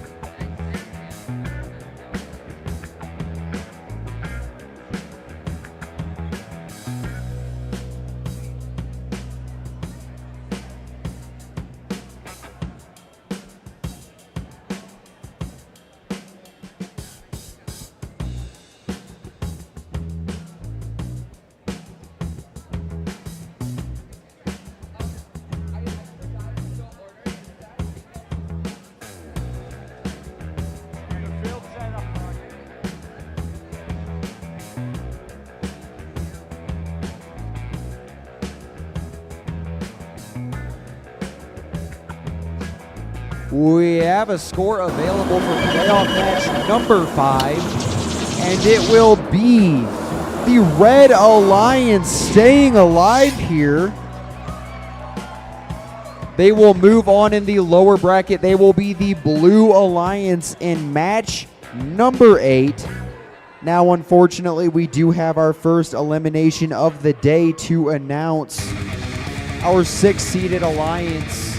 Can we get a show of appreciation for 16817 Rock Season Tech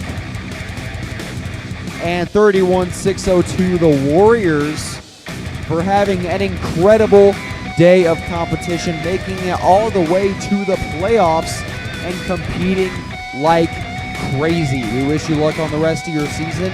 Please stick around. We've got plenty of awards to give out. Now, I'd like to send things back to Field 2, where we have another thrilling matchup between Alliances 3 and 5. All right, let's meet the teams, the alliances we have here in playoff match 6. On the Red Alliance, we have Alliance 3, which is Knights of the Lab Table and the Carbonites. And on the Blue Alliance, we have Alliance 5, which is the Navajo Code Riders and Skyhawks Robotics.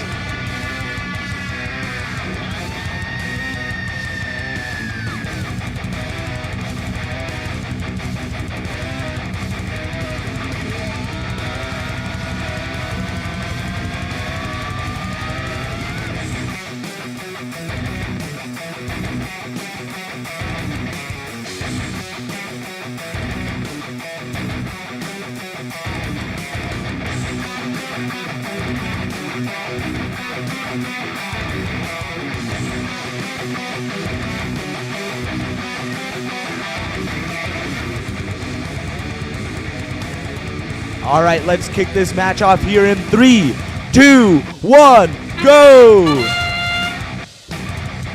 We have movement from both Knights of the Lab Table and the Carbonites.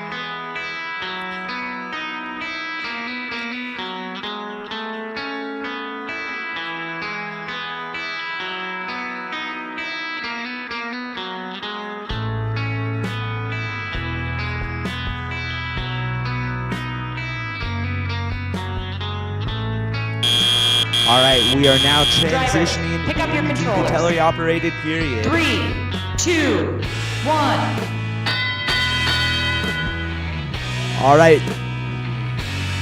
We have Warriors fire a green artifact into their goal. They're being defended, however, by the Carbonites. They fire another. Oh, Carbonites fire a purple and scored. And Knights of the Lab Table fire purple, but it goes just wide. Warriors trying to fire their last purple into the goal before having to restock. Knights of the Lab, oh, they fire their purple and they score.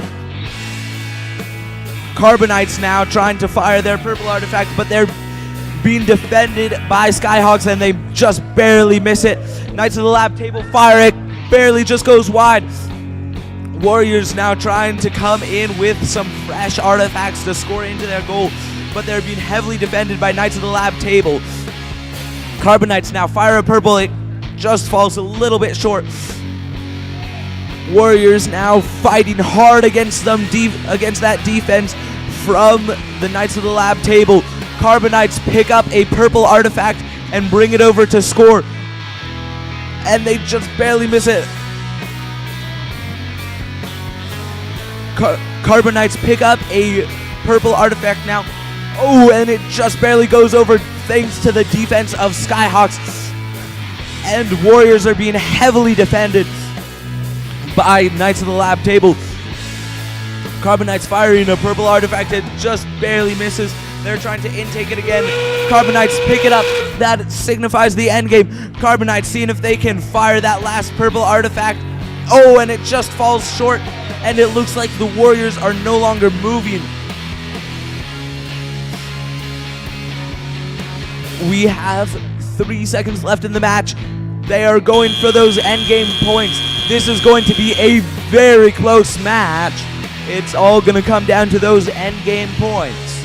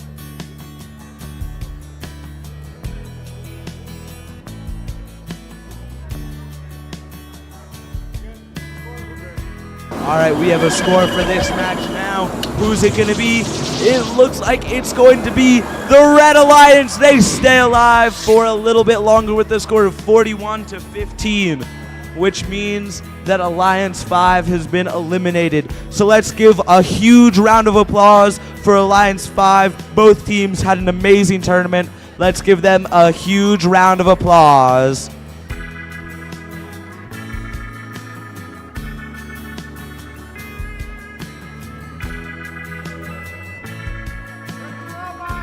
Welcome back to Field 1, where we have a battle between Titans here.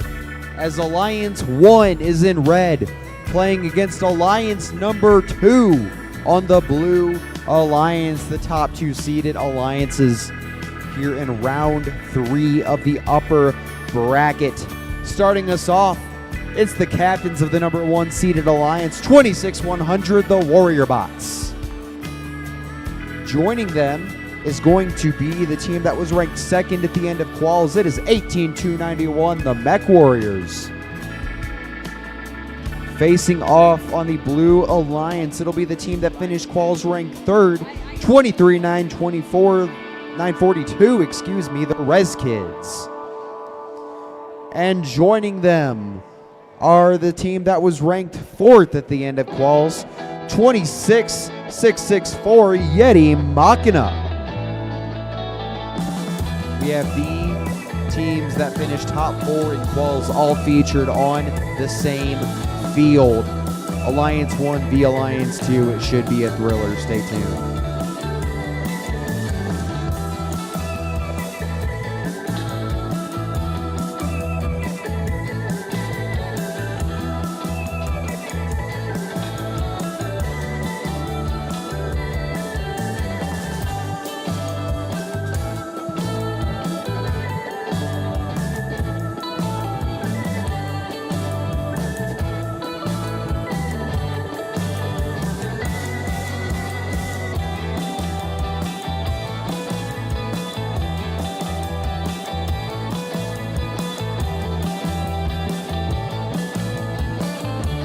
drivers in the box. In 3, 2, 1, go.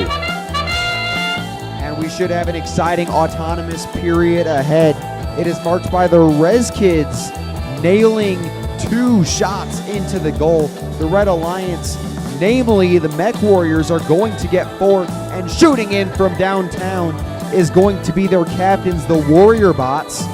Remember, that motif is going to be purple, green, purple, so the Red Alliance has gotten 1 motif to this point, and they fire 1 just off target, 2 off target. Drivers, pick up your controllers.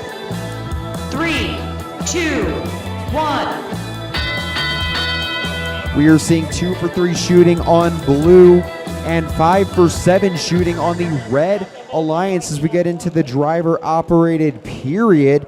Yeti Machina, they were 4th at the end of quals, is going to line up some shots. They have that single pivot arm that remains fixed and allows them to load up a few shots. Very reminiscent of what you would see in games like Cascade Effect with those belt-fed shooter systems. The Red Alliance has already gotten all 9 with a couple of motifs to boot. They are going to hit that gate, moving all those pieces into their other alliance's secret tunnel. 18291 is going to hit another pair of purples. Those are going to be 3 apiece, going to be a major part of why they are ahead 59-12, is they have totaled out to 12 artifacts scored with a pair of motifs to boot. On the Blue Alliance, the 4th seed gets their first motif of the match. So that will total out to 15 between those 3. We have 47 seconds left as the Mech Warriors get back in position to shoot, but not before their Alliance captains, the Warrior Bots, go first, as they will fill up that ramp once again and hit that switch to clear it.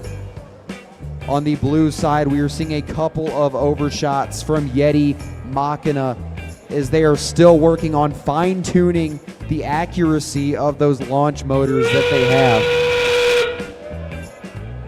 We are now in the end game period signaled by the train horn. These teams are going to either fully or partially park in their Alliance-colored squares at the end. The Mech Warriors are going to get 10 points. Yeti Machina getting 10 of their own. Warrior Bots getting another 5 to boot. And that'll be the conclusion of this thriller of a match. We'll have scores shortly.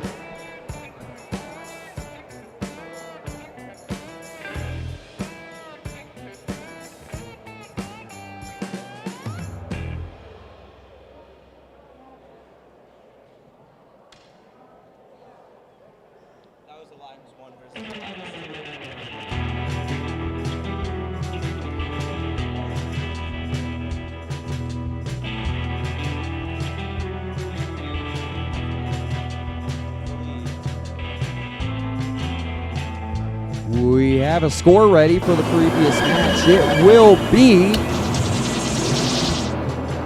the Red Alliance, who will move on as our first finalists here at High Country Flagstaff Qualifier. Our first finalists of the season.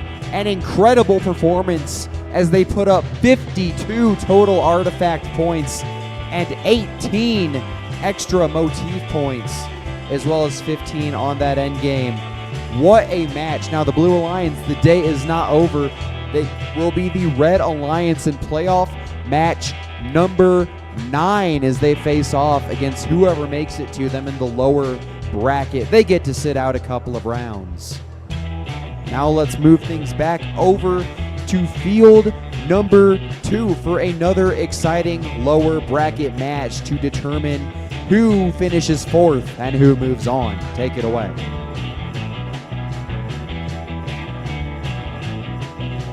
All right, let's meet the teams for playoff match 8.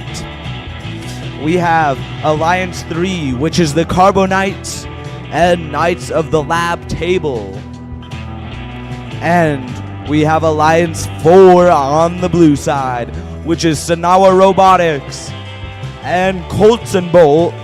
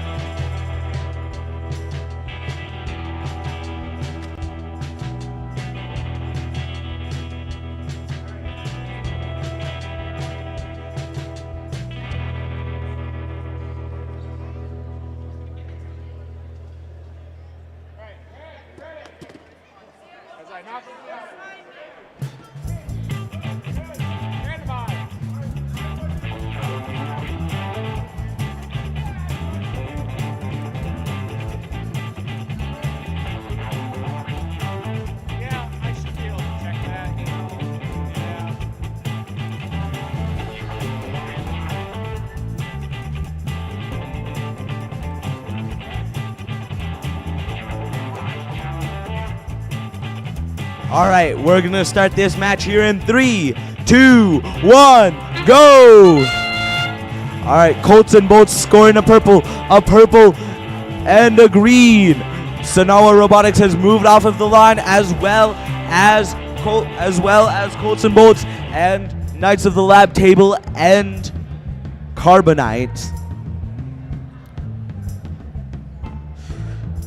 We will soon be transitioning into the teleoperated period where players will control their robots to score points.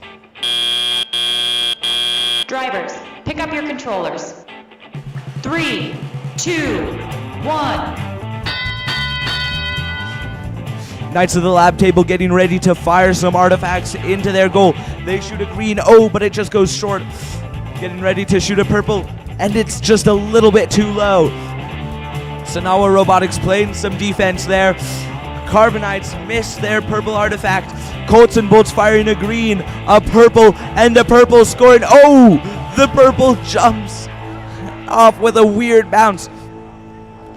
Carbonite's getting ready to score a green artifact, but it's just a little bit too low. A sign has come off of one of the red robots. Colts and Bolts getting ready to score here, lining it up. They have 2 purples and a green. They fire the green. It scores. They fire the purple. It scores. They fire the other purple, and they have filled up their goal. Knights of the Lab Table looks like they're just trying to feed their partner from across the field. They pick up a green artifact and are making their way over. And from across the field, they're able to get one in. And we have Sanawa Robotics playing some great defense against Carbonite, preventing them from scoring. And over here, Colts and Bolts have just scored 2 more artifacts. This is a great team over here. They release the gate so that they can score some more with 30 seconds left in the match. Sanawa Robotics still playing some amazing defense against the Carbonites. And Knights of the Lab Table fire one from all the way across the field. Knights of the Lab Table pick up a purple. They're trying to score it from across the field. Can they do it? They fire. And it's just too low. Colts and Bolts fire a green and a purple, both scoring. They have 3 seconds left, and both of them are in the base. What an exciting match that was!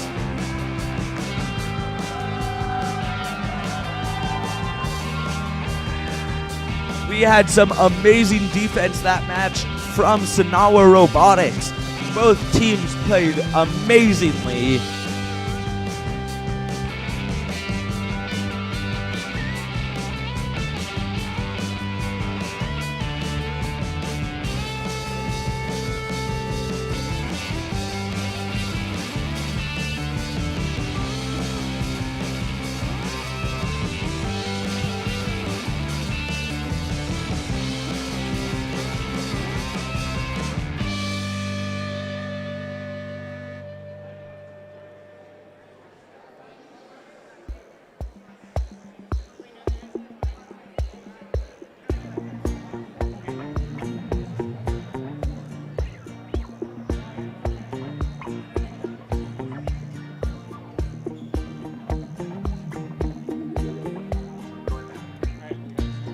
Okay, we have a score for this match now.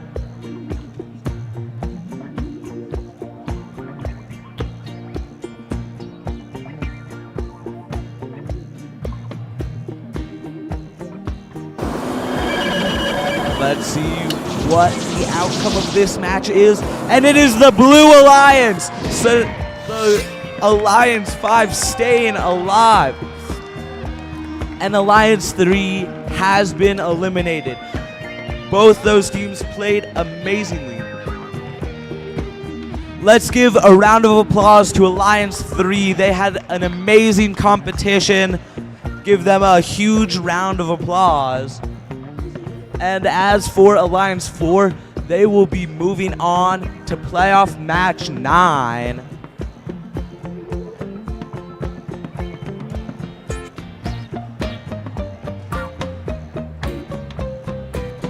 All right, Folks, we're coming up on our first awards break. So anytime we have a match where teams need to play consecutive matches, we'll be giving out some hardware. So we'd like to invite our judges to please come on down to the floor and form our high five line. We can have any volunteers that are kind of working on their volunteers. Yeah, please feel free to join the high five line.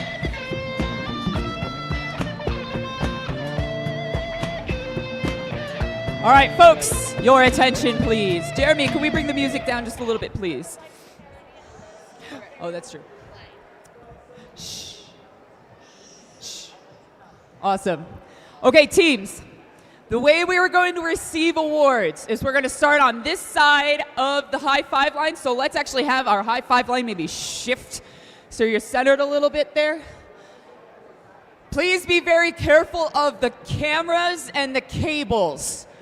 So that means when you're having the best day ever because you just won an award, you are going to, say it with me now, walk with purpose. Say it. Most excellent. You are going to start on this side. You're going to say, oh my goodness, thank you, judges. You can high five, you can fist bump, you can elbow bump, you can wave, you can do all kinds of stuff and demonstrate kind of how that is done. And then you're going to come out on that side over there. The lovely Anna will be getting your picture up against the Coconino Panthers logo. So we've got a record and a team picture for you. So without further ado, or maybe some ado,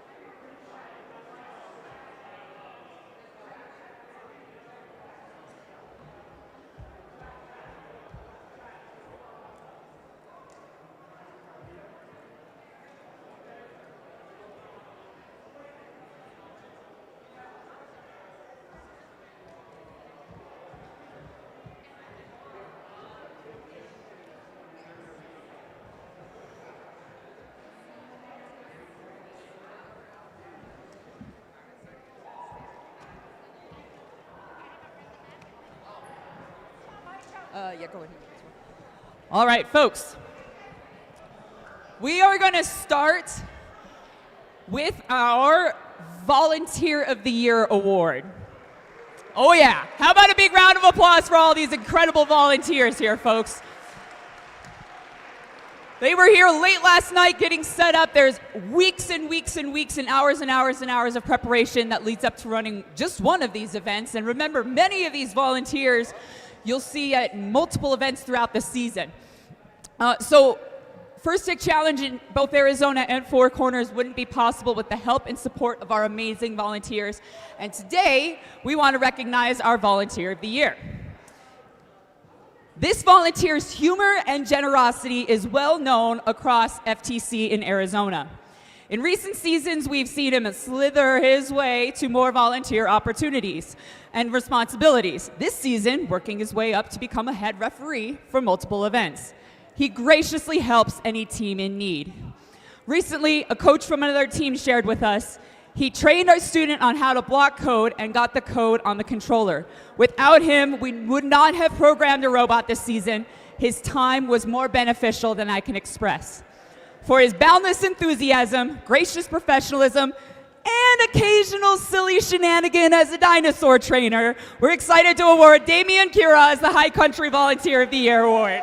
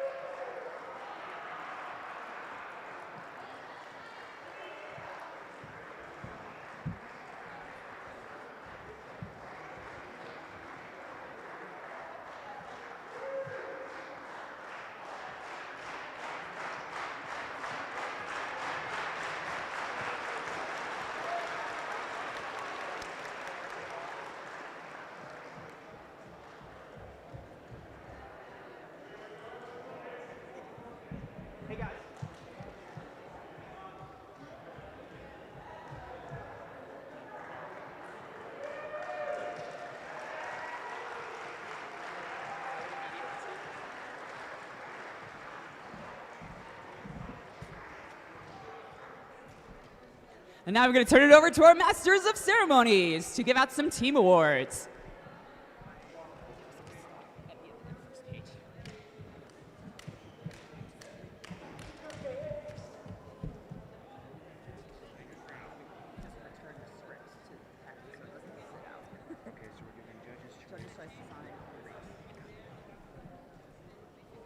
Now for some team awards. The Judge's Choice Award is presented when the judging panel meets a team whose unique efforts, performance, or team dynamics deserve recognition but don't quite fit into the other award categories. Here's what the judges have to say about the winners of this award. They came to compete with donuts in hand, raising the dough with a sugary plan, learning and growing their future in sight. We cheer for the mighty Sweet Carbo Knights. Congratulations to 19728, the Carbo Knights from Gilbert, Arizona.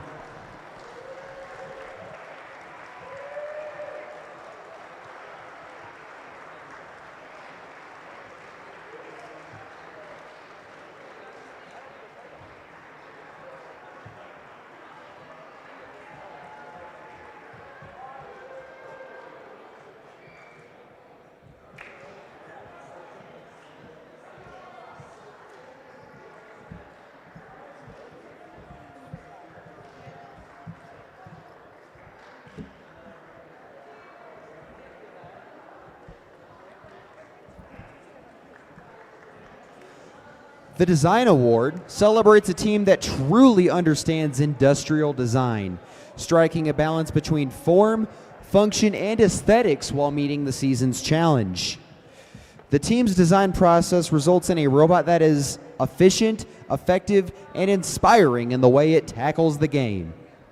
Here is what the judges have to say about the winner of this award. The team blew the judges away with their attention to detail, creative solutions, and effectiveness on the field. Every bolt and every bracket of their creation was forged with purpose, transforming raw ideas into a seamless, battle-ready machine. Their flexibility on the field was unmatched, armed with a powerful single flywheel, dual lever launch system, and brushed intake. This robot charged into the arena like a true warrior. Congratulations to 26100, the Warrior Bots from Flagstaff, Arizona.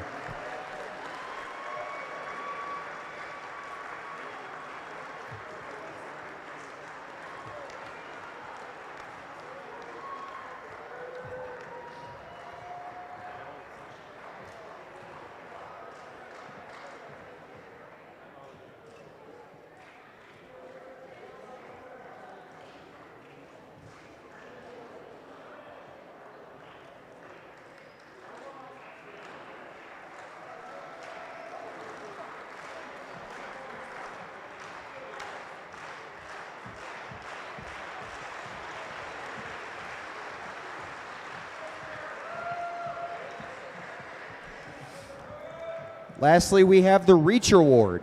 The Reach Award goes to a team that has brought new people into FIRST, whether new teams, mentors, or volunteers, and inspired them to embrace the FIRST culture, helping our community grow and thrive. Here's what the judges have to say about the winner of this award. This team took it to heart to reach their community, spread gracious professionalism to all, and exemplify kindness. They feed the community, adopt families, host competitions, and have our eyes stinging. Congratulations to 9743 Stinger Robotics from Phoenix, Arizona.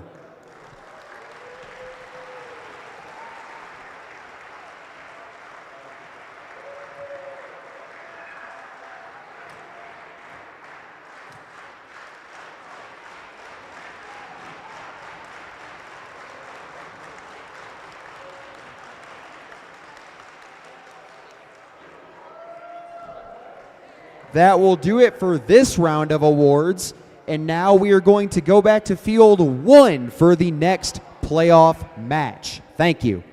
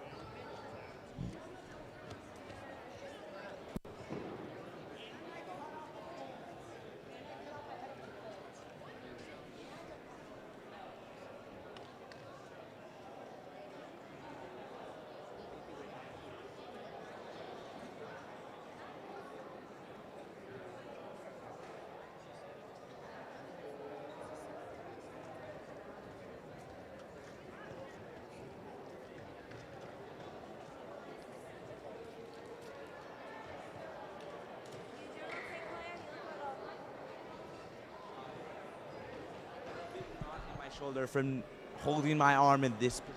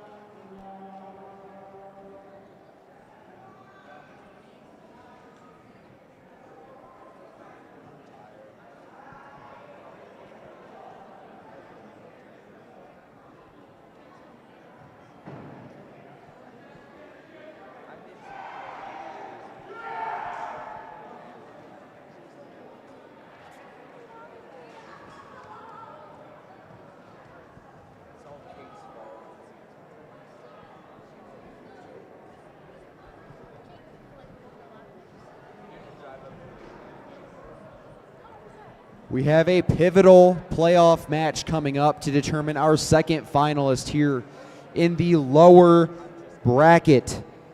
We have the second-seeded Alliance in red. We have the fourth-seeded Alliance in blue. Winner makes it to the finals. Loser finishes the day in third place.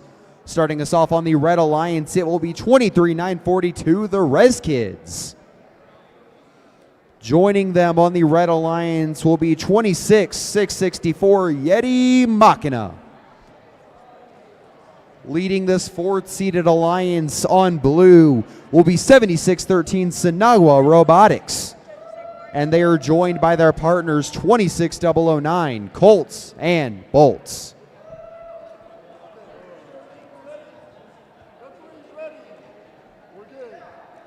Drivers in the box. 3, 2, 1, go. And we are off once again. Both sides get 3 points from that leave bonus. Over on the Red Alliance, the Rez Kids are 1 for 3 on their shooting. Over on the blue side, Yeti Machina is going to go 3 for 3. They aren't quite on that motif pattern though, so it will only total out to 9 points in there. Now that will bring us to the end of activity in the autonomous period. Drivers, pick up your controllers. 3, 2, 1. And that'll bring us to the start of the driver-operated period. For those of you just tuning in, these teams are going to be controlled by the human players for the remainder of the match. Over on the blue side of the field, wonderful things are being done by Colts and Bolts. They're 2 for 3 on their teleop shooting right now. On the Red Alliance, a large effort is being done courtesy of Yeti Machina as they try firing up another couple. Remember, that motif is going to be purple, green, purple.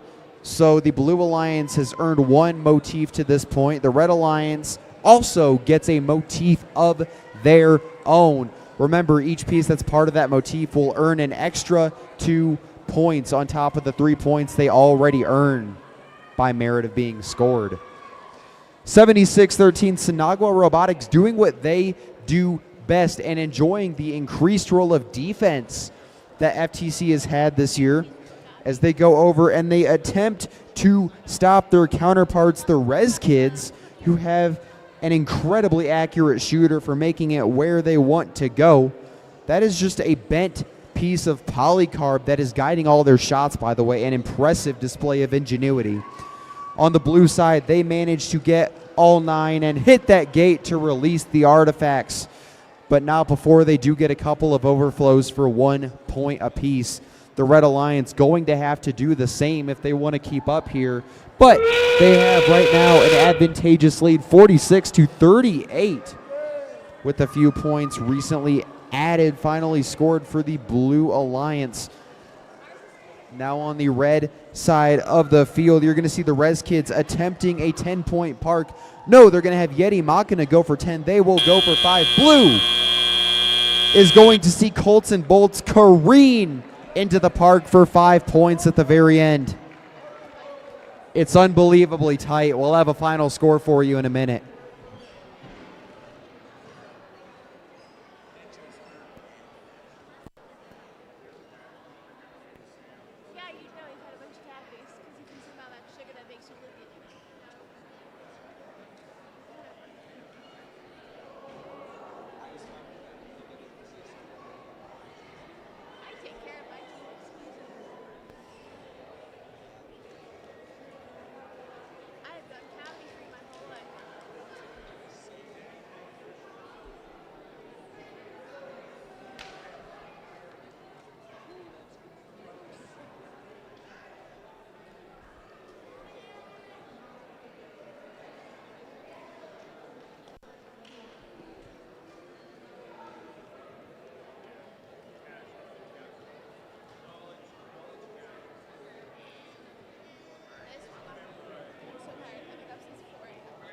An incredibly pivotal match. Who takes it home? These two were close. It is the Blue Alliance. Your fourth seed is going to be our second finalist as they win by 3 points. The whole difference being made by their incredible 45-point artifact performance. And they will get a rematch against the first seeded Alliance in the finals. Congratulations. Now, meanwhile, we do have another elimination.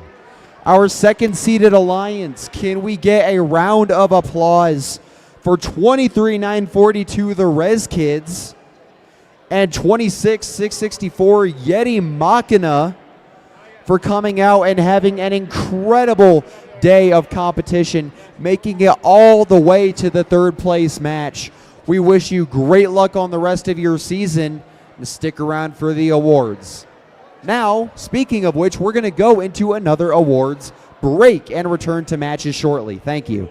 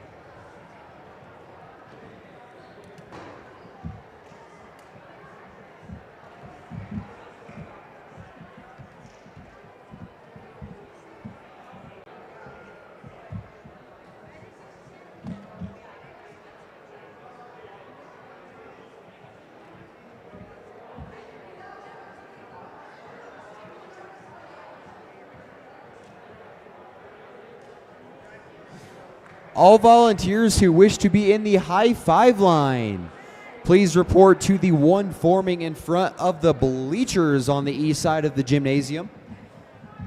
Thank you.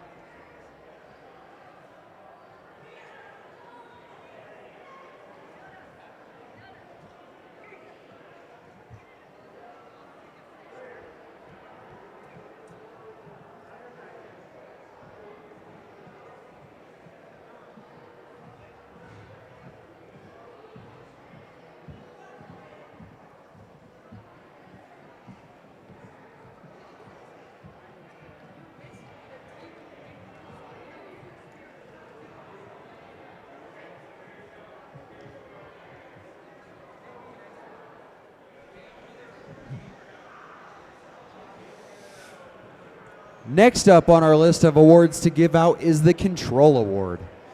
The Control Award celebrates a team that uses sensors and software to enhance their robot's performance. With innovative solutions like autonomous operation, smarter mechanical systems, or sensor use, they tackle game challenges with creativity and skill, showing how technology can push their robot to the next level. Here is what the judges have to say about the winner of this award.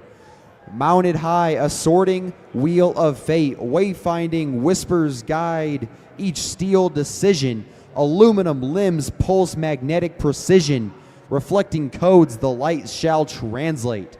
Congratulations to 18291, the Mech Warriors from Prescott, Arizona.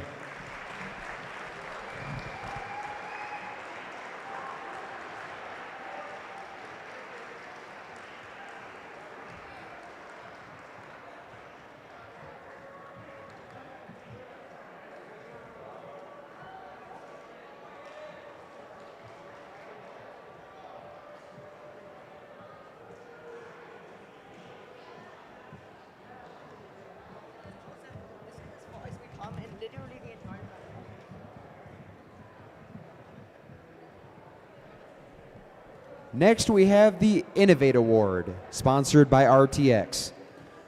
This award celebrates a team that has the ingenuity and inventiveness to make their designs come to life. This award is given to the team that the judges feel has the most innovative and creative robot design solution to this season's game. Elements of this award include elegant design, robustness, and out-of-the-box thinking. This award may address the design of the whole robot or some sub-assembly or component. The creative component needs to work consistently. Here is what the judges have to say about the winner of this award. This team has the innovation and spirit to shine. Their 3-stage intake is looking prime. With mounted parts in 3 dimensions and colors so bold they're creating mentions. Don't run away when they enter the site. These scaling creature just code, not bite. Congratulations to 23766, the Aztecs from Glendale, Arizona.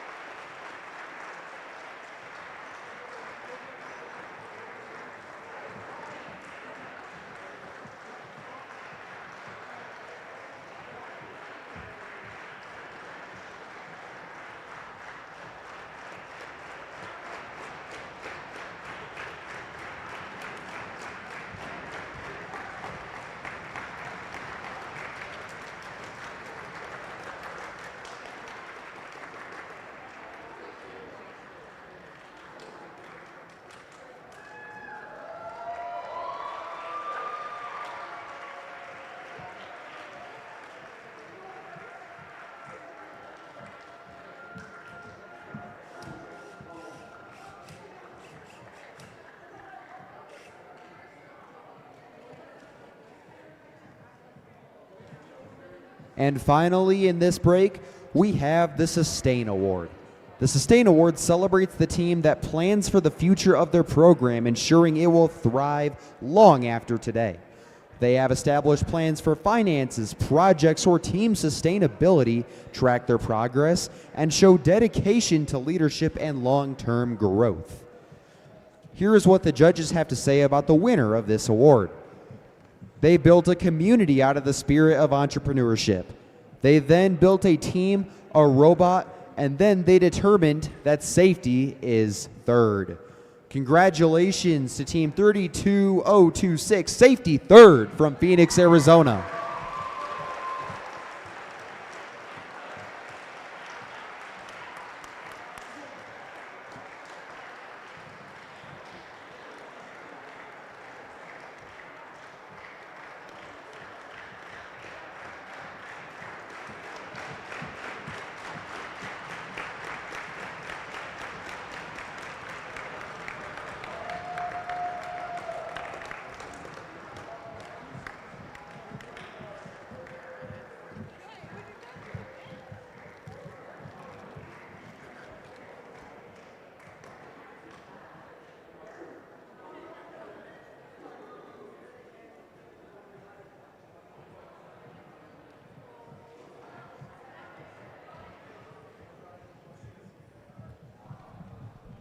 That brings us to the end of this round of awards.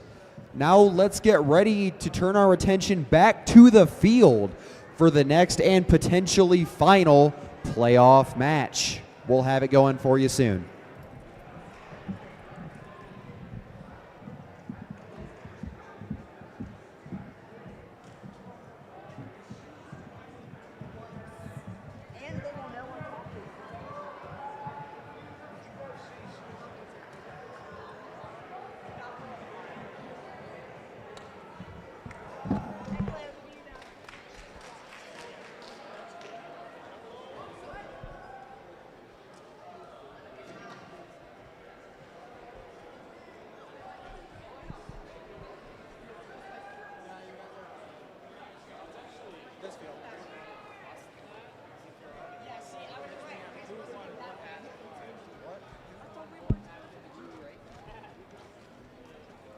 Okay. We get to be you as an MC. Yeah, so for this one, you'll game announce, right? Like usual. I'm going to do like the welcome to the finals, who here thinks the Red's going to win, you know how it goes. Happened a million times. That's tradition in this one. I don't know if it's what you guys are talking about. If one wins, this is over. Yep. Okay? So we always come out with a handshake. That's exactly what we were talking I about. I was wondering if you guys might be doing it. Good job. Handshake line, and after everyone's back in place, I'll toss it back to you for intros, and then you can take it away. All right. Sounds good to me. Then I can take over after that? You know what? Yeah, sure. Here you go. MC Robert today. Uh-huh. He had it all under control. He's a pro.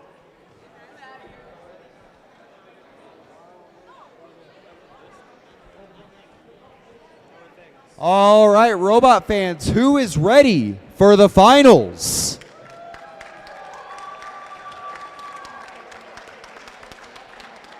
We have Alliance 1 in red, Alliance 4 in blue. We have had a thrilling first week of competition, and now it all comes down to this. Now, as a quick show of who's rooting for who here thinks the Red Alliance is going to pull it out?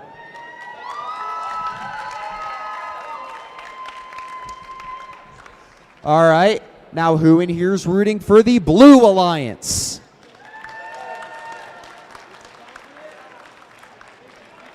Okay, good to hear. Now, before we get going with our regular intros, as is customary, I would like to invite both drive teams around the front field to do a high five, handshake, whatever you please, around the front of the field where I'm currently standing. Shake hands.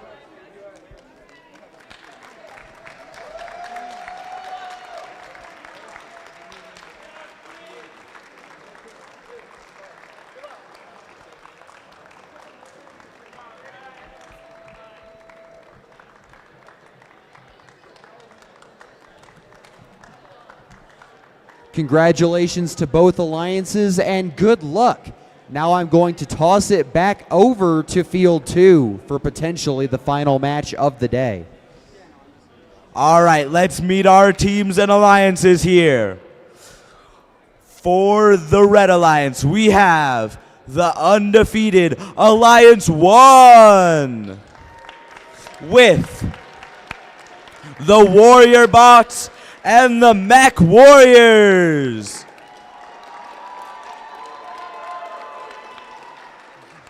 And the Blue Alliance, who have championed the lower bracket, we have Alliance 4 with Colts and Bolts and Sanawa Robotics.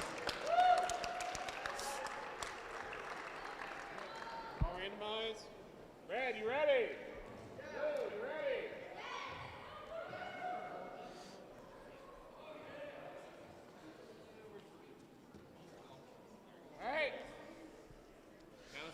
All right, are you guys ready to start the finals?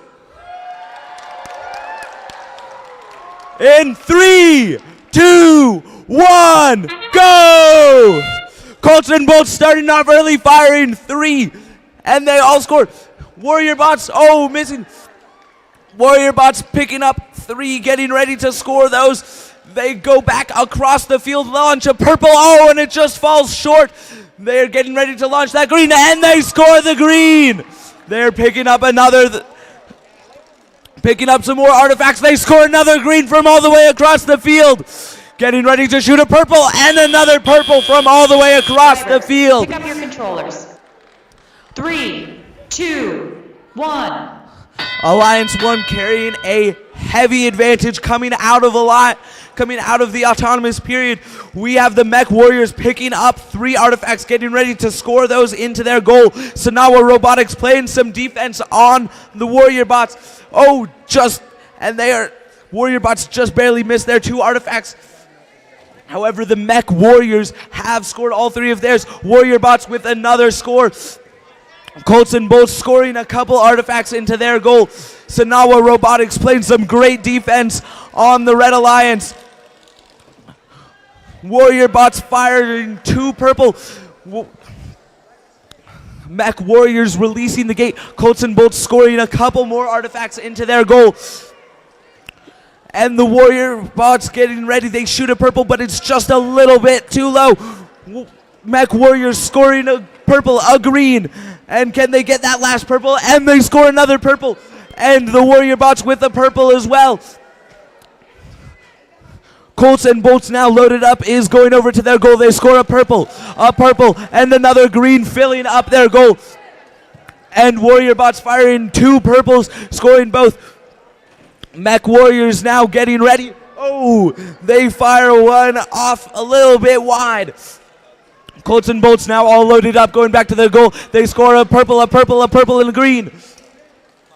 Mech Warriors picking up a purple. Sanawa Robotics playing some immaculate defense here. Oh, 3 fired simultaneously, but thanks to Sanawa Robotics, none make it in.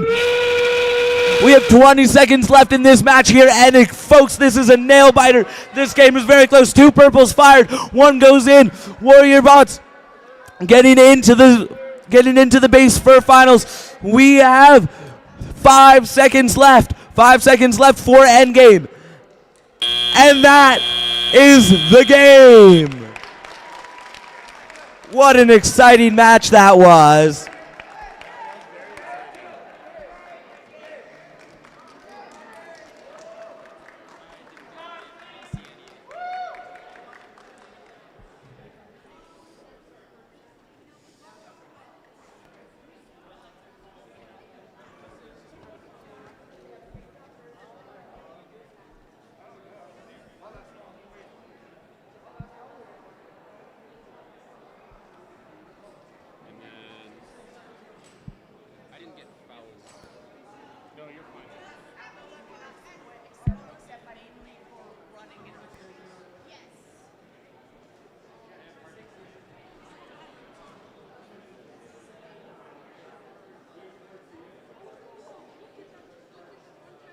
Who's tired? Oh, it was an Omni wheel.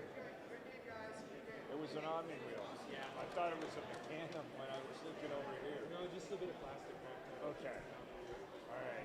Plastic and the 2 wheels. Yeah. Oh, no, I wonder why. Oh, there's wheels. Oh, I can't chase them. It was. That was really fun, too. I actually caught one finally. Mech Warriors tried to take me out. They aimed right at me.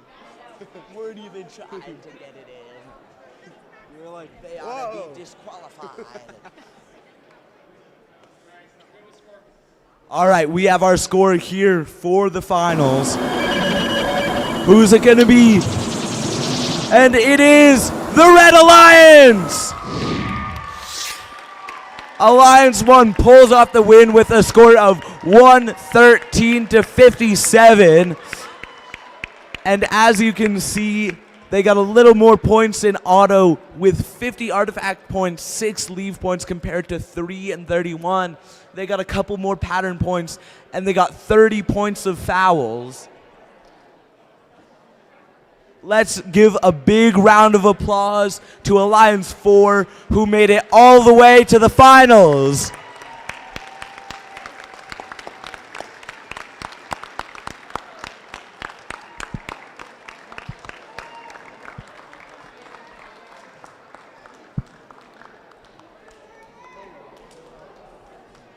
Hey, great job, guys.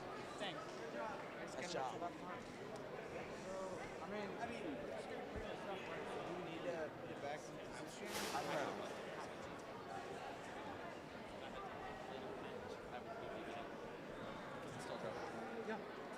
You're a little bit of nice.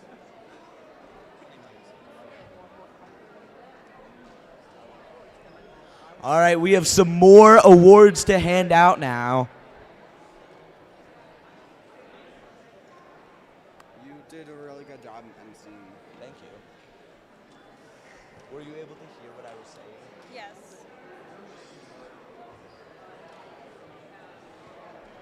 I mean, it was microphone.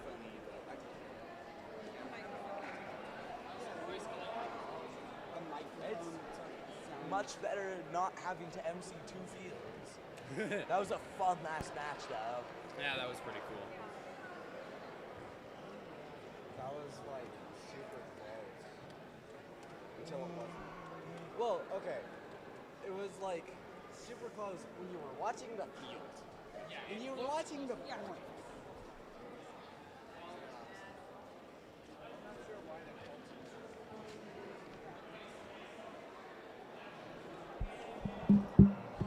This is me.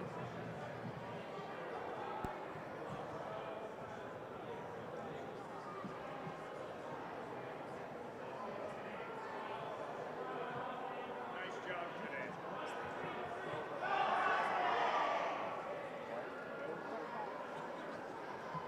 Okay, are we doing awards? We doing awards right now?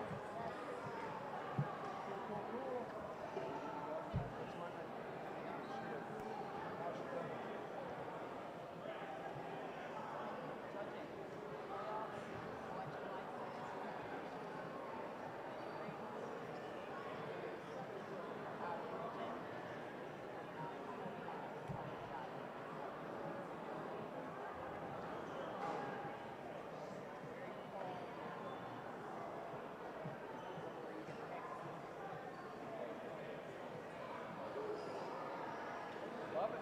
Okay, let's do it. Let's give the awards. We're gonna bust some fields quickly.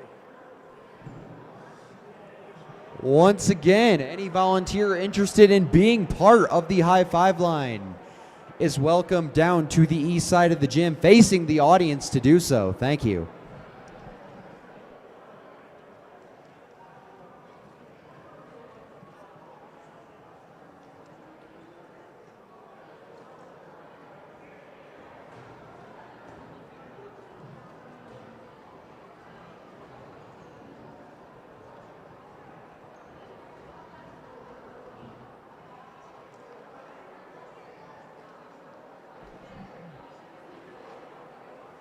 Congratulations again to the winners and the runners-up of this weekend's event. Now we have a final few awards and, of course, the subject matter of advancement to go through before we call it a day. So our first award in this final group, event management is asking that we quiet down.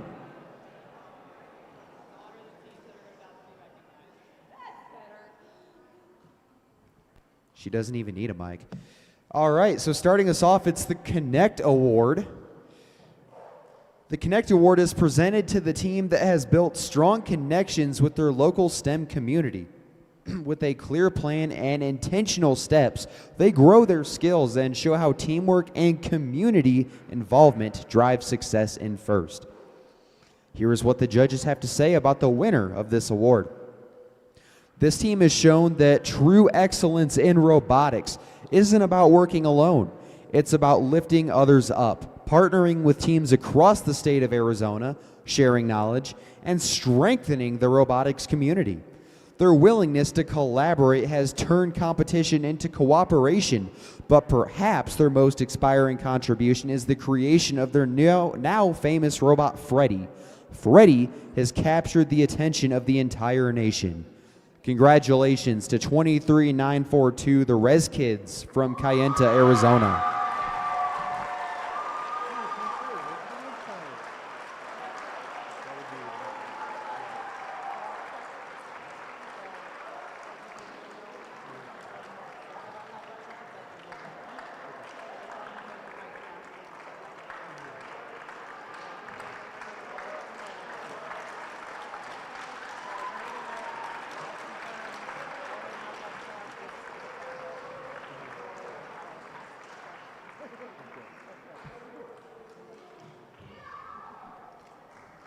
Our next award is the Think Award.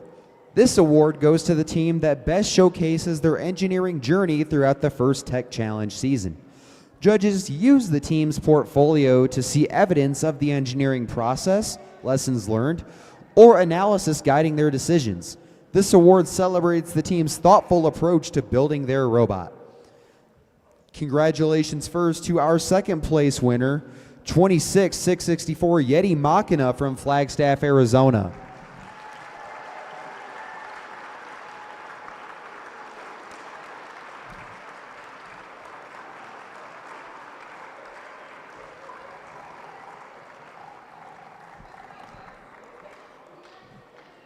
This is a reminder that second place winners for awards are not required to come down to the high five line. Thank you. Accept Inspire Award.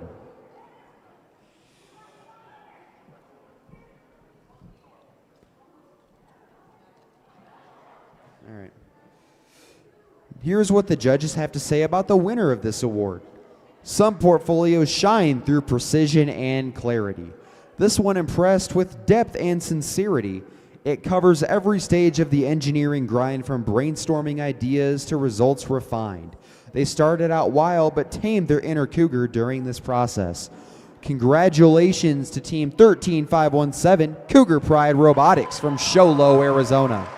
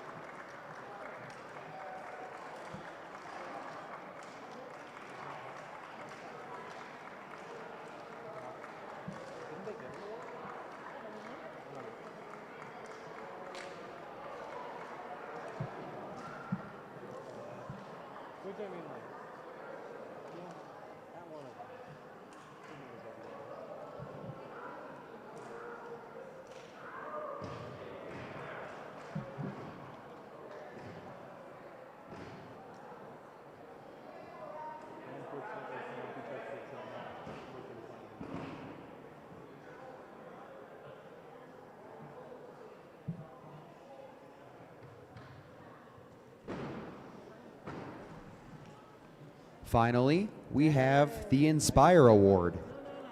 No. Sorry, it's not on there. Go ahead. Why did that? Yeah, because you didn't say. Sorry, guys. You distracted.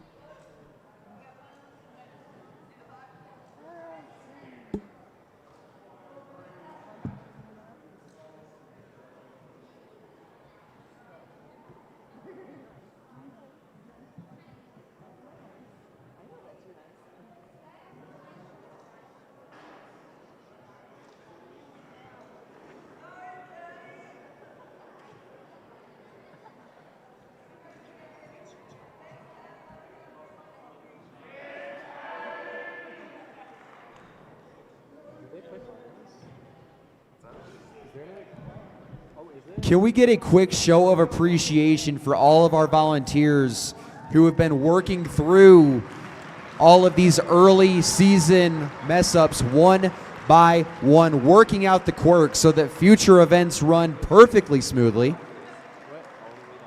It's the first event of the year. They always go this way.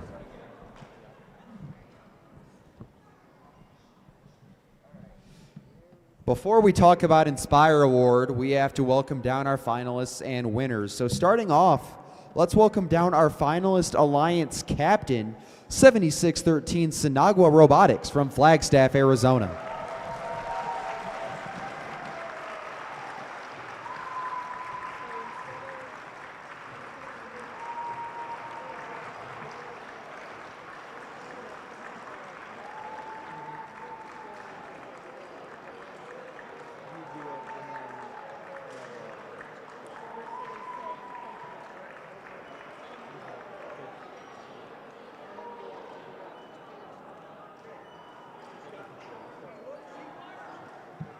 He misses.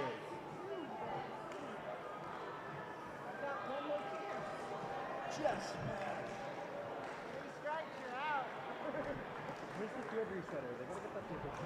And joining them will be their alliance partners, 26009 Colts and Bolts from Cayenta, Arizona.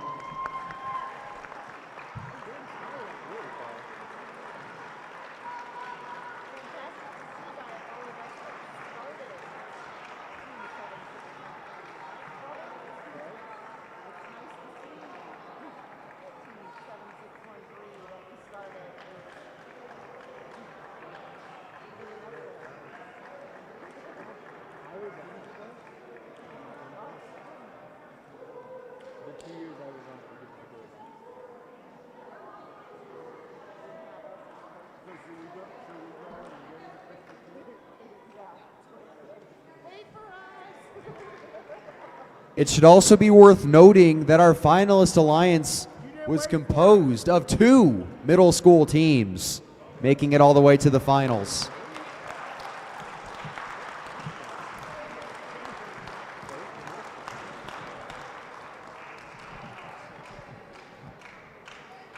And now let's congratulate our winning alliance, captained by none other than 26100 the Warrior Bots from Flagstaff, Arizona.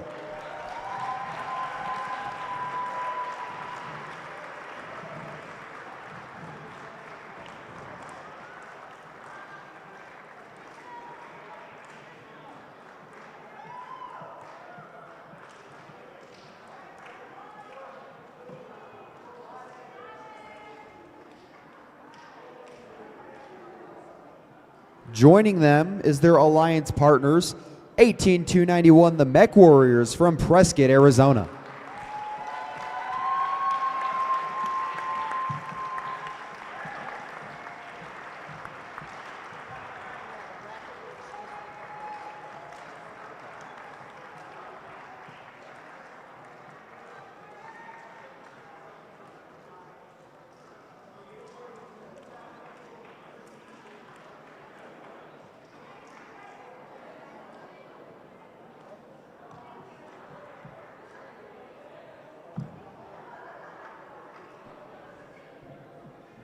Now, before we announce Inspire Award winners, this is a reminder that we have a first, second, and third place winner, all 3 of whom will be invited down to the field to collect their trophy.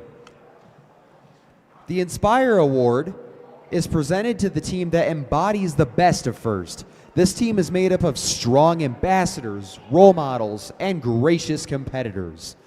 This team excels across judged award categories, works together to design and build their robot, and shares their experiences, enthusiasm, and knowledge with other teams, sponsors, their community, and the judges. Here's what the judges have to say about the third place winner of this award.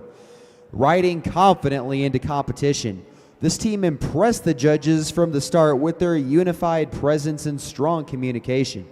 Their detailed portfolio featuring elegant CAD work and a clear design process showed exceptional engineering rigor, Cross-trained and competitive across many categories, they embodied the spirit of first. Congratulations to our third place winner, 202, the Bronco Bot Stallions from Phoenix, Arizona.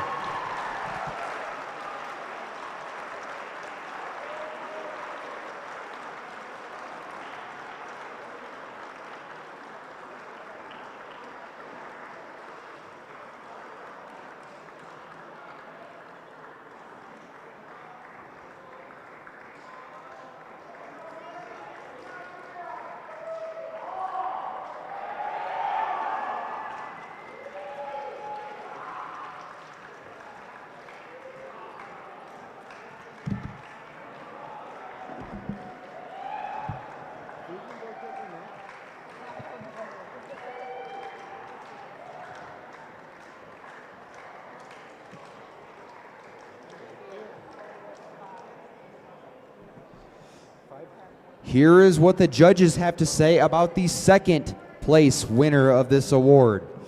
This team tipped their hats to engineering mentors and learned the principles of design and organization.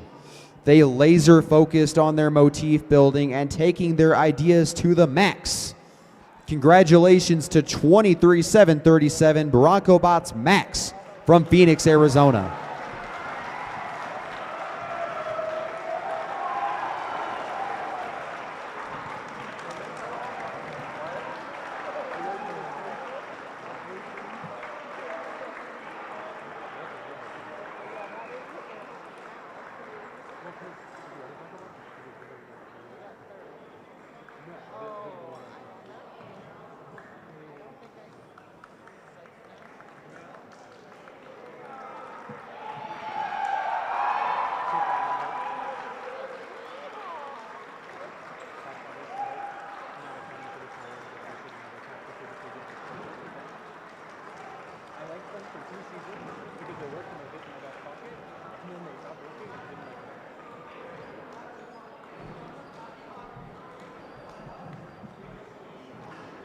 Here is what the judges,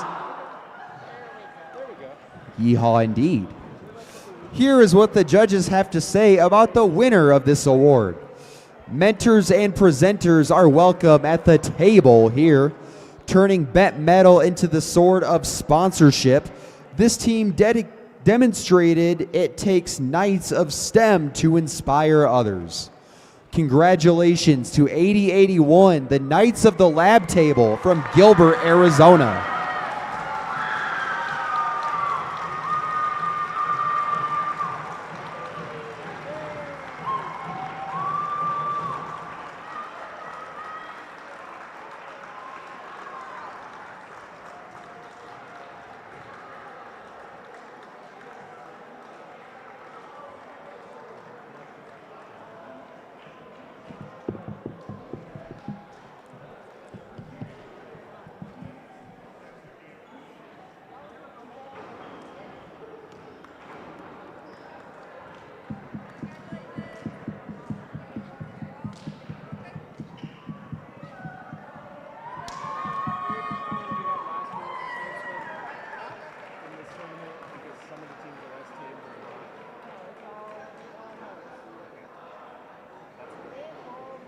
All right, now we had 25 teams competing this weekend, and 5 of them will be advancing to the Arizona State Championship in this town in a few months.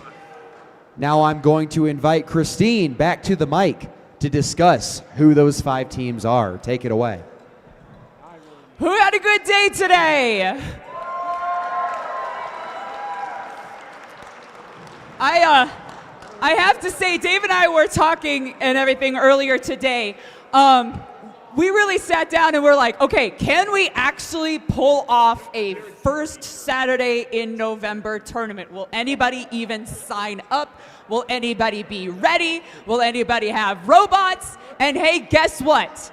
We not only filled this tournament, we actually had one bonus team. We had an extra team that we were able to accommodate at this tournament. So we took it from 24 to 25 to account for all the teams that wanted to play this weekend. And you guys came to play. Congratulations on an amazing first tournament.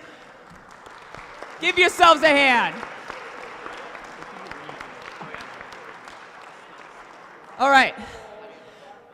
I actually get to recognize 2 different regions during our advancement portion of our program here. So as many of you know, last season, the Four Corners Resbotics region was officially recognized by First Headquarters. So we have, yeah, exactly. So as that region grows, we'll be able to add more events and then add a competitive championship to that where we'll go through the same process and a certain percentage of those teams will go on to the Four Corners Championship. But as we're growing that region, the criteria to advance to the Four Corners Championship is show up and compete at 1 qualifier.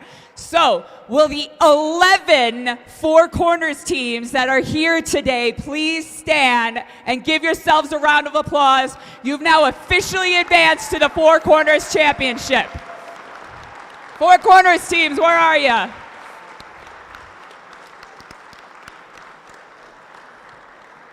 A lot of them have a long way to go. So coming up here, we have, in 2 weeks, we have a tournament up in Shiprock, New Mexico, and then, 3 weeks after that, we've got an event in Kayenta on the reservation, and then they will have a championship in February as well.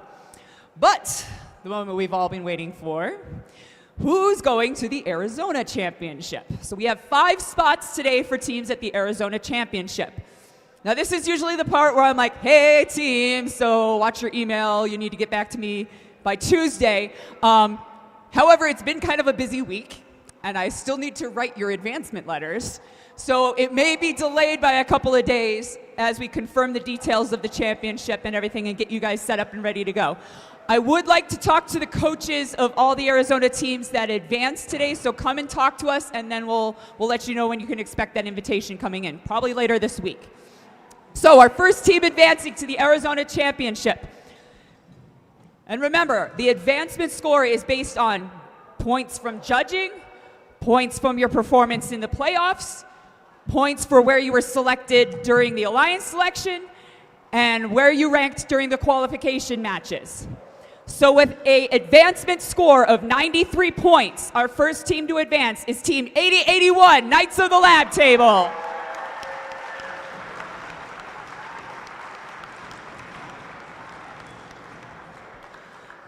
Our second team to advance with an advancement score of 88 points is Team 26100, the Warrior Bots, the captain of our winning alliance.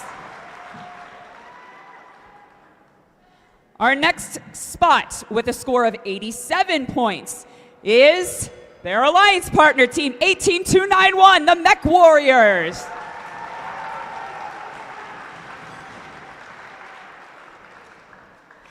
Our next advancement spot with a score of 55 points actually goes to Team 23942, who is a Four Corners region and is ineligible to advance to the Arizona Championship because they already advanced to the Four Corners Championship.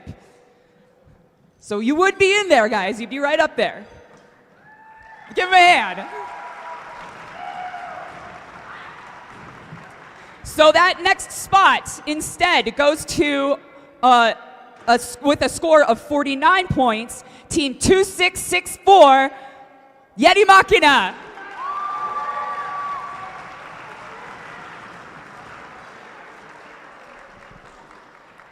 And our fifth and final advancement slot, tied with 49 points, is Team 7613, Sonawa Robotics.